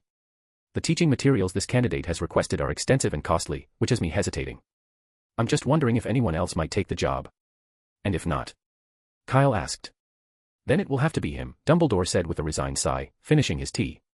He glanced out the window and remarked, Oh, it's nearly time. Are you all set for the journey, Kyle? Of course, Professor. Kyle patted his moleskin pouch, which was now carrying a regular bag enchanted with the undetectable extension charm. Though compact, it held more than enough for his trip. So, will Fawkes be taking me there? Kyle inquired. That's certainly one option, Dumbledore said with a smile. But I don't think you'd enjoy traveling by Phoenix. It's a bit jarring for wizards, and even I haven't fully gotten used to it. No, we have a better method. Dumbledore reached into his pocket, drawing out a small, glimmering red stone fragment and placing it on the table. A Philosopher's Stone. It's a fragment of the Philosopher's Stone, Dumbledore clarified. The original stone was destroyed, and it no longer holds its magical properties. However, we found another use for the fragments, as portkeys. Portkeys made from Philosopher's Stone fragments are quite stable and ideal for long-distance travel. Kyle's eyelid twitched slightly. A portkey made from a fragment of the Philosopher's Stone. It felt as if he were casually holding a gold coin. Well, Kyle thought, no wonder he's been around for 6 centuries, he certainly knows how to make an impression. Dumbledore glanced out the window once more. Are you ready, Kyle? You know how to use a portkey, don't you? Kyle nodded, reaching out to grasp the Philosopher's Stone fragment. The coolness of the stone seeped into his palm. Oh, and take this. Dumbledore suddenly remembered, slipping an envelope into Kyle's pocket. Open it once you arrive in France. Kyle heard only that final instruction before everything became a blur. He felt as if someone had given him a strong push, and suddenly he was airborne. In an instant, he vanished from the living room, whisked away by the portkey. The world blurred as he was pulled forward at incredible speed, the experience entirely different from apparition. Yet, compared to the sensation of being twisted inside a washing machine, this journey was surprisingly gentle. Though not exactly comfortable, it wasn't unpleasant, and he felt none of the usual dizziness. It was manageable. After an indeterminate amount of time, Kyle felt his body lighten, and then, with a heavy thud, he landed on solid ground. Chapter 240, Nicholas Flamel. Kyle landed with a slight thud, holding onto the fragment of the Philosopher's Stone, which spun briefly in midair before he deftly caught it. He slipped the fragment into his pocket, then looked around, taking in his surroundings. Before setting off, Kyle had anticipated all sorts of possible destinations. He had expected perhaps a grand manor, or even a secluded wizard village, somewhere remote and secretive, like Newt's home nestled deep in the mountains, hidden from prying eyes. But he hadn't imagined that he would end up on a bustling Muggle street. Kyle raised his eyebrows as he took in the sight of a large restaurant sign overhead. People strolled past, busy and preoccupied, none seeming to notice the young wizard who had suddenly appeared out of thin air. They moved around him with the ease of those who didn't see anything out of the ordinary. In the background, car horns blared intermittently, and Kyle squinted at the cityscape beyond. To his left, he caught a glimpse of a tall spire piercing the sky. Paris. Kyle muttered to himself, piecing together his whereabouts. Since he'd known from the start that he'd be going to France, he quickly regained his composure after the initial surprise. A Muggle street is as good a landing place as any, he thought. After all, it was a wizard with over 6 centuries of history, his outlook was bound to differ from that of most people. He could have arranged to meet atop the Eiffel Tower, or even in the depths of a zoo, it wouldn't have been entirely unexpected. For now, though, Kyle's priority was to locate the person he was here to meet. Kyle considered his options. Since either Nicholas Flamel or Dumbledore had likely prepared the portkey, he felt confident he was in the right place. And given Flamel's nature, it was doubtful he'd be found in any of the shops lining this busy street. Could it be the Fidley's charm? Reaching into his pocket, Kyle pulled out the envelope Dumbledore had given him before his departure. Opening it, he found a blank piece of paper. However, as soon as he unfolded it, he heard a soft, distinct whisper, a single number. 51. As soon as the number 51 whispered in Kyle's ear, the blank paper in his hand suddenly ignited, burning to ash in an instant and falling to the ground. Kyle barely had time to process this when, just ahead, an exquisite wooden door with gilt patterns materialized between the restaurant and the record store. Pale blue walls and gleaming windows emerged, as though an entire house had pushed its way into existence, forcing the neighboring shops aside. Kyle observed the new building, intrigued. Inside the restaurant, the waitstaff continued their casual conversations, and in the record store, soft music played on, with neither business seeming to notice the sudden appearance of this elegant door. Approaching it, Kyle noticed the door had no handle, only a small indentation that looked as if something had been struck out of it, not quite a keyhole. He pulled out his wand, attempting an unlocking charm, but as expected, it had no effect. Is this some sort of test? He muttered. Dumbledore didn't mention anything about this. As he pondered his next move, the gilt patterns on the door began to twist, entwining to form elegant golden text. Ahead of you lies a swift river. The song of the magic flute has destroyed the bridge leading to the other side. To continue forward, you must find the 4 lost branches. One was taken by a knight in the countryside. One struck a butterfly and was unknowingly picked up by a madam. One witnessed a wedding vow, and one flaunts above people's heads. Go forth and find them. Or, you could hand over your treasures to the sirens by the shore, they will help you cross. Kyle studied the words, his gaze narrowing thoughtfully. The meaning was clear enough, the bridge seemed to represent the door, and to unlock it, he would need to locate 4 specific items corresponding to the clues. He analyzed each line carefully, picking out the key phrases, the song of the magic flute. A night in the countryside. Madame Butterfly. Famous operas, he thought. The names of certain operas matched the clues, though he hadn't yet pieced together the last 2.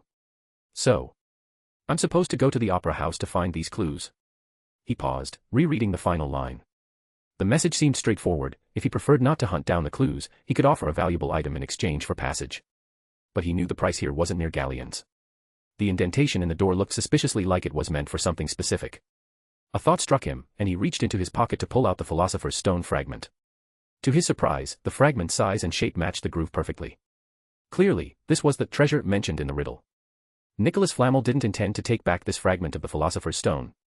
Kyle mused, surprised. If he found all the clues, he might even be able to keep the stone fragment. On one hand, he could spend time solving the puzzle to retain it, on the other, he could simply use it now as a key. The choice was clear to him. With a shrug, Kyle pushed the fragment into the groove without hesitation.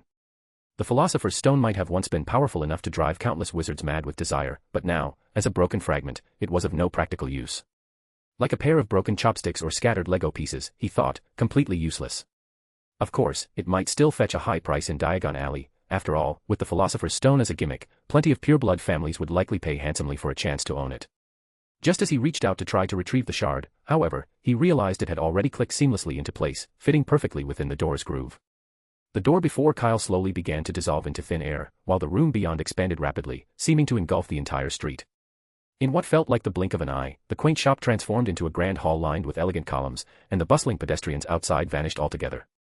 Kyle now stood in a vast, opulent hall.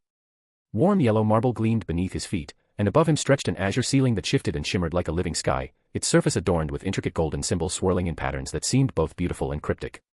"Aha, Olymp, you lose." A familiar voice broke the silence nearby. "I told you, this kid would be the first one to arrive. Pay up." 2 galleons, fair and square. Chapter 241, Maxim and the Silver-Haired Girl.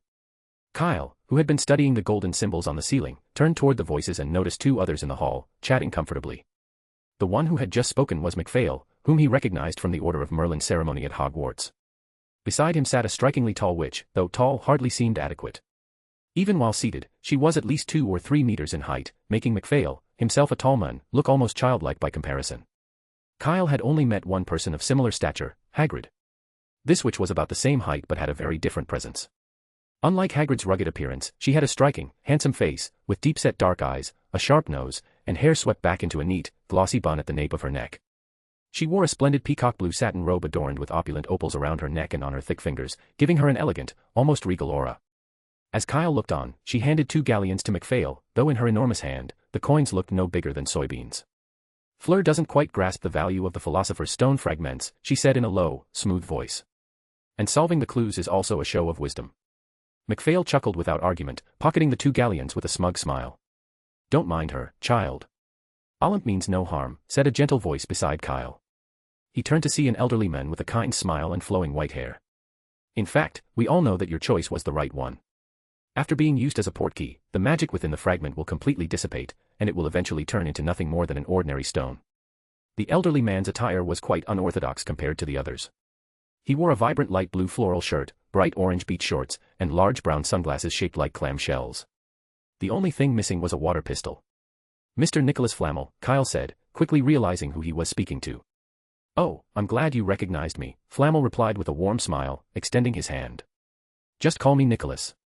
Everyone does, it makes me feel so much younger." For a man over 600 years old, the difference between 20 and 200 must have seemed negligible.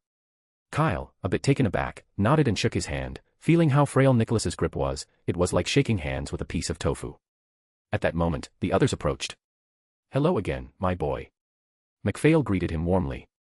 "Welcome to Paris. This is Nicholas's former residence. Allow me to introduce Madame Maxim, the headmistress of Beauxbaton's Academy of Magic.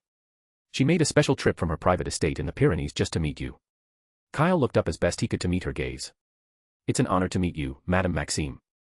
"Hello, my boy," she replied with an appraising look. "Have you ever thought about transferring to Beauxbatons?" Kyle was taken aback by her forthrightness, but after a moment, he shook his head politely. "Hogwarts suits me well, and all my friends are there." "What a pity," Madame Maxim mused, seemingly undeterred. "But they could transfer along with you if they wished." "Now, Olymp, that won't do," McPhail said disapprovingly. The boy clearly prefers Hogwarts. It was no small thing to attempt poaching Dumbledore's students, and Madame Maxim seemed to want not just Kyle but his friends as well. With his friendships and their talent, Hogwarts would feel the loss. Dumbledore might even rush to Paris overnight if he heard, and likely bring along Minerva McGonagall to help. Maxim, unfazed, continued, it's ultimately his choice, Dugald. She looked back at Kyle. What do you say, my dear? Would you consider transferring? I assure you that Beauxbatons has fine professors and wonderful students. You'd enjoy it. Kyle hesitated, trying to think of a polite way to refuse. Hogwarts, after all, had something unique, a basilisk, a legacy from Salazar Slytherin himself, one of the school's founders. Beauxbatons had no such legacy to compare. Why would he ever leave Hogwarts for a mere crystal astrology tower? Sorry, Kyle began, only to be interrupted. Don't be so quick to refuse, my boy. A sly glint sparkled in Madame Maxim's eyes. My offer stands until the moment you leave here. McPhail suddenly looked exasperated, muttering, oh, blast it, how could I forget about the girl with the Vila bloodline? No wonder you brought her along. Madame Maxim merely smiled. Leaning close to Kyle, McPhail whispered, my boy, did you bring any Baraffio's brain elixir or awakening potion? No, Kyle replied, shaking his head. The potion kit Director Sykes had given him contained a variety of basics, but not those potions. He rarely needed them anyway, so they hadn't crossed his mind. Oh, that's unfortunate. In that case, maybe we should. Dugald.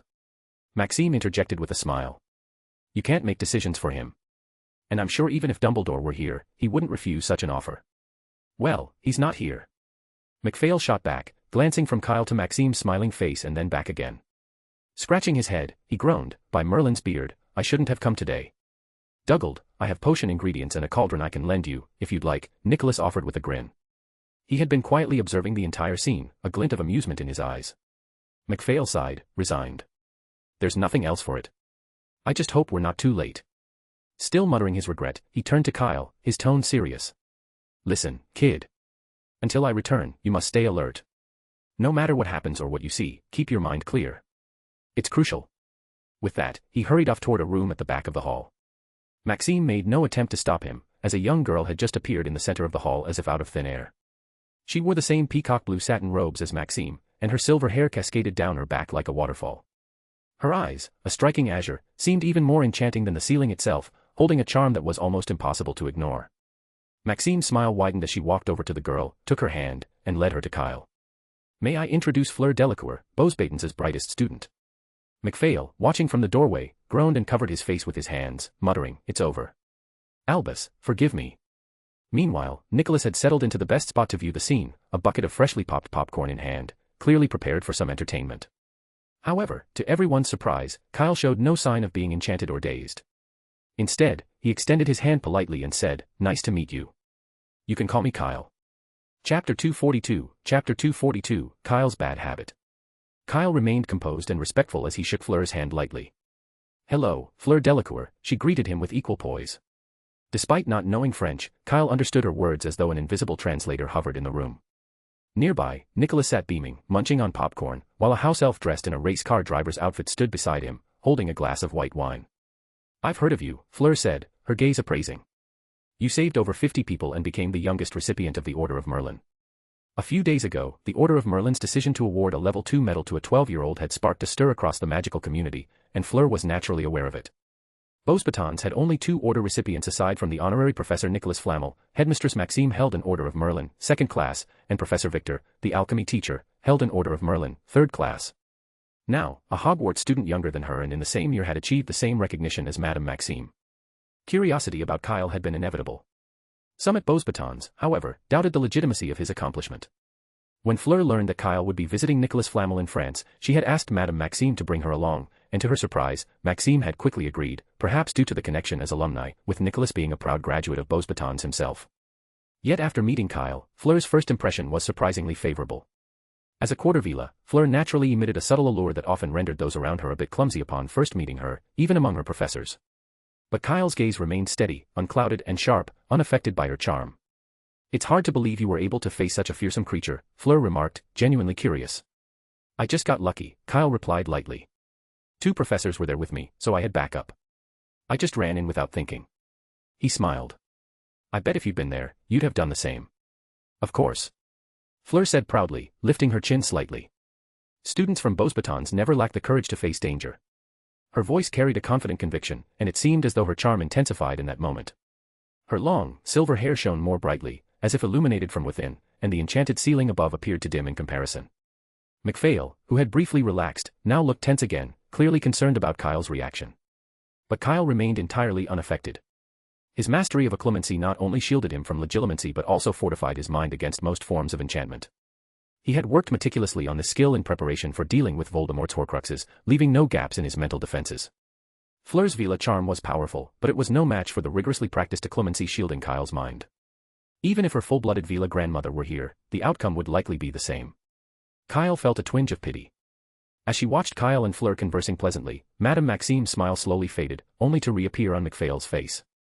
"Well, Olympe, it seems your little plan hasn't gone quite as expected," he commented with a smirk. Maxim raised an eyebrow, her tone smooth. "What are you talking about, Dugald? They're getting along wonderfully, aren't they?" McPhail chuckled oddly, choosing not to press her further. "And as for you, Dugald," Maxim said coolly, "weren't you off to brew Baruffio's brain elixir? What are you still doing here? Are you certain you even remember how to make such a complex potion?"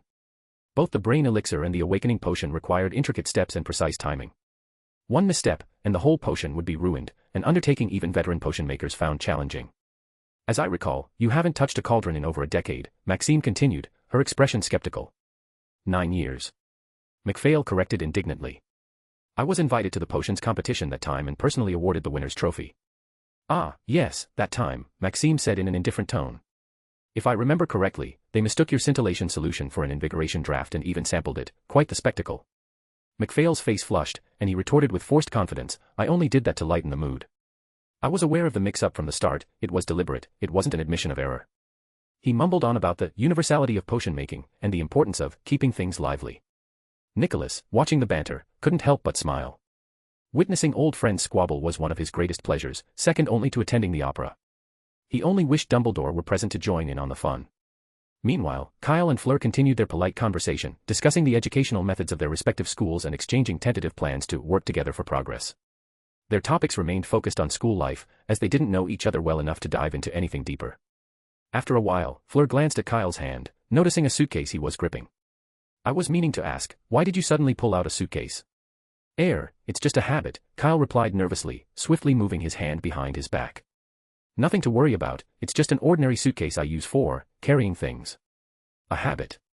Fleur repeated, looking puzzled. Kyle's explanation seemed odd, who carried a suitcase while chatting. She had certainly never encountered anyone at Beauxbatons with such a quirk. "Ah, it's just one of my little hobbies," he replied, growing more flustered. In reality, he had acquired a bit of a reflex at Hogwarts due to his extensive collection of magical creatures. The mention of Fleur's Vela heritage had caused him to reach for the suitcase instinctively.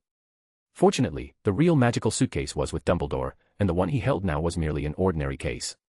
If he had mistakenly used Newt's suitcase and accidentally slipped Fleur into it, well, leaving Paris in one piece would have been unlikely.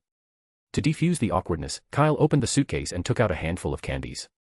"Here, these are for you," he said, offering them to Fleur. Fleur accepted them instinctively. "Candies?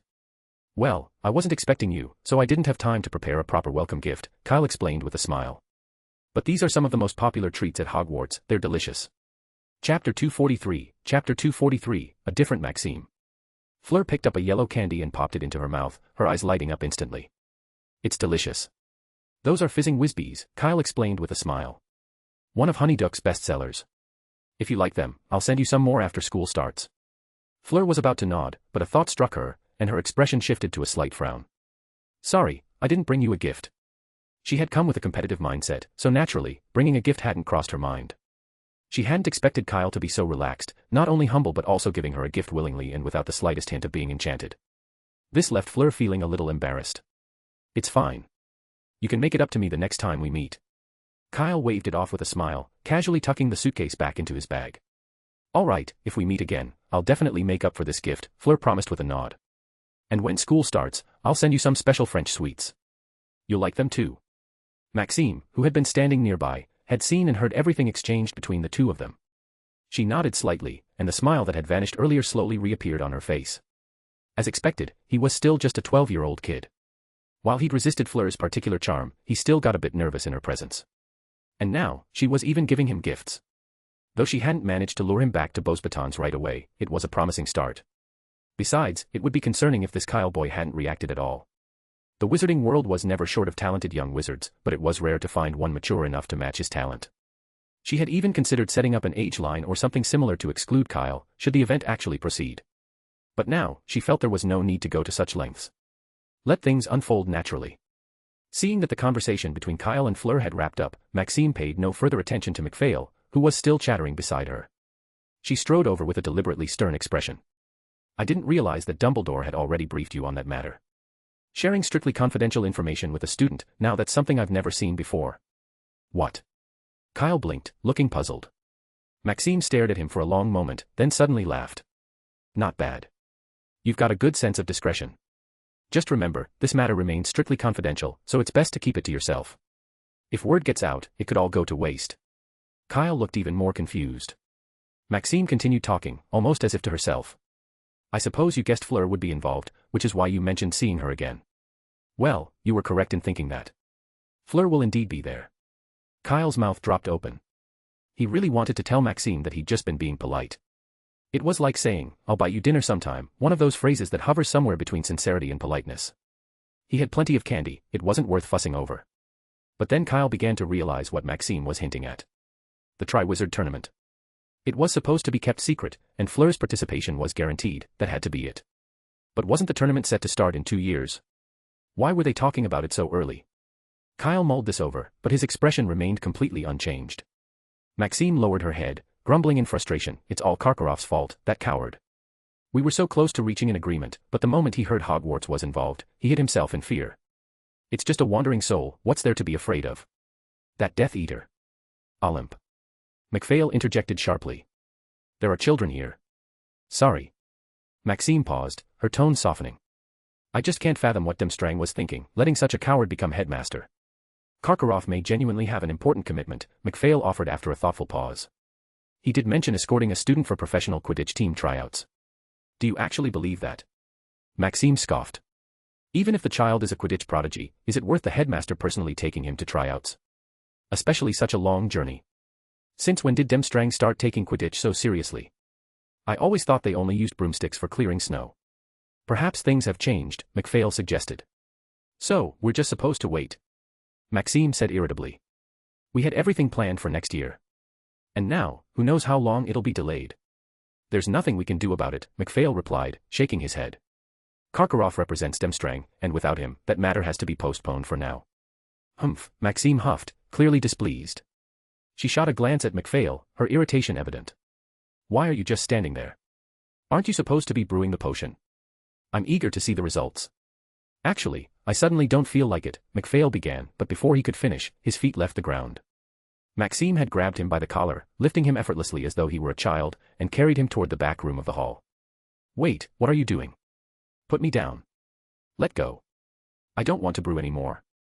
McPhail protested, struggling helplessly, but despite their considerable size difference, he was soon dragged into the small, dimly lit room. Fleur looked on, utterly astonished, her view of the world shattered. In the eyes of all Beauxbatons students, Madame Maxim had always embodied elegance and poise. She had never imagined that the most perfect professor of etiquette would behave so unrefined. Don't be surprised, my dear, Nicholas said, finally setting aside the popcorn he'd been munching on, a smile playing on his lips. They're old friends, and it's natural for them to relax around each other. When you return to school, you'll see Madame Olimp's refined side once more. Oh, and do remember to keep this little incident to yourself. Fleur nodded stiffly, still processing what she'd seen. Would you like to go take a look? Nicholas invited with a grin. McPhail rarely demonstrates his potion making, so this is a rare opportunity. Is that all right? Fleur asked hesitantly. Of course, it's perfectly fine. Nicholas led Kyle and Fleur toward the room, and just as they reached the door, they heard a loud clanging noise from inside. Kyle and Fleur exchanged a look before glancing at Nicholas Flamel. Oh, you needn't worry, Nicholas said calmly, as though accustomed to such commotions. It'll all be over in a moment. Chapter 244, Does he have a grudge against Dumbledore? The next morning, Kyle rubbed his head and sat up in an antique four-poster bed, blinking groggily as he took in the unfamiliar room around him. After a moment, he remembered, he was in Paris, at Nicholas Flamel's house. Would you like some breakfast, my lord? A high-pitched voice called from the far side of the room. It was a house elf wearing a pair of little goggles. Tata. Kyle recalled. That was the house elf's name. Yes, honored guest. Tata is very honored you remember my name. Unlike the typically timid house elves in the Hogwarts kitchen, Tata seemed much more self-assured. Dressed in a neat, well-fitting outfit, Tata looked more like a proper butler from an old manor than a house elf. But, like the others, Tata was a bit overenthusiastic. As soon as Kyle sat up, Tata rushed over with an array of toiletries and breakfast items, setting them all down with practiced efficiency. Steak, sausage, bread, French foie gras, a selection of French soups, the table was practically overflowing, enough to feed a small army. That's plenty. I can't eat all of this, Kyle quickly said, pushing a few dishes aside as he grabbed a warm towel from the nearby tray to wipe his face. By the way, what happened yesterday? And why am I sleeping here? His head still felt a bit foggy. He vaguely remembered being invited to Flamel's house, meeting Fleur and Madame Maxim from Beauxbatons, but the rest was a blur. He had no idea why he'd spent the night here. My noble guest, you drank some rather strong water yesterday and fell asleep, Tata explained. The master asked me to bring you here to rest. Strong water. Kyle repeated, frowning as faint memories resurfaced, though still blurry. Yes, this, Tata replied, pulling a bottle out from a nearby cabinet. I made sure to save it after everyone finished drinking yesterday. Kyle took the bottle, and his expression shifted as he inspected it. It was a bottle of old fire whiskey. His eyes widened as he checked the label's date, 1933. He had been drinking fire whiskey that was almost 60 years old. No wonder his head felt like it was spinning. He'd never experienced a headache like this since learning occlumency. But, as he now realized, occlumency wasn't much help against fire whiskey. Master said you might need this, Tata said, holding out a small vial filled with a sky blue potion. Kyle took it, uncorked it, and sniffed briefly before tilting his head back and downing the potion in one gulp. Almost instantly, a cool sensation spread through his body, clearing his foggy head. Then, the previous day's events started to come back to him. During dinner, someone had indeed offered him a glass of something with a wine-like flavor. And it wasn't just anyone, it was McPhail, the wizard who had presented the Merlin's medal at Hogwarts. At the time, McPhail had said it was mead, perfectly fine for young wizards to drink. Kyle hadn't thought twice and took a sip. And now. Kyle rubbed his temples, feeling his headache intensify. Who would have guessed that McPhail, a wizard over 100 years old and a distinguished Order of Merlin, first-class recipient, would lie to a kid under 13 and get him to drink fire whiskey? And then there was that Baraffio's brain elixir McPhail had started to brew, an unpleasant, slimy, bubbling concoction that looked like a strange shade of brown. Kyle had only ever seen it brewing in McPhail's cauldron. Not even a dragon could stomach that stuff. For a moment, Kyle couldn't help but wonder if McPhail held some grudge against Dumbledore. Maybe, unable to best him, he'd settled for causing a bit of mischief by roping Kyle into his bizarre antics. After breakfast, Kyle left his room and followed a gleaming, golden corridor that led to the grand hall from the previous day. When he entered, he found the hall completely transformed. The ceiling was now open to the sky, while the walls and floor shimmered in a deep, dark golden hue. The moment he stepped in, Kyle was captivated by an astonishing scene, an orchestra, filling every corner of the room, playing their instruments with intense focus. The music was rich, sweeping through the space like a live opera performance.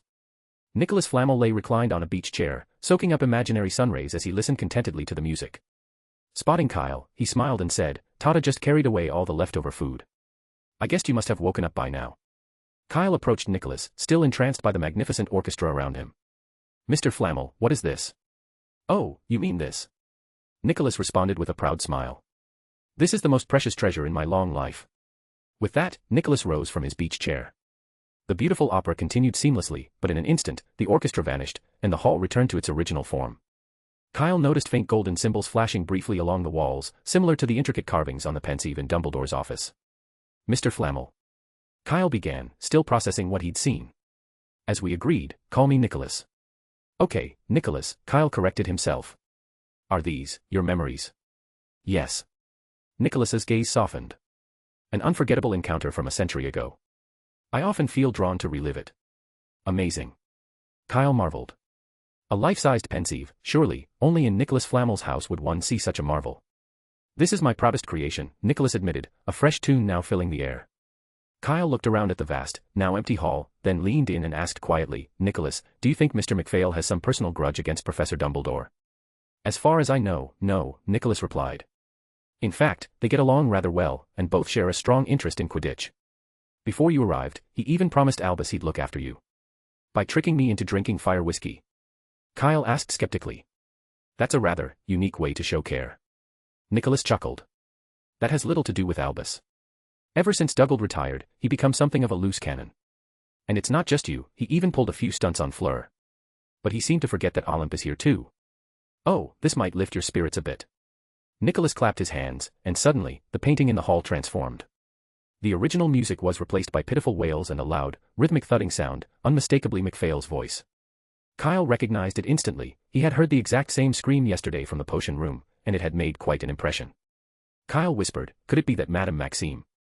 "Exactly." Nicholas winked, a mischievous smile on his face. "I doubt he'll be stepping outside anytime soon." Kyle chuckled, though he felt a twinge of sympathy. This had nothing to do with Dumbledore. It was one thing for McPhail to prank him, but to involve Fleur, right under Madame Maxim's watchful eye. He'd certainly paid the price for that mistake. Chapter 245, Nicholas Flamel's private library. After learning that everyone else had already left, Kyle was about to pack up and head back himself when Nicholas Flamel shook his head and said, "There's no need to hurry, Kyle. You can stay here for a while if you like. And I heard from Albus that you've taught yourself some alchemy and invented a rather interesting little gadget. It has something to do with Quidditch, doesn't it? May I take a look?"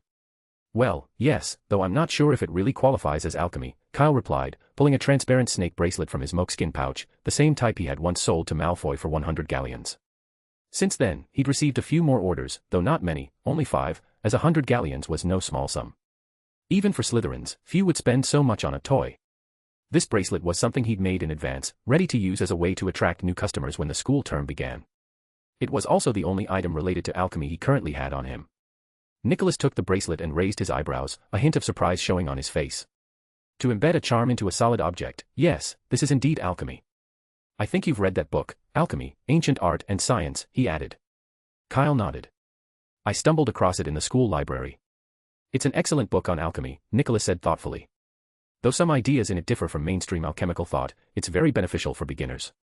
Nicholas ran his fingers gently over the bracelet. "It's impressive you've developed such a solid foundation. I can only spot a few minor flaws. It seems you're quite interested in alchemy." Kyle nodded without hesitation. Yes.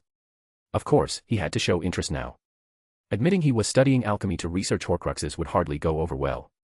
Kyle had no interest in pursuing his studies in Nurmengard. Besides, as the creator of the Philosopher's Stone, Nicholas Flamel's expertise in alchemy was beyond anyone's imagination. Even if he taught only a few tricks on a whim, it would be an invaluable treasure for Kyle. "Good, then come with me." Nicholas returned the bracelet to him and led Kyle to a circular room. There was little furniture here, just a few tables, the rest of the space was filled with books. An astonishing number of them. Rows upon rows of towering bookshelves extended as far as the eye could see, stacked neatly from the floor up. Nicholas gestured to the shelves. "There are many alchemy books here, as well as notes from my earlier years. If you're interested, feel free to look through them anytime." Kyle looked up at the vast array of books in awe. "Are all of these about alchemy?" he asked incredulously. "Not at all, only a few." Nicholas pulled a worn copy of the Tales of Beetle the Bard from a nearby shelf. "If you want to read something else, you can find it here too, whatever you like. It's like having a library in your own home." Kyle muttered. "Not quite, just my personal collection." Nicholas placed the book back on the shelf. "I began gathering books in my early years and kept them here. At first, there were only a few shelves, but over time, they grew and grew, until it became like this." This was only from the early years. Kyle couldn't help but marvel. Even just the collection in front of him was already larger than the Hogwarts library. Nicholas, however, seemed eager to return to the opera. With a few parting words, he took a few small steps toward the door. Before leaving, he called for a house elf. "Tata knows the location of every book here. If you're looking for something in particular, just ask it." The door closed behind him, leaving Kyle alone with Tata, the house elf, who stared back at him expectantly. A moment later, Kyle asked hesitantly, "You know where all these books are?" "Of course, my honored guest," Tata replied proudly. "As a qualified house elf, I must be able to locate whatever my master needs at any time. Though it may be difficult, Tata can manage it. Could you help me find 1,000 magical herbs and fungi?" Kyle asked, testing her claim. Pop. With a snap of her fingers, a thick book appeared on the nearby table. "I also need alchemy, ancient art and science." Pop. Another loud snap, and the book, typically kept in Hogwarts' restricted section, materialized on the table as well. Kyle picked it up and leafed through it briefly. The content was identical to the copy he had seen before. "What about Stir the Soul's Depths?" Kyle asked, narrowing his eyes thoughtfully. Pop. The familiar snapping sound echoed again, but this time, nothing appeared on the table. "Please forgive me, distinguished guest." Tata quickly bowed low, her long nose nearly brushing the floor. "You cannot see that book." "Can't see it." Kyle frowned. "At all. It's on the 23rd floor, the 97th row on the left," Tata responded with precision, "but you cannot see it, so Tata cannot bring it to you." Kyle realized that this library, too, seemed to have a restricted section of its own. For a moment, he considered searching for Secrets of the Darkest Art, a book he'd been eager to find. But given Nicholas Flamel's close relationship with Dumbledore, he quickly dismissed the idea. He already knew the basics of creating a horcrux from Voldemort, so there was no need to take that risk. That's all right, Tata. I didn't really want to read that book anyway, Kyle said, refocusing. Can you help me find Nicholas's notes? Just the basics. Tata straightened up. With a series of crackling sounds, like tiny firecrackers, the table was soon covered with a variety of well-preserved notebooks, parchments, and slates. Kyle eagerly flipped through them, only to discover that he couldn't understand any of it. The symbols were unfamiliar, completely indecipherable. It was as though Nicholas Flamel had leapt from the basics of alchemy straight to advanced research, skipping over everything in between, and those blank spaces were exactly what Kyle needed. Do you have anything even earlier than this? Kyle asked, frowning. Tata shook her head. Running out of options, Kyle shifted his approach. Can you bring me the books Nicholas has written himself? This time, Tata returned with something more accessible. The Principles of Alchemical Exchange. This was an alchemy textbook Nicholas Flamel had written long ago specifically for Beau's batons. And it was exactly what Kyle needed. Chapter 246, The Blue Crystal Shard. In Nicholas's private library, Kyle sat at the table as usual, quietly leafing through a book on alchemy. Tata, the house elf, stood nearby, and as Kyle finished reading the last page, she handed him a glass of freshly made lemonade. Thanks, Kyle said, finishing the drink with a satisfied sigh. It had been a month since his arrival, and in that time, he had practically lived in this library. Sometimes Tata even brought him his meals. Though Nicholas Flamel hadn't personally taught him any alchemy, he had recommended numerous books ideal for beginners. This guidance alone had led to a marked improvement in Kyle's understanding of alchemy, and he could feel his skills advancing significantly. The progress he'd made left him deeply content. But, unfortunately, today was his last day here. Kyle reluctantly handed the book he was reading to Tata and left the library alone. In the lobby, he found Nicholas Flamel still enjoying an opera performance from his memories. As Kyle approached, the orchestra in Nicholas's mind seemed to finish the last note. I was just wondering when you'd come out, Nicholas remarked, putting away his memories and slowly rising from the beach chair. Pernelli has already called for us several times. It's time to head back. Pernelli, Nicholas's wife, had stayed behind in Devon to tend to the garden and hadn't joined them on this trip to Paris. Are we leaving now? Kyle asked. No rush, Nicholas replied with a smile. First, I need to see if you've been keeping up with your studies. All right then. Professor Nicholas. Kyle took a folded piece of parchment from his pocket and unfolded it in front of Nicholas. The parchment displayed a map of the entire estate, with every room labeled, and in the center of the hall, Kyle's name was clearly marked. A map? Nicholas asked with interest. Yes, Kyle said. The original map was drawn by Tata. I studied the tracing magic behind the summoning charm, along with a few other techniques, to produce this. He pulled out his wand and tapped it on the map, softly saying, Library. Instantly, a clear dotted line appeared, connecting Kyle's name in the hall to the library on the parchment. Nicholas's eyes gleamed for a moment. Without a word, he flicked his fingers, and the hall around them seemed to come alive. The corridor behind Kyle began to shift, gradually sealing itself off until it had become a solid wall. Doors and windows throughout the hall slowly faded, until the room was completely enclosed, with no visible exits. Nicholas looked back at the parchment. The layout of the rooms had changed, but, curiously, the dotted line connecting Kyle to the library was still present, only now, it pointed in a different direction. The line bent towards the newly formed wall on the left, where it vanished into the solid surface. It seems your work has failed, Nicholas remarked, looking up at Kyle with a smile. He pointed toward the wall where the dotted line ended. There's no exit there. Not necessarily, Nicholas, Kyle replied, smiling back. He walked confidently toward the wall, took a deep breath, and then dashed forward, crashing straight into it. Just like platform 9 3/4, Kyle passed through the wall effortlessly, emerging into the familiar corridor beyond. Nicholas followed him with an approving look. Allow me to retract my previous comment, he said with a chuckle. It's excellent work, you really haven't slacked off. He paused, then asked, shall we head back now? Of course. Nicholas pulled out 2 crystal shards, one blue and one red. These are the keys. Channel magic into them using alchemy, and they'll open the way. Kyle stared at the blue crystal, which was identical to a shard of the Philosopher's Stone.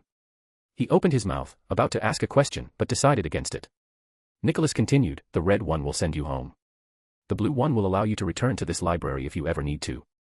Back here again? Kyle asked, glancing up instinctively. Yes, Nicholas replied. I imagine you've been wondering why I invited you here. Kyle nodded after a brief silence. Initially, he thought it was connected to the Order of Merlin Metal. But if that were the case, he wouldn't have been invited to stay so long. He recalled that 10 days ago, during a meal, Pernelli had urged Nicholas to return home. Kyle had been ready to leave then, but Nicholas had insisted on staying to watch an opera, a plan that had kept them confined to the house for days. "It's because I saw you coming here, about 2 months ago," Nicholas said. 2 months ago. Kyle thought back. Hogwarts hadn't even gone on break yet. "Was it a prophecy?" he asked cautiously. "Not exactly," Nicholas replied, winking. "But you could think of it that way. Do you want to know what I saw?" "No." Kyle shook his head at once. Prophecies in the wizarding world were tricky. If you didn't know about them, there was a chance to avoid their outcome. But once you were aware, it was said they would inevitably come to pass. "Don't be so tense." Nicholas waved his hand, restoring the room to its original state. "All I saw was you coming here twice. That was it. But there was this strong feeling, a voice, even, that insisted you needed this knowledge, and that I should help you." Kyle's face softened. As long as it didn't involve Nicholas himself, he doubted it was anything too severe. After all, the last time Nicholas had lent a hand, it had been to, oh, right, save Paris. They returned together to the lobby, where Nicholas gestured to a small box on a table nearby. "Just one last thing. A bit late, but happy birthday, kid." Kyle's eyes widened, realizing that it was August 5th, and he'd completely forgotten his birthday had been 5 days ago. "Thank you, Nicholas." "What is it?" "Didn't you mention you needed a box for storing magical items?" Nicholas said. "I put this together for you while I was listening to the opera."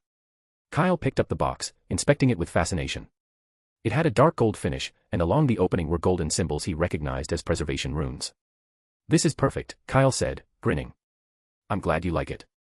Chapter 247, The Journey Back and Different Gifts. It was already evening when Kyle returned to St. Catchpole Village. After completing his journey with the door key and dropping down from midair, he was greeted by a group waiting for him. Chris, who seemed to know in advance that Kyle would be back, was standing by the door. "Dumbledore wrote to let us know you'd be coming home today," Chris said with a smile. "But I didn't expect it to be this late. I was supposed to be here in the afternoon, but something came up and delayed me." "That's all right. You're just in time for dinner," Chris replied, opening the door for him. Kyle had barely stepped inside and hadn't even had a chance to grab a drink before Chris eagerly asked, "So, tell me, what's Nicholas Flamel like?" "I imagine he must be a serious and disciplined scholar." More or less," Kyle replied, though his expression turned a little wry. "Discipline? Hard to say." Throughout his stay, Nicholas had donned horn-rimmed glasses, colorful floral shirts, and loose shorts, typically lounging back in a chair listening to opera. In his own way, that was a sort of discipline. "Dad, haven't you ever met Nicholas before?" Kyle asked. "No," Chris shook his head, adding with a playful smile, "I'm not like you, receiving the Order of Merlin at 12. As he inquired further, Kyle offered only vague answers, wanting to preserve Nicholas's mystique, then made an excuse about putting away his luggage and hurried upstairs. His room was filled with neatly wrapped birthday gifts, all of which had arrived days earlier. Since Kyle had been staying with Nicholas, the owls delivering them hadn't been able to find him, so they'd ended up here instead. But now was not the time to start unwrapping them. Just then, Ratton flew in through the open window, and the voices of Fred and George echoed up from outside. "Kyle, are you back? Come on out. We've got someone with us." Kyle leaned out of his window and spotted a small figure standing behind them. "Potter." "That's right," said Fred with a grin. "We freed him from his cage. In Dad's flying car. It was incredible, but too bad you missed it." Behind them, Harry waved cheerfully up at Kyle. Ron had been right, his family was certainly close to Kyle. And while his home wasn't quite as peculiar as the Burrow, it still had its own charm. Soon, with Kyle's invitation, Harry followed Fred and George into the house. The large living room was even more spacious than the Dursleys'. But before Harry could properly take it in, he saw Fred and George already dashing up the stairs, leaving him to follow in their wake. As soon as they reached the upstairs floor, Fred and George barged into Kyle's room, theatrically scolding him. "Kyle, you said you'd only be gone a few days. But it's been a whole month. Do you have any idea what we've been through? Playing Quidditch in the common room, annoying Percy, and pranking Ron." Kyle replied calmly, "Or were you hiding away in your room to work on the skiving snack box? I'm sure Mrs. Weasley doesn't know you've stashed it under your bed." Fred and George exchanged a quick glance before grinning. "Haha, Kyle, you're mistaken. We actually hid it under Ron's bed."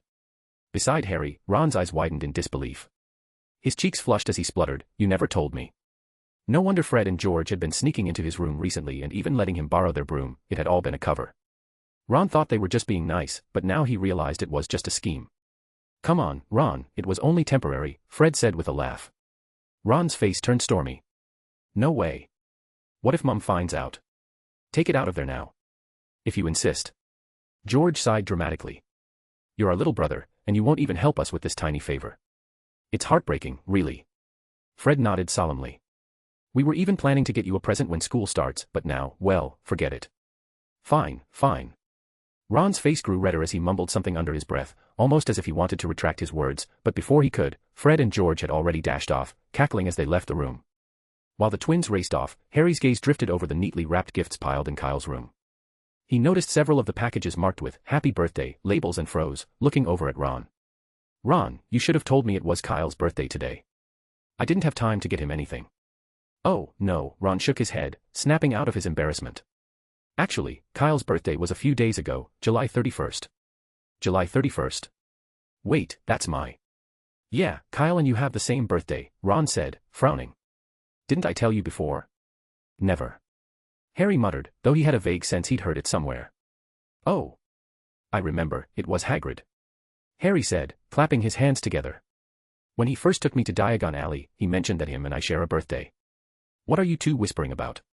Kyle asked, noticing them. Nothing. Harry replied quickly. But Kyle, you weren't home before. How did your presents get here? Did house elves intercept them or something? House elves? Not quite, Kyle replied with a chuckle. It's just that where I was staying was a little hard for the owls to locate, that's all. But speaking of presents. Kyle pulled out 2 small boxes from his pocket and tossed them to Harry and Ron. Here, these are for you. I made them myself. Harry and Ron caught the boxes eagerly. Harry's box held a badge. It's waterproof and moisture-resistant, Kyle explained. You can wear it in the rain during Quidditch without any problems. He'd originally planned it for Fred and George, but it would work just as well for Harry, and making another one wouldn't be hard. Thanks, this is amazing. Harry pinned the badge on at once, already planning to buy Kyle a gift the next time he went to Diagon Alley. Ron's box contained a special quill pen that Kyle had designed just for him, one that automatically replenished its ink. It would make homework much faster and free up more time for fun. Yet, for some reason, Ron didn't look quite as thrilled about it. Chapter 248, Lovegood. Kyle had been invited to Nicholas Flamel's home as a guest, a detail meant to stay confidential. But, as Dumbledore had once told Harry, secrets had a knack for escaping into the open. By the time Kyle returned, it seemed everyone knew. At dinner, Mr. Weasley, much like Chris had done earlier, kept asking Kyle about Nicholas Flamel and whether he'd encountered any talking refrigerators or enchanted muggle gadgets. Dad worships Nicholas Flamel, Fred whispered conspiratorially. He's been practically vibrating with excitement ever since he accidentally ran into Headmaster Dumbledore and found out where you'd gone. George added with a grin, I think he's convinced Flamel's house is full of talking muggle appliances. In the end, with Mr. Weasley's eager gaze fixed on him, Kyle had to gently break it to him that Nicholas's house did not have a talking refrigerator, nor did the lawnmower tell jokes while tap dancing. In fact, none of the magical muggle appliances Mr. Weasley imagined could be found there. This news left Mr. Weasley visibly deflated. But Kyle really couldn't do much to cheer him up. Nicholas's estate in Paris was where he had lived for centuries, long before even the invention of light bulbs. Even the beach chair on which Nicholas sat listening to his opera recordings had been brought over from Devon and was simply an old favorite. Though disappointed, Mr. Weasley perked up with a new idea. He decided to buy a similar beach chair and enchant it himself to feel closer to his alchemical hero. Mrs. Weasley, however, did not share his enthusiasm. With the flying car incident still fresh in her mind, she was hardly thrilled about the prospect of another experimental muggle object in the house. Her sharp, disapproving gaze was enough to signal that Mr. Weasley would likely face an earful once dinner was over. The others were curious about Kyle's recent experiences, but when Fred, George, and Ron learned he'd spent the entire month reading, their interest evaporated. In their view, summer was for fun, and dedicating it to books seemed like a scandalous waste of time. Percy asked a few questions, but he didn't seem particularly engaged either. With no alchemy on the Hogwarts exams, he saw no reason to bother with extra studies. Harry, however, was stunned, his mouth slightly agape ever since Mr. Weasley had brought up the topic. He'd known that Kyle was a guest somewhere, but he never imagined it was with the Nicholas Flamel, a wizard over 600 years old and creator of the Philosopher's Stone. While he was busy worrying about his homework, Kyle had been visiting a Legends home. It made Harry feel that sometimes, the gap between wizards was wider than that between wizards and gnomes.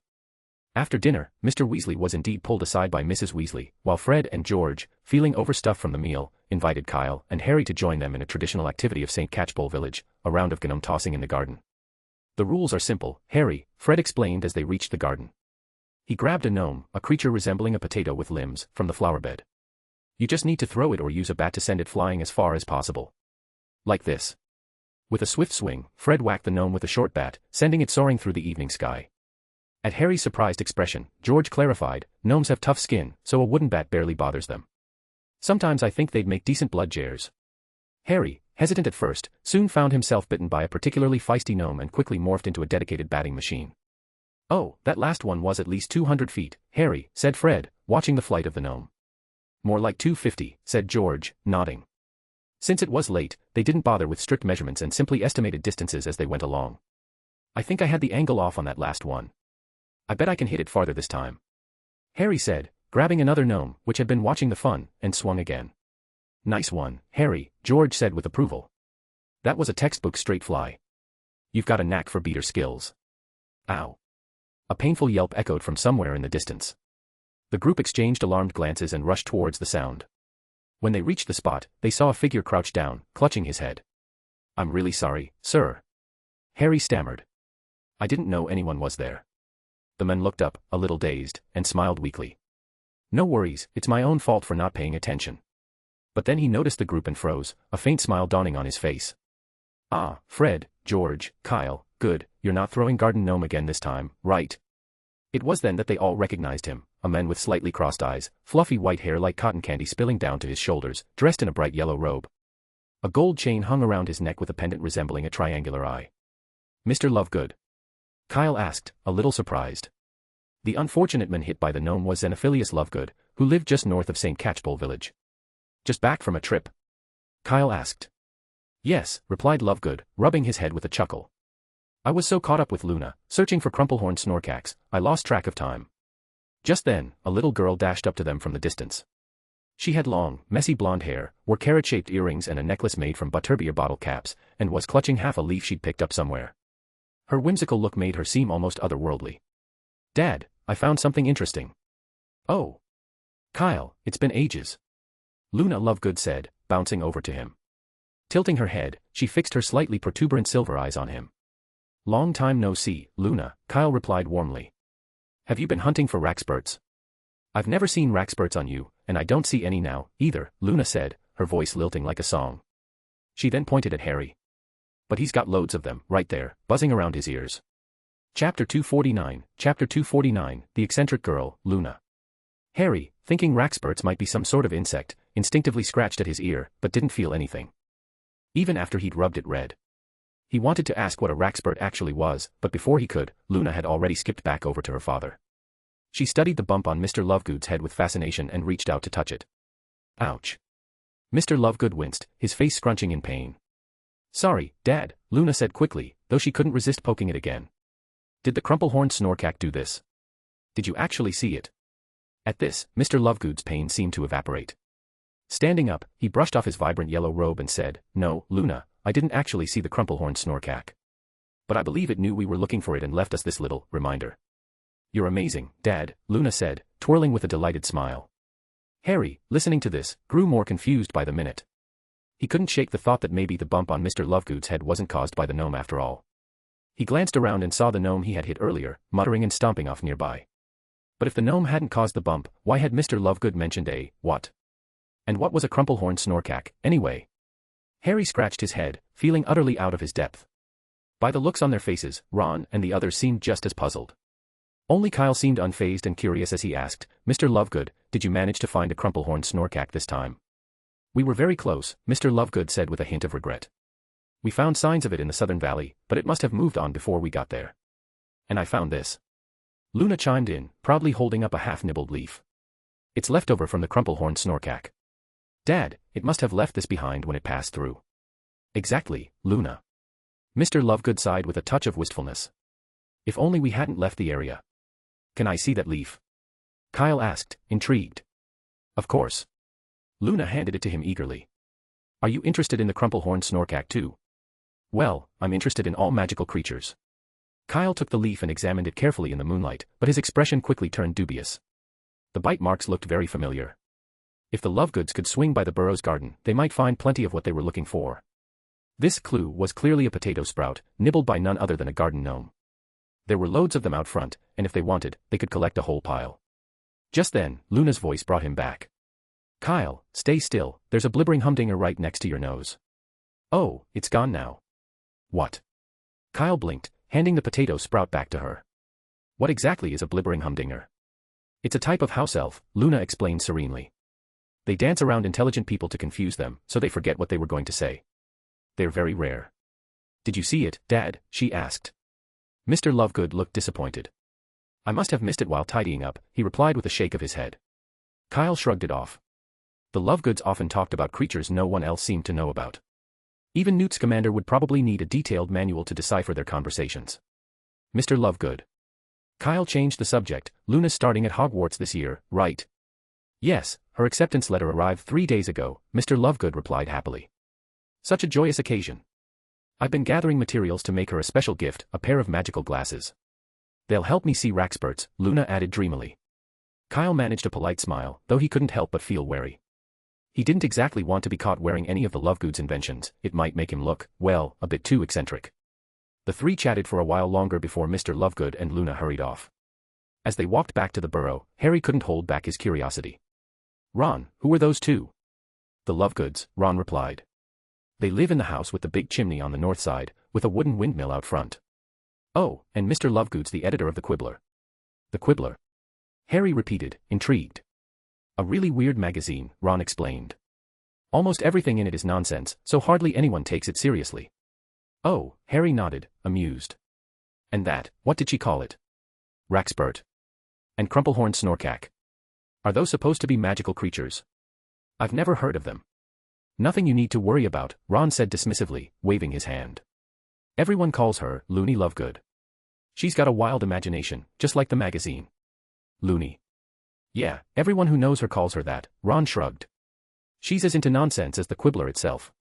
Not many people want to be around the Lovegoods, honestly. Only Kyle manages to hold a conversation with them. But I bet even he doesn't understand half of what they say. Harry thought back to Luna's dreamy demeanor and couldn't help but feel the nickname fit her, though he found her strangely fascinating.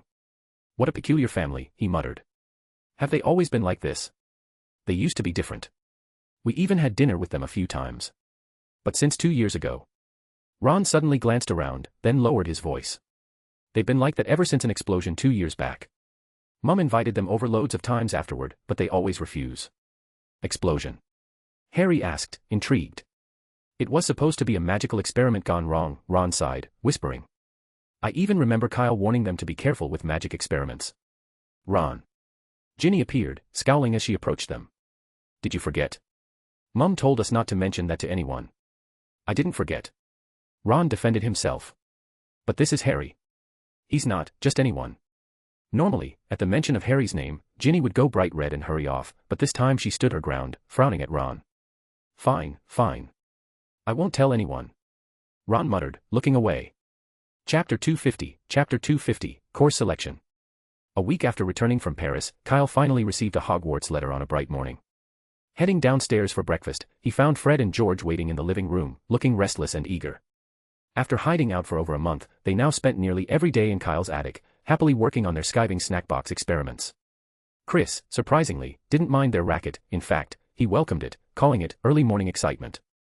A letter from school. Kyle picked up the yellow parchment envelope with its distinctive green writing. Yeah, it just arrived, Chris said. 5 minutes ago, Fred added. We caught sight of the owl on its way out. George chimed in, grinning. Kyle read it. You'll be in for a surprise.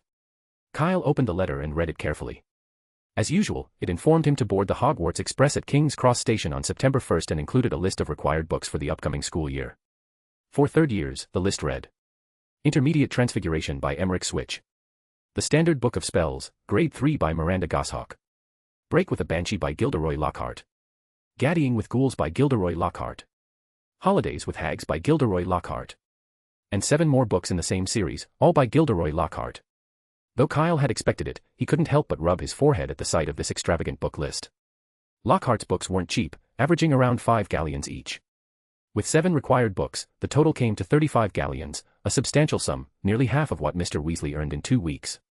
For Hogwarts families across the board, even if only half of the students purchased the books, Lockhart stood to make tens of thousands of galleons. The Potter family's hard-earned wealth over several generations wouldn't add up to what Lockhart would pocket in a single year. No wonder he'd taken the defense against the dark arts job, professor's curse or not, who could resist the allure of such easy profit. After skimming the book list, Kyle pulled out a second piece of parchment from the envelope. Hey, why do you have an extra one? Fred asked, momentarily puzzled. Then he realized, oh, right, you're in third year now. You get to choose your classes. Kyle looked at the parchment listing his options. Third year electives. Select at least 2 courses and purchase the required textbooks before term starts. Arithmancy. Numerology and Grammatica by L. Wakefield and M. Carnero. Divination. Unfogging the Future by Cassandra Vablitsky. Care of Magical Creatures. Fantastic Beasts and Where to Find Them by Newt Scamander. Muggle Studies. Home Life and Social Habits of British Muggles by Wilhelm Wigworthy. Ancient Runes. Ancient Runes Made Easy. Rune Dictionary. Runes Explained in Detail Magical. Hieroglyphs and Logograms. Spellman's Syllabary. Kyle noted the 5 books listed for ancient runes, which included dictionaries and syllabaries, a clear warning about the complexity of the course. When they saw Kyle's choice, Fred and George shivered in unison. Seriously, this class is the worst disaster I've ever faced, Fred said, his voice tinged with lingering dread. Even worse than that time we had lunch with the 3-headed dog. Kyle casually circled ancient runes on the form. So, you 2 aren't taking this again this year? Nope, just dropping divination, Fred said. To focus on research for the future Weasley joke shop, George added, a little sadly. So, what are you taking as your second subject? Fred asked. Care of Magical Creatures. Or divination. I'd recommend divination, George said seriously. It's dead easy, and it's a breeze to get a high mark if you just, He suddenly remembered Chris was in the room and changed course, if you just pay close attention in class. Chris chuckled knowingly. Though he hadn't encountered Sybil Trelawney himself, her reputation as the professor of frauds was widely discussed among younger ministry workers. When will Trelawney be fired was apparently a popular debate topic at the ministry, so he was well aware of the true nature of divination. But he simply continued eating his breakfast, letting the twins carry on. Care of Magical Creatures is also a good choice, George added, eyeing Kyle. Honestly, for you, it'd be even easier than divination. That's true, Kyle agreed, marking a line next to Care of Magical Creatures as well. Then he glanced down at the remaining options, divination, arithmancy, and Muggle studies, and, to Fred and George's astonishment, he marked all of them. Kyle, you're not planning to take as many classes as Percy, are you? George asked, eyebrows raised. That's a terrible idea. You may not know this, Fred said, but Percy nearly went mad in third year. Slept at home for 3 straight days over Christmas holidays. George added, and didn't wake up once the whole time. Mum was so scared she almost sent him to St. Mungo's, Fred finished. Even Chris, listening in, looked concerned. I wouldn't recommend taking so many classes either, Kyle. You already have an Order of Merlin, 2nd class, no need to chase 12 OWLs. He glanced at his son. Besides, those who try to cheat time often find time turns on them in the end. You understand what I mean. Of course, Dad, Kyle said, folding the course selection sheet with a smile.